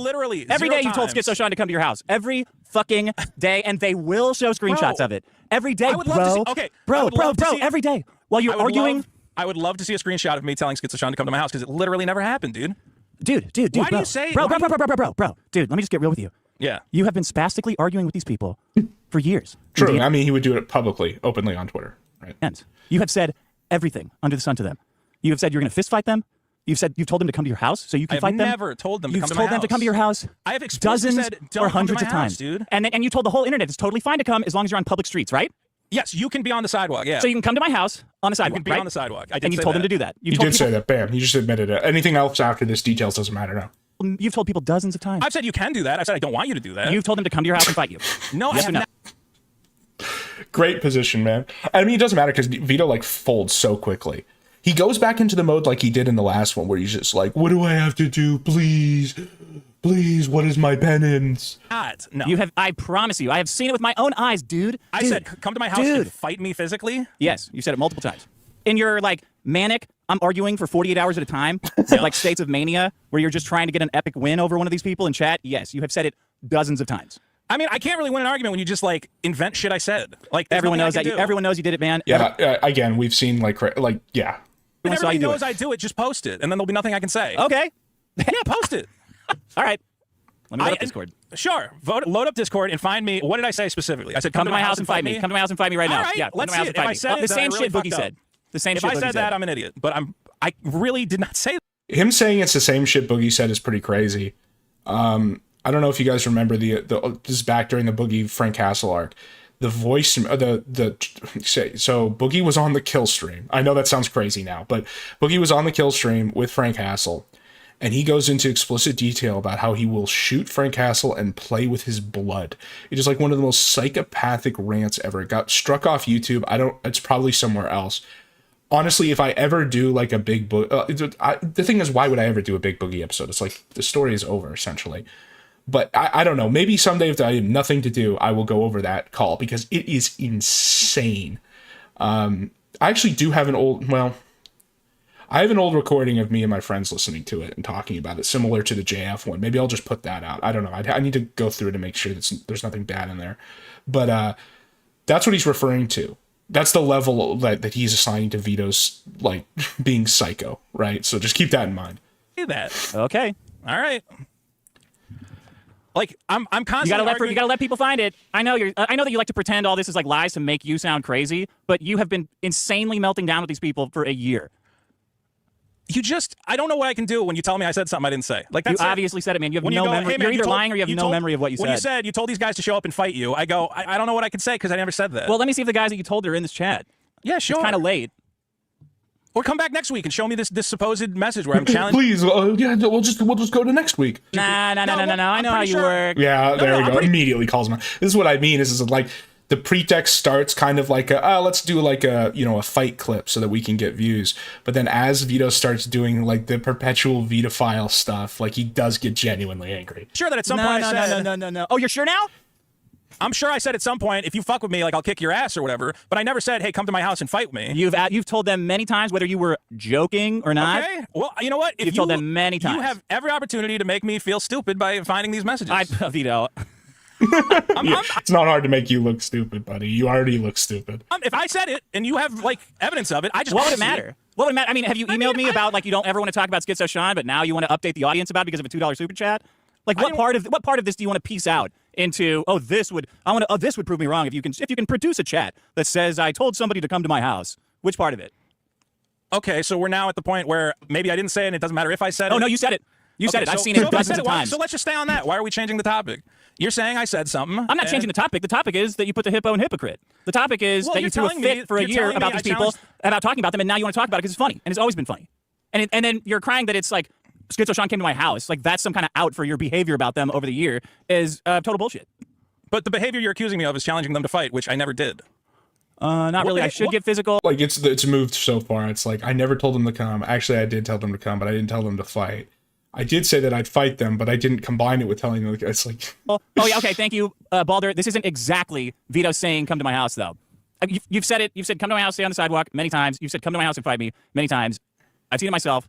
But you have no. Why would I screenshot this shit? It's insane. Why would I screenshot you talking? I don't give a fuck about it either way. Because so much of your complaints with me are things you've interpreted me saying that I never actually said. Listen to his voice. He's literally about to cry already. We're 8 minutes in, and he's trembling. And then I go, well, bro, I never actually said anything like that. Bro, my complaints with you are that you're a fucking giant weirdo about these guys fucking with you. That people are trolling you and you're spazzing out about it. Don't come to my house. That's it. None of this was about people coming to your house. It was about people making fun of you online. No, dude, it's always been about I don't want people coming to my house. Fun fact. Mint has 3 years of screenshots of everything. Yeah, but the reason he can't, like, okay. The timeline, he's fucking up. Well, he knows what he's doing. But the problem is, so Schizo Sean is crazy, Goblin Man. he fucks with Vito and is like making fun of him and calling him fat and making him burn his cards and whatnot. He gets into these big fights in Discord and on Twitter with him. Vito then says, like, you know, just standard stupid shit where he's like, let's fight, like, come, say that to my face, motherfucker, like that kind of shit. So then to basically prove his point, Schizo Sean shows up to his house, stays on the public sidewalk, and then Vito chimps out. So it's like Dick's whole point here is that the only reason it even ever escalated there is because you couldn't deal with the trolling in the first place. That does not, now, to be fair, I don't think that justifies doing IRL shit. But, you know, within the rule set that these guys have set, which is that they hire and have these stupid goblin people do stupid IRL shit, you're just a giant, like, baby hypocrite, right? That's the whole point. And you like set this in motion and induced it every step of the way. Vito ever said, oh, Mint's the only one that has them? Yeah, I know she has them. And I'm not worried about her having them because I never said come to my house and fight me. That's crazy. Okay, Riley is here. Yeah, Vito has definitely told me to come fight him or he'd kick my ass. Yeah, he doesn't have the screenshots on hand. No one has the screenshots on hand. No one cares about screenshotting these meltdowns you're having with these guys. My point was, you didn't want to talk about them when they're making fun of you. Now you want to talk about them because they're having problems among themselves. That's my point. It's funny now because it doesn't involve you. It wasn't funny then. It was like a big issue when it was making fun of you. But now that they're hurting each other, it's funny. Hold on. I never had any problem with Mint or Riley or anybody making fun of me. That's the only thing they ever did. Yes, you did. You had a whole freaking meltdown over Hackamania and all that shit. Make fun of you. That's the only thing they ever did. Sean said, I'm coming to your house to film fucking content. There's nothing you can do about it. And I said, hey. Yes, he said that after you were like, say that to my face. Let's fight. Blah, blah, blah, blah. Guy tells me that. I don't want to spotlight him on the show. Like, that's shitty. So I sent you an email and I said, hey, listen, Schizo Sean's saying he's going to come to my house and fuck with me. So I'm not giving this guy airtime. Riley, do you want to get on the call? Riley, do you want to get on? Shrek says, if the IRL stuff is funny, it doesn't cause real harm in space. The problem is the real harm is everybody's going to have a different definition for that. And then eventually it's just going to get winnowed down until it does cause actual harm. And then it's just like opening a door to like an eventual very poor outcome. On the call, get in the... And like, this is all proof of that. Like, you realize that this whole arc is proof of what I'm saying. Because it started with just like, you know, we'll just show up to his business. Like having Riley be this like goblin man who's on the payroll and does this shit. Like, it's escalated to the point where now you're passing a girl around, they're breaking into your house and robbing you. They're just, like, it's like crazy. It's like, it's worked its way through. Get in the Discord thing right now. Sure. If you remember what Vito said, I'll let you in. I'm so tired of this bullshit that you're, this reframing shit that you're. Let's get Sean go to David Wood's house. Again, the conjunction of the spheres.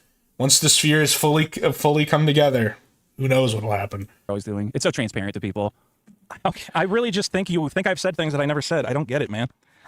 Like, it's not even the specifics of what you're right. What is going up with Vito's glasses? They look like frosted. They're like crazy. It's just that you melted down. Like, so dirty. About them for a year. Like were you arguing with them every day in group chats or not? No, I was. Okay, you weren't arguing with Mint and Riley every day for a year? The only time I went in that group chat would be, again, they're in there. That's insane, man. Tony, EVS, everybody knew that you were doing that. Everybody. Now, normally that would be like a really great argument. You have all these people to test it. Unfortunately, Tony, EVS, all these people are all like crazy liars, but whatever. Okay, and I believe it is what I'm saying. Yeah, despite that. Remembers you doing it? Okay, here's what happened. They had a group chat.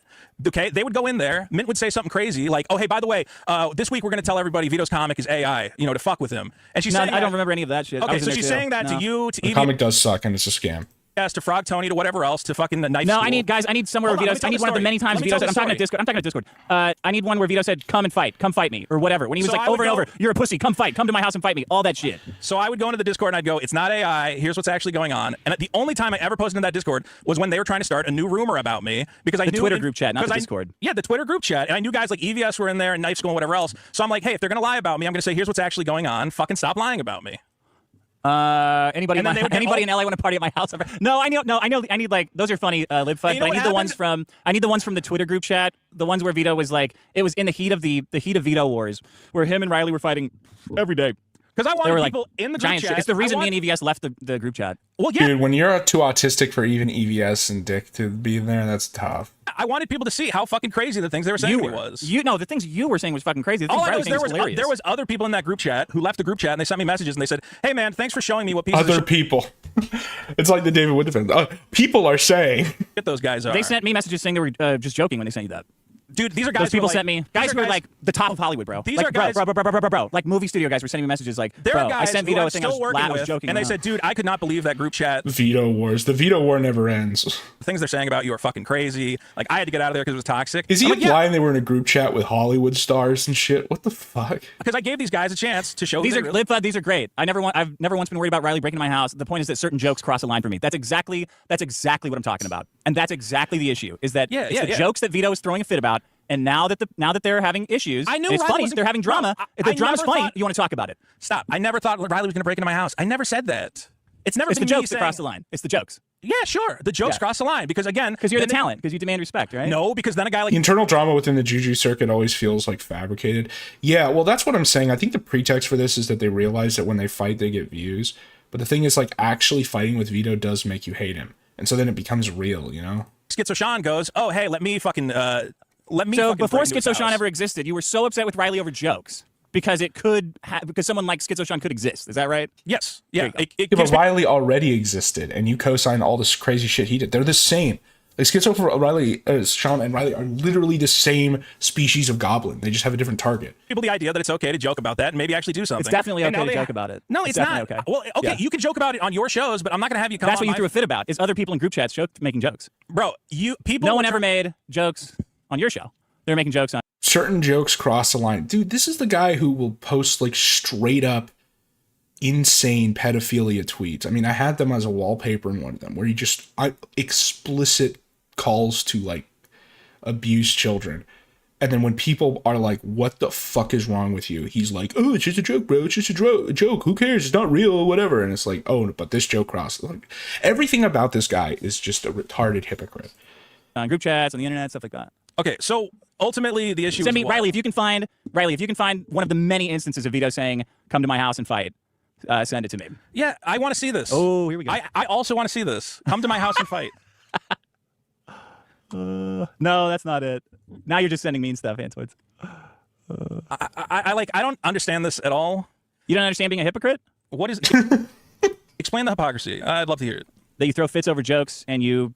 I'm totally fine with jokes. I'm totally fine with jokes. You quit. Okay? You But quit there's- shows because of jokes Listen, people are making, listen, and then listen. as soon I'm as something as funny is happening with them, that's not directed at you, that's directed about each other, then you want to talk about them. If somebody said to me, if you So I think the core of like the actual, esoteric reason that Dick is mad here, like the exoteric is that Vito is a big fat retarded hypocrite, okay, which is true, but the esoteric reason is that it's clear that in the past Dick wanted to monetize the Schizo Sean Vito shit by either having him call in or do more. And there was a little bit of that with burning the cards and everything else. So he did get it a little bit, but I think he wanted to do it even more, and Vito kept poo-pooing it. And that's why he just dropped a telling line there where he's like, you refuse to do shows because of this. So it's like, it's clear that Dick had some more stuff planned. Shows where they monetize Vito fighting Schizo Sean, and Vito vetoed it. You get it? Vito vetoed it. And Dick is mad about that because it's like a lost income opportunity. said to me, hey, it's a real serious boundary for me if you're going to joke about Mint and Riley breaking up, don't do it. I'd say, oh, okay, I don't understand it 100%, but if that's a boundary for you, that's cool. And I've told you, hey, joking about breaking into my house, it really fucks with me. I really don't like thinking about it. I don't like thinking about having to get extra security, worrying about what's going to happen. It's just one of these things that is a really big boundary for me. And you've never gone, you know what, I don't Well, understand. you know what's a boundary for me, Vito? Explicitly talking about abusing children as a joke. That's a boundary. And in fact, I think that's a boundary for like 99% of the civilized society, dude. Like you are outside the boundary, buddy. Understand it, but if it's important to you, Like I'll your respect entire existence. it. No, I understand it and I hate it. I think that everyone should So what's violate the- it as much as possible. Right, It's so- stupid. Well, it's a lie. right, It's a lie. so you It's don't care because about you're getting made fun boundaries. of. It's because you're getting made fun of. Yeah. Because No. you're getting made fun of, I you get made made up fun this of shit on about this- dude, boundaries. I get Because made you're fun getting of on made this fun show. of, you made up this shit about, oh, it's about my house. Even though you tell people to come to your house all the time. You said, come to my house and stay on the sidewalk. What kind of sense does that make? First of all, I said, if you come The whole point of Dick doing the show is to treat Vito as a clown. He has no redeeming qualities. If he doesn't dance like a monkey for the camera, then it's valuable. Exactly. And that's what I mean. I like, Dick clearly wanted to fully squeeze the Vito versus Schizo Sean shit. And very clearly he had some stuff planned that Vito did not agree with. And so then it's like, well, that's the only reason you're here, dude. So if you won't do that, fuck you. And that was going at him. to my house and stand on the sidewalk, there's nothing I can do. That's not No, me you've inviting said, come to my people. house and stay on the sidewalk.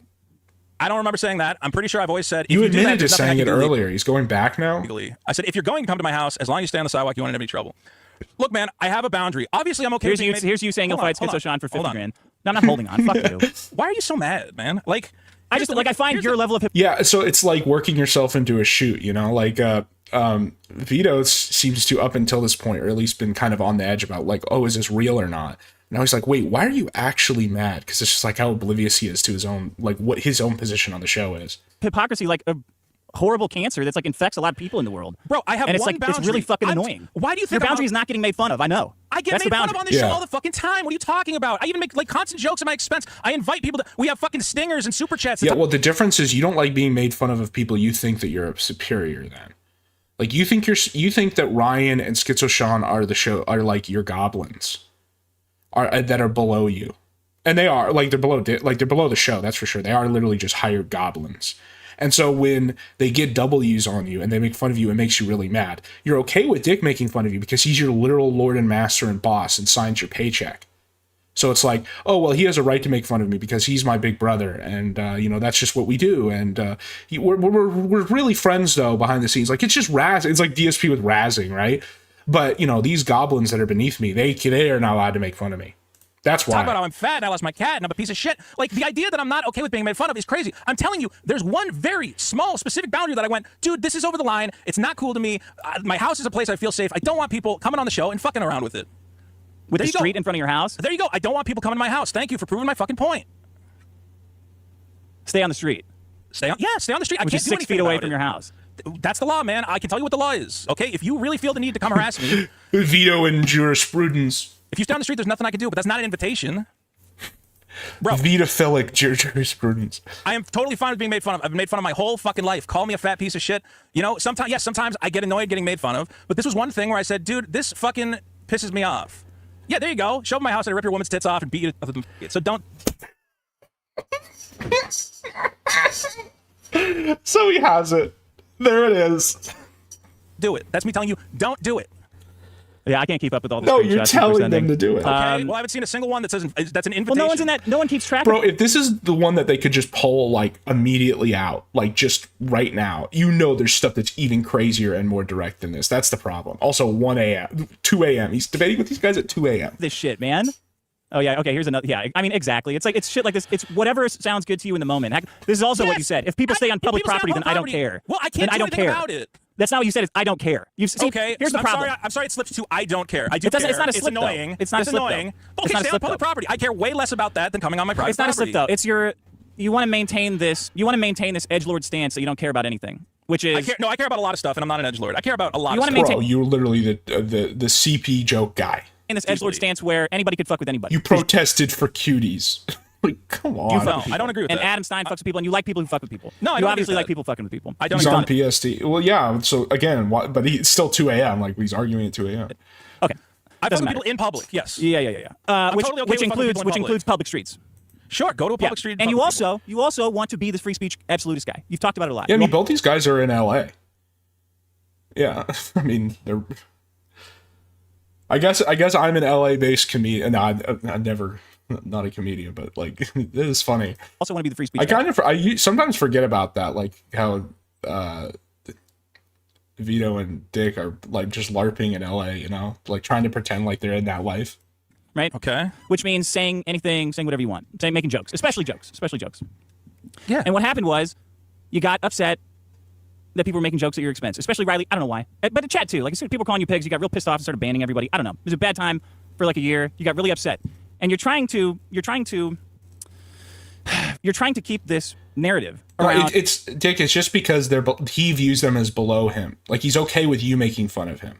That's the thing here. You being upset and banning people and threatening. He lives in a Barbie dream mansion. Yeah, well, the neighborhood he lives in, everything is super bazillion super expensive. And banning. I don't actually think it's that great of a neighborhood, but for like with LA, everything is expensive. That's just the way it is. The topics from the show and not wanting to talk about anything with this idea of yourself that you have that's like a free speech warrior and anything goes and public streets. And Compton ain't what it used to be.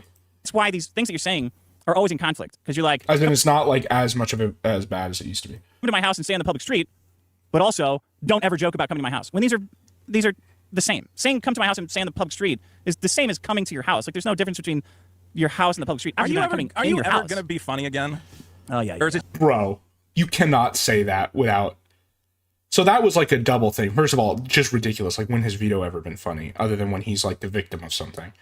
The second of all, again, that's telling that Vito really doesn't understand. He really thinks that this is still just sort of like there's no substantive issue here, that this is just some kind of work. It's just this forever. Yes, it's always been this, you idiot. Can we just like? No. I'm not dropping. Can we just ask Pappy? Show. I'm never dropping on this show now. You had the opportunity to not talk about it, but a $2 super chat set it off, and I think it's really, all right, I think it's fucked up that you spent so much energy and wasted so many people's time trying to stop getting made fun of by Riley and Mint, and now when something funny is happening to them, so yeah, he's just now conceded. So now they're just going to get into negotiation.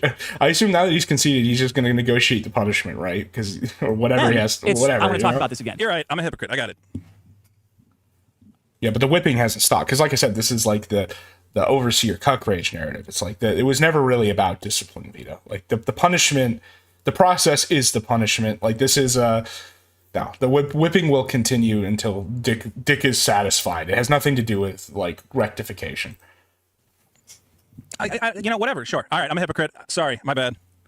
I will not read any super chats about Mint and Riley. I just wanted to point that out, that now that something funny is happening with them, you want to update the audience. But before it's like, this is total meltdown and Hackmania is canceled and nobody can joke about coming to my house, even though I've continuously antagonized them into coming to my house and telling them to come to my house all the time. I told them to come to my house and I told them to fight, and nobody can provide any. Why would anyone have these? They just did.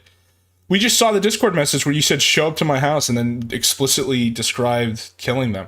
Also, remember when Vito used to make all those, quote, jokes saying that he was going to rape Mint Salad? Like, Anyone have these screenshots, dude? Why do you have all these other fucking screenshots? I don't know. People saved them because they were funny. I don't have any of this shit. I'm not in the room anymore. Bro, at this point, I'm just at a loss. I mean, I'm sorry. All right. I tried to make this a funny show, and I get it. She's like, please, I just thought that we were just joshing. We're just razzing. I'm a huge hypocrite. What do you want me to do about it? I'm reading Discord. Okay. Now we negotiate the punishment. Yeah, we're gonna have to get. If anybody's still in that room, you're gonna have to pull it up. I don't know. Once me and EVS left, I have no record of it. I don't know if anybody's in that Clipiverse chat anymore. Well, if you guys are able to find a message of me challenging somebody to come to my house, we just did. We just showed it. Congratulations. I really can't imagine me saying that, considering the only thing I've ever said is don't come to my house. Well, you have said come to your house, but stay on the public street.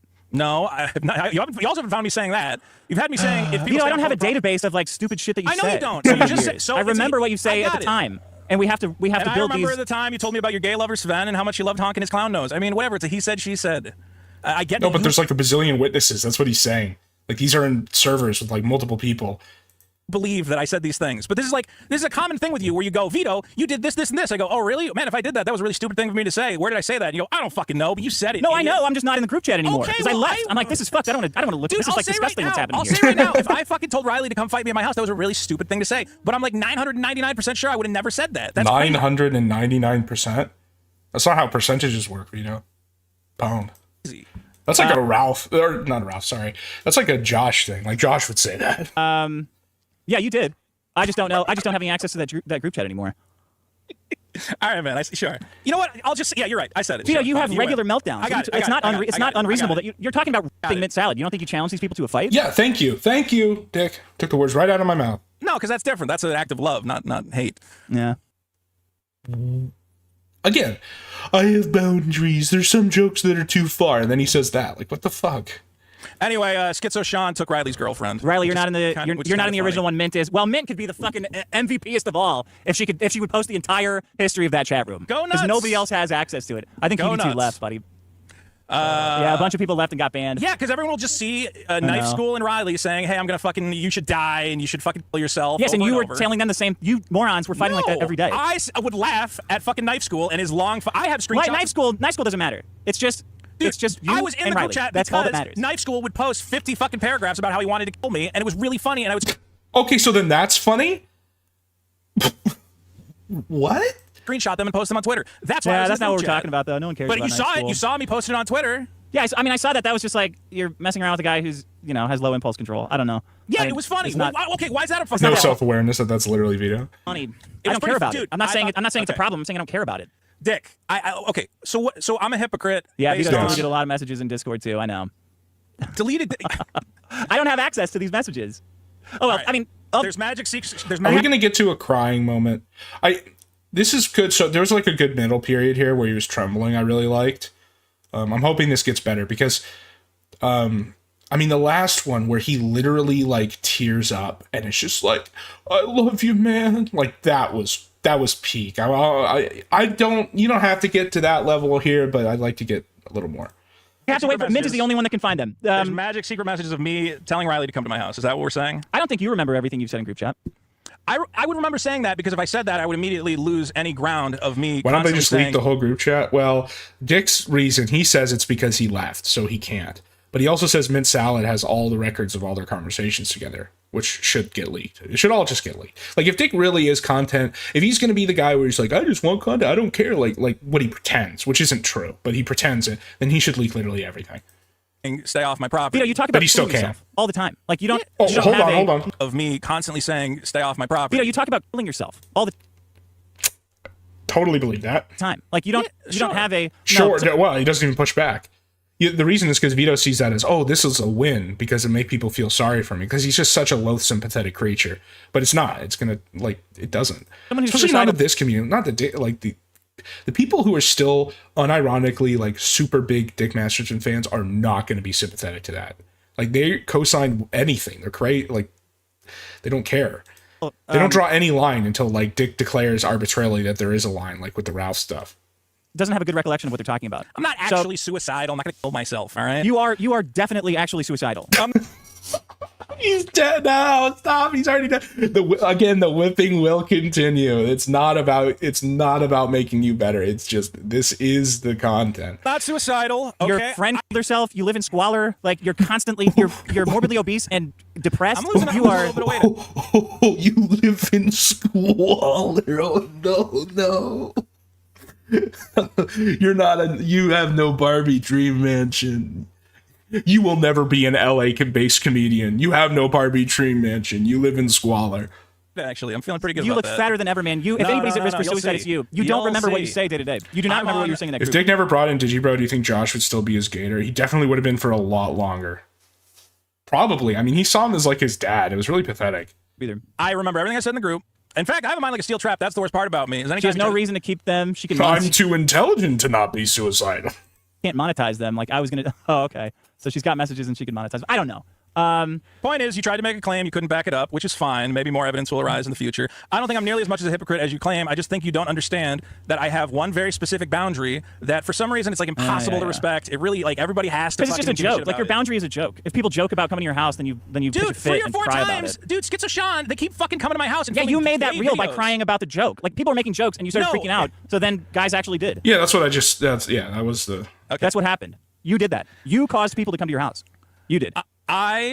Sure. Maybe I handled it. No, wrong. you did. You're the reason that people You're come to your right. house because you fucked pitched up. a fit about it. Well, you know what? Yeah, that's what I said earlier. It's like, yeah, I mean, you guys are already in a community that is perfectly fine with IRL fuckery. You endorse Riley and all of his goblin antics, and then someone starts doing it to you, and you immediately enter, fight me, come to my house, like, Insano mode, Dr. Insano mode, and so then it happened, right?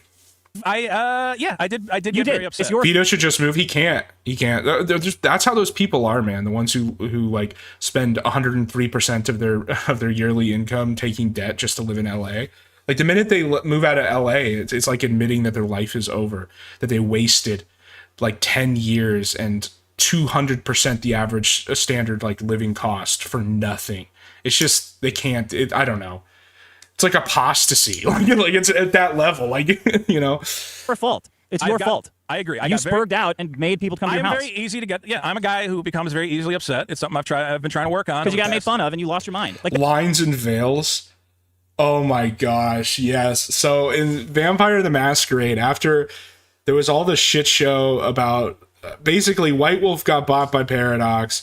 They wrote a new rulebook. They were always like super libtards, but there's like one scenario where they set it in Georgia and they had some stupid commentary about gays. And it was super SJWs. And there's an entire section at the back of the book that basically says, like, if you voted for Trump, you're not allowed to play the game. There's like cringe stuff there.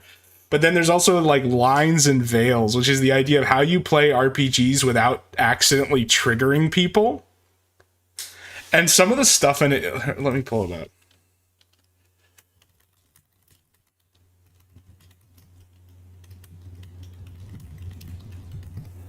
Some of the stuff in here is really funny.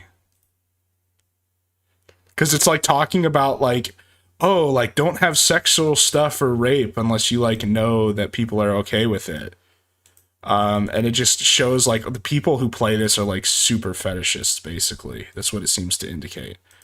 Is there a way to get this? What's the RPG archive? There's like a website that has like every it's like a piracy, it's like basically a piracy website. But it has like all of these rule books. Come on.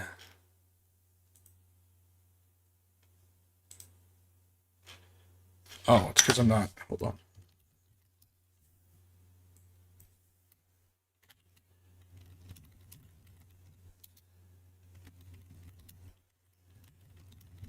But it's kind of like what Vito's talking about here, where he like has all these boundaries, and you have to, and they're like implicit and explicit. That's like how the lines and veils are. Because the way it is, like lines are stuff you're never allowed to talk about, and then veils are stuff you're allowed to like imply, and it's all just like fetishism. It's like really, really cringe, and that's like the whole thing in there.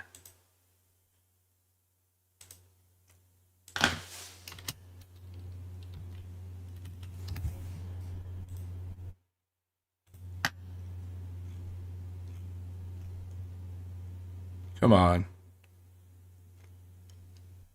Guest blog, an introduction to lines and okay, this isn't from the rulebook, but they're like, this is the sort of people that write about lines and veils that Vito is basically referring to here. B Zelda. That's what all this boils down to. It's getting made fun of. Again, you couldn't take it. Again, it's a very specific boundary I have of a joke.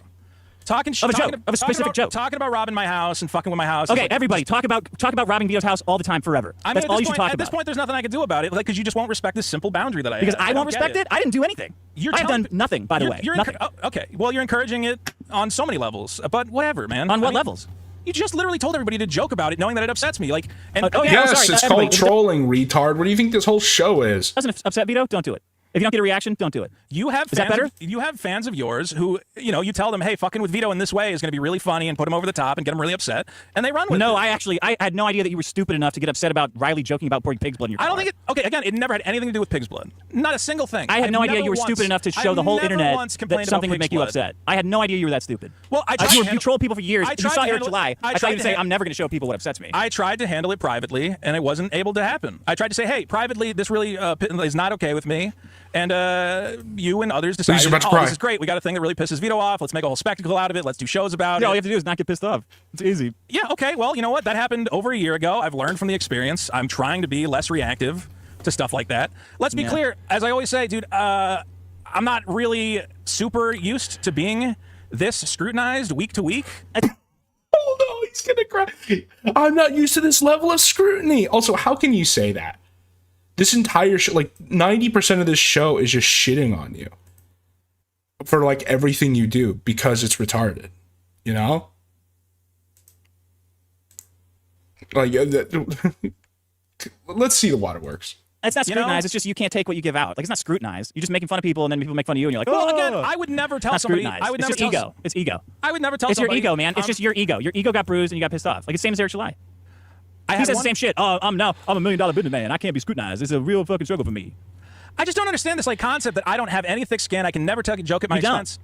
It's crazy to me. We've done 200 episodes, and a lot of them have pretty much been at my expense. You've called me all sorts of names. You've called me retarded. You said I'm dumb. I'm a failure. Yeah, but that's because you think I'm a higher status than you. It's when people that you think are lower status than you attack you, then you get upset. I found it.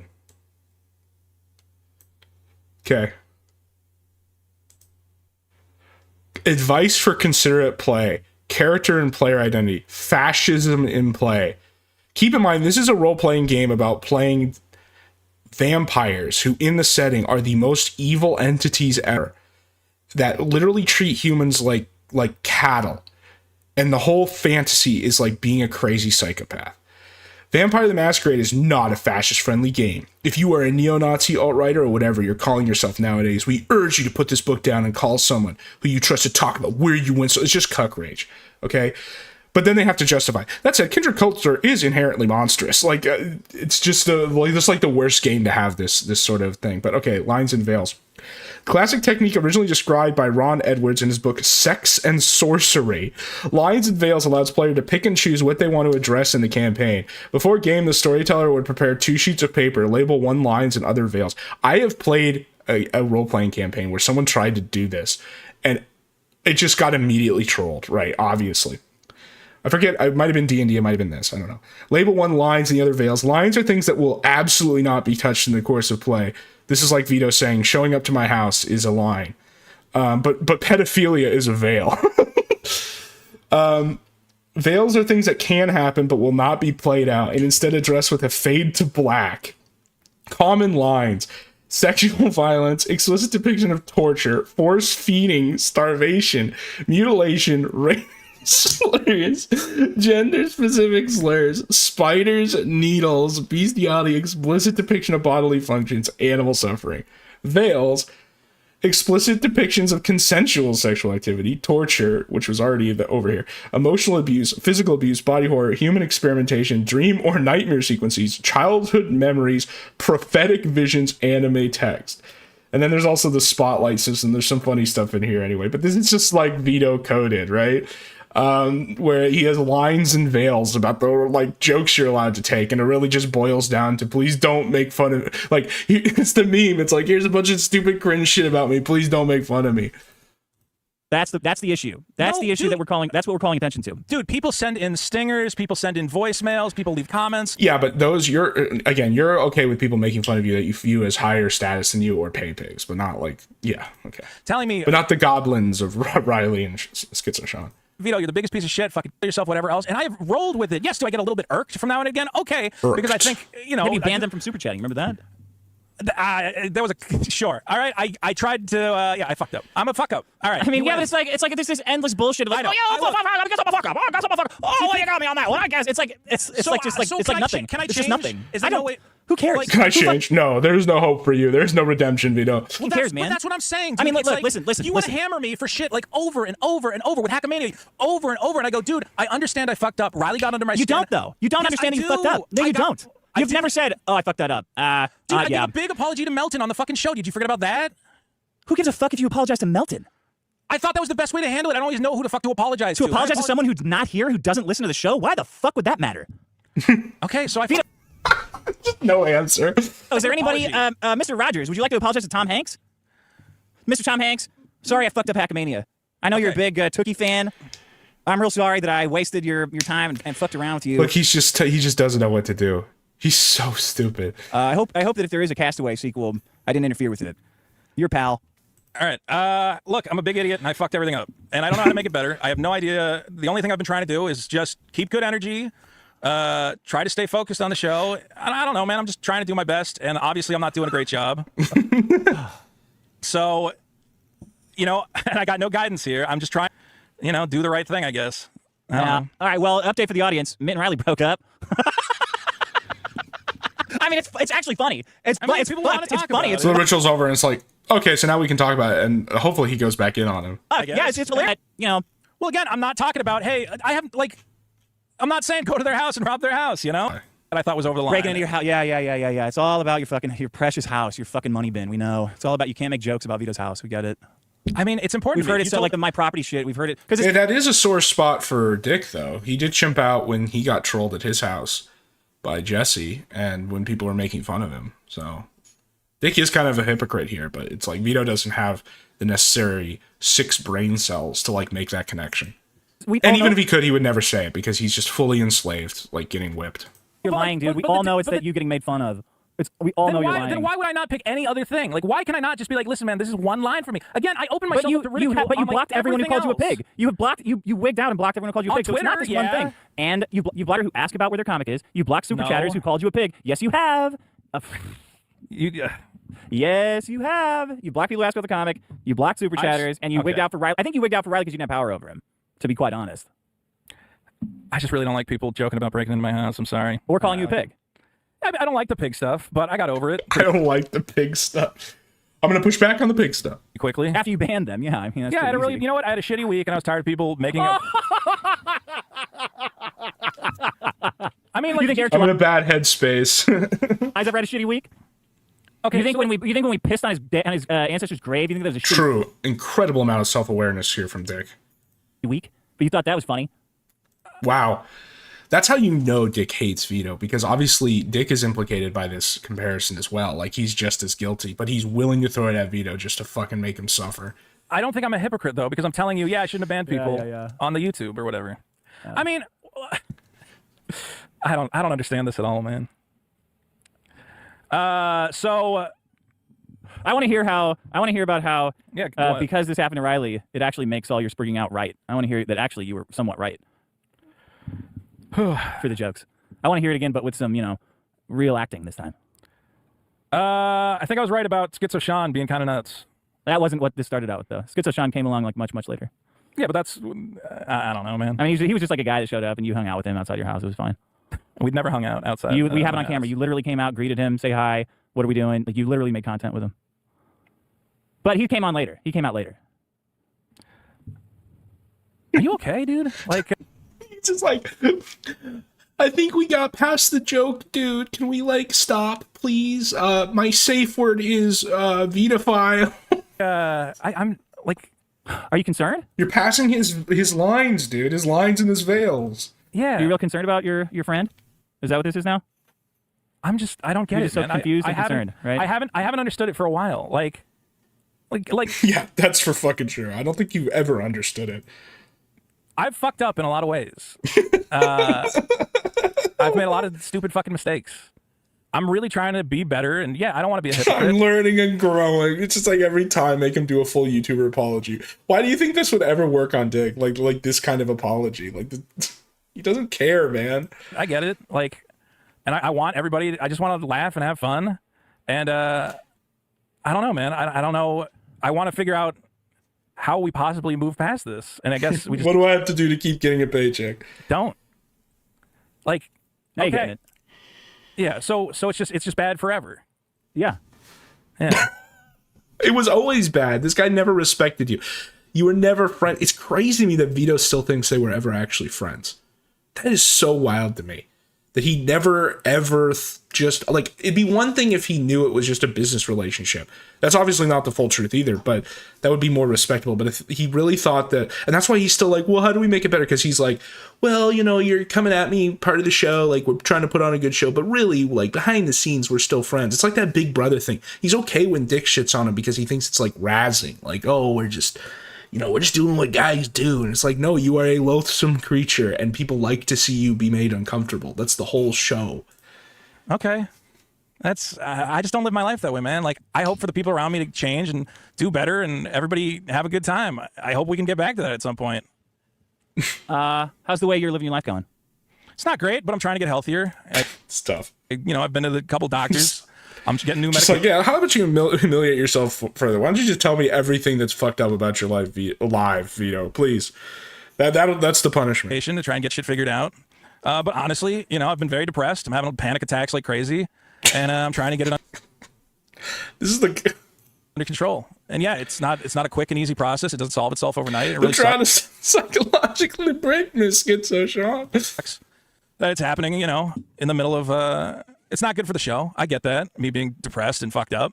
So I'm trying to. It's not. Yeah, exactly. No, it is good for the show because it leads to this, right? I'm trying to get better, man. I'm Who gives a shit? I'm trying to be better, dude. Vito, honestly, how do you not get that? How do you not get how funny it is? How big of a pain in the ass you were about Mitt and Riley, but now when something bad is happening to them, you want to talk about it. How do you not get how funny that is?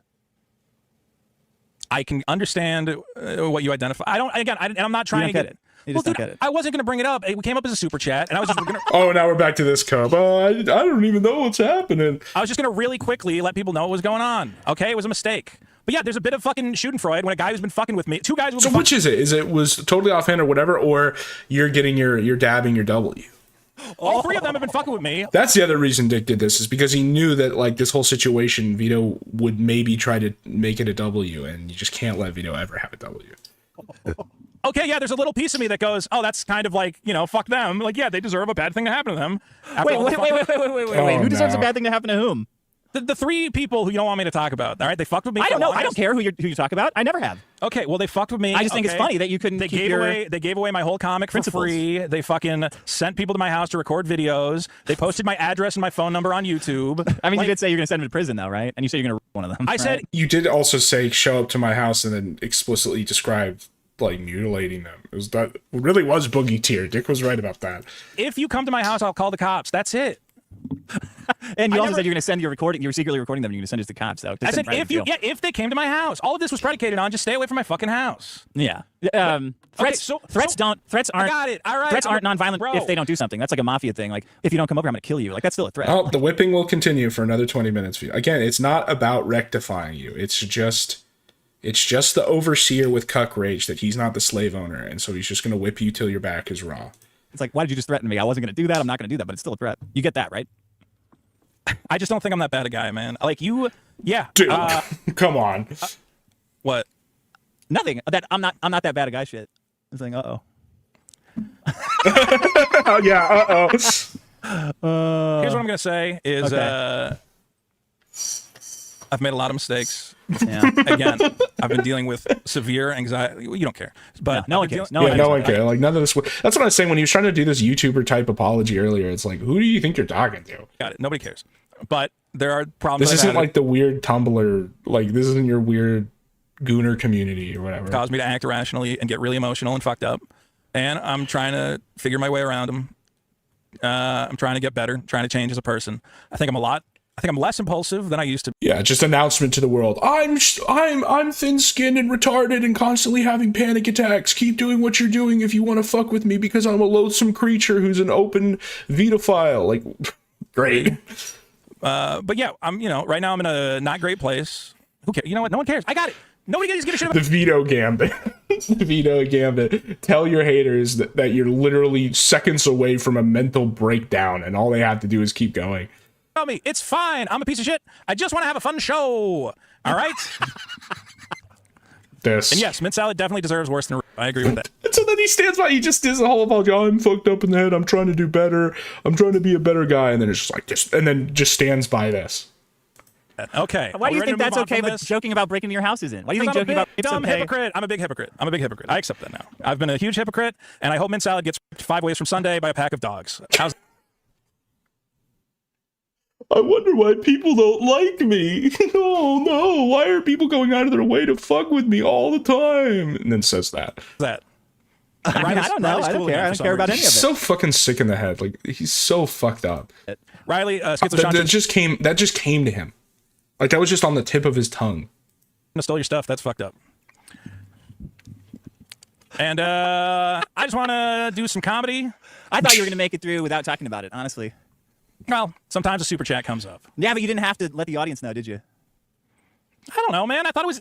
you're right. I find it interesting. And maybe it's hypocritical for me to find it interesting. Well, it was always interesting, though, Vito. That's the thing. Everything they were saying was interesting to people, too. But you said, no, this is a boundary for me. And this goes back to my theory that the esoteric reason that Dick is doing this is that he had wanted to do certain shows or certain arcs and stuff regarding covering Vito and Schizo Sean on the show, and Vito vetoed them. And so he like lost opportunities because he said that before. He's like, oh, well, and then you said we can't do shows on whatever. And that's the internal reason why. Or whatever. Well, I can't stop him from saying it anywhere else. But again, if I'm going to be doing a weekly show, I don't want the show to be, talking about breaking into my fucking house. I don't like it, man. You thought the show was about talking into breaking into your house? It was becoming like... No, it wasn't. Like he was paying you to burn your shit. Like there was some stuff he was able to monetize, but as Dick seemed to suggest, there was other stuff that he didn't. Show was about talking about breaking into your shitty little apartment. Riley was a part of the show. If anyone's in your house, they're gonna break out. No one's breaking into that hovel. Riley was at the time fucking rancid couch, rancid soggy couch, dodging magic cards and cats. At the time, Riley was a part of the show, and I was trying to say to him, "Hey man, I'm happy having you as part of the show, but like, what do you mean part of the show? Are you like exactly? Yeah, and you guys brought in these crazy goblins, Schizo Sean and Riley, who are the same guy. They just have different targets. And Vito was perfectly happy when Riley was doing all this crazy IRL shit to Eric July. Then Schizo Sean starts trolling you. You start saying all this crazy shit about how you want to fight IRL. So then he does show up, and you don't let Dick get what he wants out of this, which is milking it on the show for money. Darn? What are you talking about? Yeah, I don't know, man. He felt like part of the show to me. Does he feel like part of the show now? Yeah, good question. Why would you walk right into that? That was stupid. Maybe he'll be part of the show again now that he seems to be fucking, I don't know. He's in chat right now saying that he's in your house right now and he's going to kill you. I said... This is the guy that you brought on board, man. This is the guy who you let make you dance for money. The guy who's now saying that he's in your house to kill you right now. And it's funny because some of this stuff can get thrown right back at Dick. Like, they put up with all the IRL stuff. They invited these guys into their house, going all the way back to Digibro. But, you know, Dick's willing to do it to make Vito suffer, and I got to give him credit for that. Dude, I tried to make peace with Riley and Mint and get them back and whatever else, and like Matchmaker Vito, what? Tried to make peace. Was with that these before or people. after the threats? Way before. The threats came later. And now the threats will stay. Now I really hope Mint Salad gets so autistically fixated on a train that it's her and she gets hit by a pack of dogs. But that's just Mint. I don't feel that about Riley. I think Riley was done bad by a retarded woman. I don't think that he would appreciate you talking about even an ex like that. I don't care if he appreciates it. It's not for his benefit. It's for yours. Yeah, I hope her head gets off. Dude, what the fuck is wrong with you? Okay, I mean, it's whatever, but look at the cuck rate. Like, he's trying to play it off as a joke, like it's all just big edgy jokes, but you can see the actual anger, like in the way he moves his mouth and in his eyes and stuff. Like, it's just cuck rage. It sure is confusing. Why does he hate? The only thing I can think of is that it's clear that like Mint Salad got passed around by all these guys. It's like really gross, but she probably drew the line at Vito. Confusing. I don't think it's that confusing. Yeah, me either. Anyway, how you doing? Great. Good. I still like this show. You are the show, dude. There's some magical quality about this show, you know? No. I think there is. There's just certain moments where even Dick Masterson gets like a beam down from heaven, and he just gets perfect self-awareness. And it always seems to happen when he's dealing with Vito, which makes me think it's divinely ordained. I think there's something magical about this show. There's going to be less magic on Thursday. What are you talking about? Why are you so fucking negative all the time, man? I'm just telling you what reality is. You think Thursday is less magical than Friday? I'm just telling you how people listen to things. It's Friday for a reason. Well, they have to really hard sell Thursday TV to get people to watch. Well, Friday, I got stuff going on Friday. I know. I don't care. I'm just telling you. I don't think it's that big a deal. Okay. Other than that, I don't care what you think about it. Other than that, hey, Dick, hey, look at me. Look at me. Yeah. Look at me. I am looking at you. That's where the TV is. I want to tell you something. I know it's just like the last one where he goes through like 6 different like pitches and apology like response tactics and shit. There's gonna be a day that you cut me. You go, I'm done with Vito entirely. I'm never talking to him again. We're not doing any more shows. Fuck that guy to death. And I'm just gonna say, I really enjoyed what we Please did. just say I'm there. Please, Dick. Please come on, right here. Just say, yeah, I'm already there. It was a really good. It was a really good time. So what did he say? And I'm just gonna say, I really enjoyed what we did. It was a really good. It was a really good time. So and thank you for letting me take part in it. You're welcome. Thanks for making everything. It's like the end of a movie when the hero, like if someone's about to sacrifice themselves, like, we had a good run, Dick. You know, we sent a crazy goblin man to a random black guy's place of business. We sexually trafficked an autistic woman who drew furry porn, you know? Those were the years of our lives, Dick, but it's time for the Vitophile to sign off. And then he explodes. Like, what the fuck is this? What do you think it was? I appreciate that. Shit, we got a lot of chats. We got to keep it going because the super chats keep rolling in, baby. Here, I got it. Pop quiz for 2 says Fido. Johnny Rocket for 10. If it was pig jokes, then pig blood phone call, then worrying Riley would ruin Hackamania, then daring Sean to show that's right. up. Yeah, that Johnny Rocket's good with the timeline. Okay. Yeah. Raza Daza. Well, I apologize for all of it. All of it. I was wrong, and I should have just rolled with the punches better. I was clearly too hyper-focused on one thing, and at this point, I'm just over it. So I'm just trying to let things roll off me. Right? Sounds like he's about to cry again. No, that was totally insincere, and had like yeah, exactly. Thank you. A bunch of things people throw out with apologies to like negate them. Yeah, that's why I keep referring you to like the YouTuber apology. He's done it twice now in this video where he's just doing these like YouTuber tier apologies. The thing is, this is the worst audience to do it to because they don't give a fuck. They just want to see suffering, and Dick doesn't give a fuck either. No one has sympathy for you. Like, that's the thing. Okay. Okay. Obviously. He's just like, okay, that didn't work. Moving on. You stuck them in there to be so it was a condescending. Yeah, no. Obviously not. I mean, look, I'll say it again. Well, I mean, what's the purpose of like that? What is that? I was hyper-focused on things. Like, yeah, we know. We get it, your property. Yeah. We get it, your property. I know he's talking about the house thing, but he is also, it fits with the slave analogy I was making. Yeah, I was very hyper-focused on that. I still worry about it a lot, but I'm trying not to, I'm trying to understand when jokes are jokes. Really? I'm trying to understand when jokes are jokes. LA-based comedian, by the way. Host of Joke Podcast for years, by the way. Guy who perpetually makes Vito'S jokes and says that they're just jokes and you shouldn't judge him based off of them, by the way. Not a big deal. Trying to understand that? Yeah, thank you, Tim. Can you imagine if Eric July said that in a video? Look, everybody, I'm just trying to understand when jokes are jokes. So I guess I can just never come back from it. It's just you. It's over. I love how that, even though bringing up the Eric July stuff makes Dick also look bad because he was he co-signed it all. He's just willing to do it. He's willing to lay on that barbed wire to fuck with Vito. Yeah. Yeah. I can never change, and I'm just always. It's an infinite L. I mean, it's like will and yes, that's the whole show. Is Vito? They should rename the show the biggest L in the universe, and it's just Vito. They're very specific words. Well, what for would people. you? So, like, do you think people can change? Not really. I don't think they do. They could just totally be a different person at any point. So basically, I could never change. I'm always going to be. Well, those are two different questions. It's can people change and can you change? All right, those are not the same. But you won't. Well, why would I not though? Like, what do I need to change? Could you tell me everything? Everything. Would that be something you could articulate? It's pretty much it's always the same answer. It's just ego.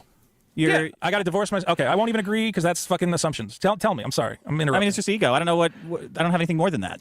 That's it. You're right. Ego caused this, and it will always cause it. That's what it does. Ego's a huge fucking problem for me. I get it. Sorry, you're right. I'm like deflecting. I don't care. I don't care. It's really hard to talk about shit honestly, man. Like it's hard to nail it down. Quote: "It's hard to talk about shit honestly," and then you wonder why everybody says that you're like doesn't believe you. I'm a liar. By the way, here's a cope. Like, I feel like a piece of shit a lot of the time. And I'm really trying to not be a piece of shit. And I know I'm failing at it in a lot of fucking ways. I know I've really fucked up a lot of shit and a lot of friendships.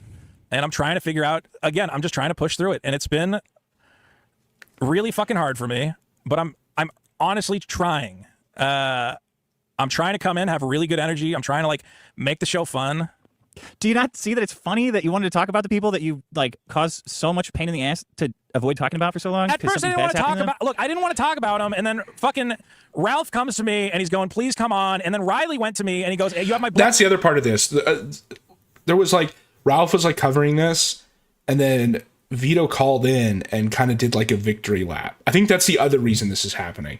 Because he got all full of himself and did kind of a victory lap on Ralph's show. I didn't watch that whole video, but that's the impression I got.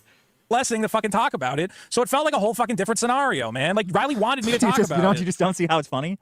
I mean, you just don't get it? No, I'm never, these fucking people I'm sending to jail. Hey, I'd like to talk about how their relationship got all fucked up. Things can talk about that. Things can change, man. Riley has come to me, and Riley has said, how I want to drop. I don't know exactly what I can contextualize what he's saying, but I always got the feeling that he was with Mint. Mint was kind of pushing him to fuck with me, and now that Mint's out of the picture, I'm like, hey, maybe Riley's chill again. I don't fucking know. Yeah, he was Mint Salad, intellectual puppet master Titan, was really playing everyone behind the scenes. Totally Vito, amazing. Fucking bamboozled by a succubus.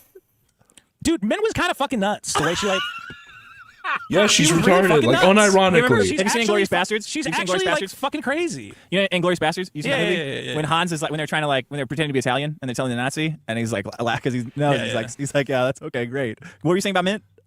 She's really nuts. Say it with you, DeCoco. She's really nuts. She's really nuts. Bro, she took my comic, my unfinished comic, made a whole fucking website and gave it away for free. How fucked up That's is not nuts. It's just fucking with you because you're retarded and evil and ran a scam on the comic. That just means she hates you. Just because someone hates you doesn't mean they're nuts. It would be nuts if she showed up to your, did what Schizo Sean did, showed up to your house and then maybe was violent or something. But just to post in the comic, that alone is not nuts. She's nuts for other reasons, right? That's crazy. Gorlami. That's like if I took all her OnlyFans content and fucking gave it away. Dude, I wouldn't do that because that's fucked.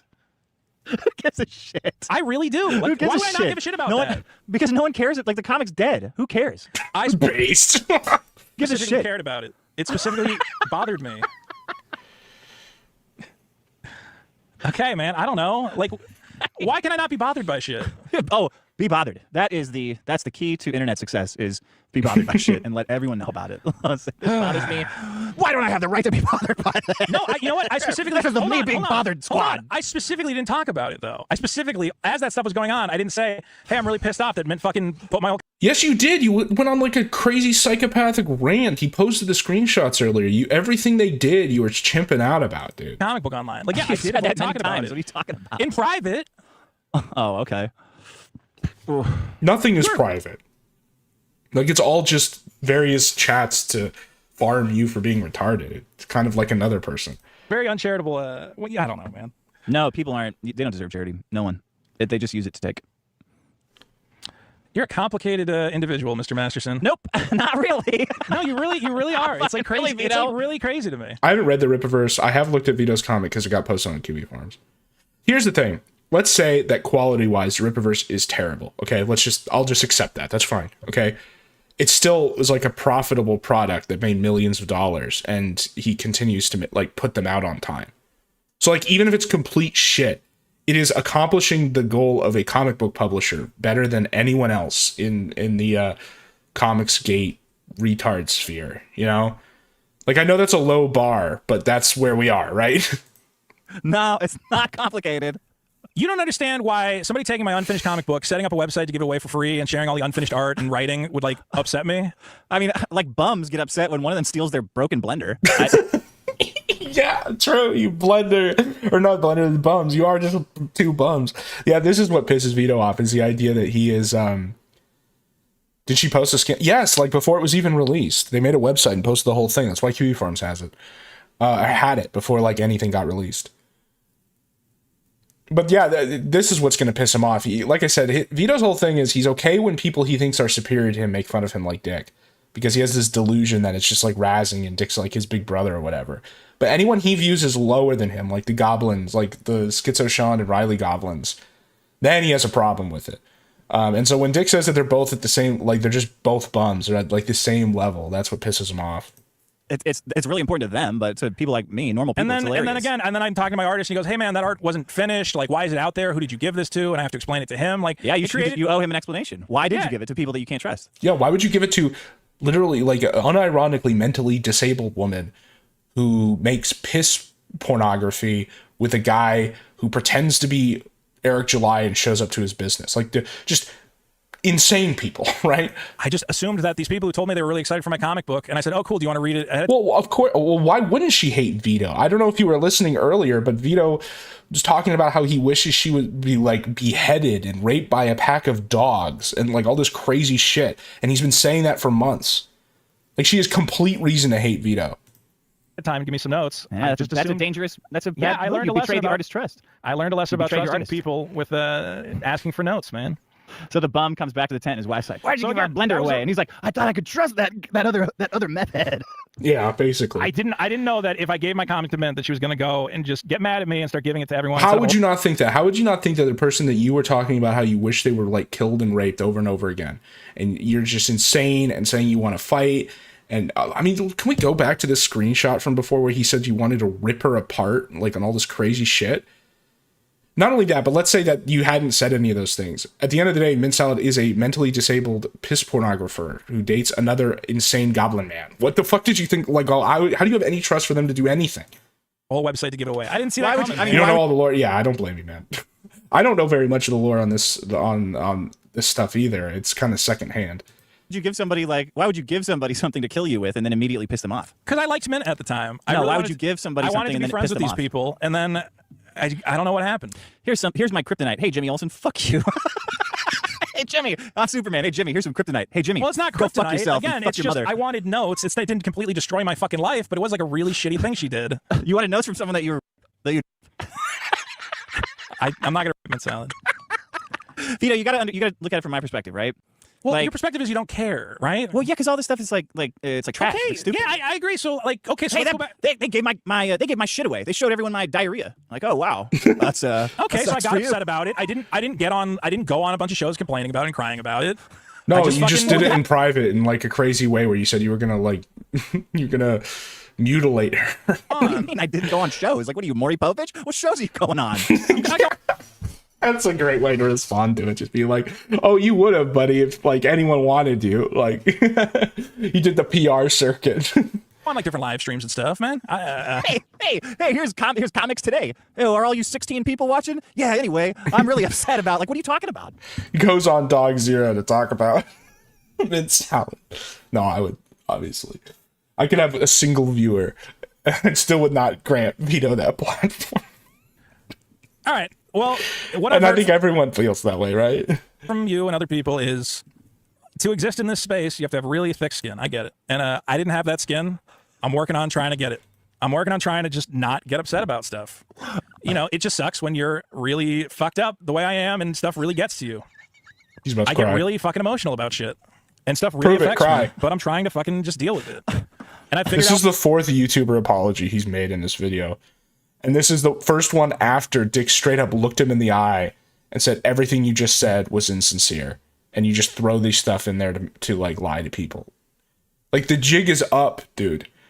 You're like trying to enter sneak mode in a video game after the alarm has already been called and they're looking right at you. Like it's over. ways to hopefully. Why are you making fun of Eric July so much if this is happening to you? I'm not making fun of it. What do you mean? Why were Like, you? back- Why were you? Yeah. Well, Why were you like I his could- comic sucks if you are, you know. I have no problem with telling people their comic sucks, and people telling me my comic sucks. Like, yeah, that's fun and funny. Like, that's fine. But again, when people went to Eric July's house, I was like, shit, that's over the line. Nobody I'm went to not Eric cool with July's that. house. They did though. Where did they go? Who went to Eric July's house?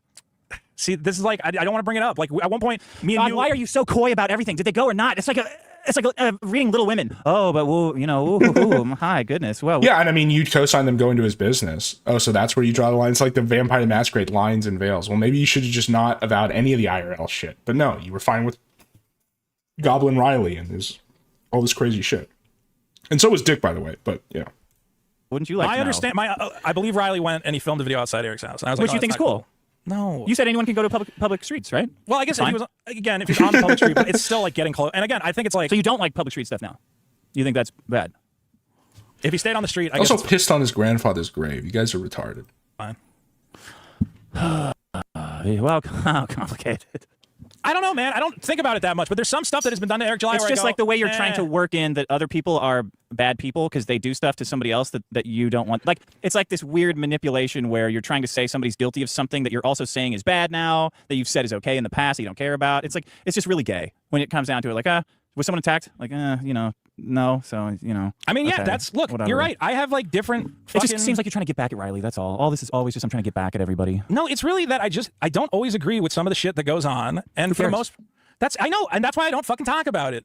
But like when you really press me and you go like, well, hey Vito, you said this was okay, this was okay, this was okay, and I go, well, if you really are gonna fucking like nail me down on it, yeah, some of that shit I think is over the line, but whatever, it's not funny, so I don't talk Yeah, about but you it. didn't say it at the time because it was against someone, your perceived enemy. And because your Lord and Master, Father, Big Brother, Dick Masterson wanted to win a stupid internet feud with a random black man comic book maker. So you didn't call it out then. But now you will because it's useful for you because you're trying to get these people to stop trolling you. That's the whole point here. You know, it's funny. I sent that $2 super chat that got you to talk about this. That was good. That was me. smart. That was clever. Yeah. That was good. I knew you would have to inform the audience of what Yeah, happened. Clay, that was a good move. That was good stuff. Is Reddit exploding yet? They support you. That's Do good. they? Oh, they love you. Yeah. Why? I don't need to be supported. This isn't about Reddit, man. That's exactly what Reddit is for. Let's see if they're talking about it already. They're probably not talking about it They're talking already. about sports ball. Oh, they're talking about Riley destroyed the biggest problem. And then in parentheses, theory. I don't think biggest problem has to be destroyed. I don't think that's Yeah, necessary. well, again, this is all downstream of inviting Digibro into your house, Stick. That's the thing. Like, if this does end up continuing to escalate and destroy everything, it is all from the original sin of inviting Digibro in because that's the only reason Riley is in. It's the only reason any of these people are involved. I'm willing to do what I'm talking about and just fucking get over it. Uh-oh. People can make whatever jokes. Oh, no, there's a bunch of new super chats. Balder for 5. She pirated your comic after you threatened to struggle. After you threatened to. No, okay. that's Exactly. There you go. There's the timeline. All right. Goodbye, everyone. Hey, wait, We'll is see it still you on Thursday? We're definitely doing another show on Thursday. This is the last show. That's what He thinks he's fired. He thinks it's fucking over. No, man, there's still money to squeeze out of you. Yeah, sure. Okay. Yeah. That's where we were. It's just the bare condition of, am I literally fired? All right, we got Tactical Templar. I'll probably go through this thread on Wednesday. This guy is, he's a new specimen. He's a Protestant Templar Crusader LARPing Lolicon Defender, which is like a combination I never thought was possible. Also, this came out today, the Piers Morgan. As far as I understand, all it is just Piers showing Nick clips, his own clips, and then Nick being like, yeah, I agree with what's in the clip, which is obviously like the worst way to go after Nick. Like, you don't criticize Nick on his positions, because all the people who need to be convinced agree with most of them. And he goes back and forth on a lot of positions anyway. The way you go at Nick is just, what even is he? Like, what is his motive and all that stuff. So it's just Piers being a retarded boomer, I guess. Whoever wrote this thread is awesome. Think I know who. Yep. It is awesome. I started reading it before, and then I was like, okay, we got to do this. Like, this is pretty keynote. It's another Sprite header original. Classic.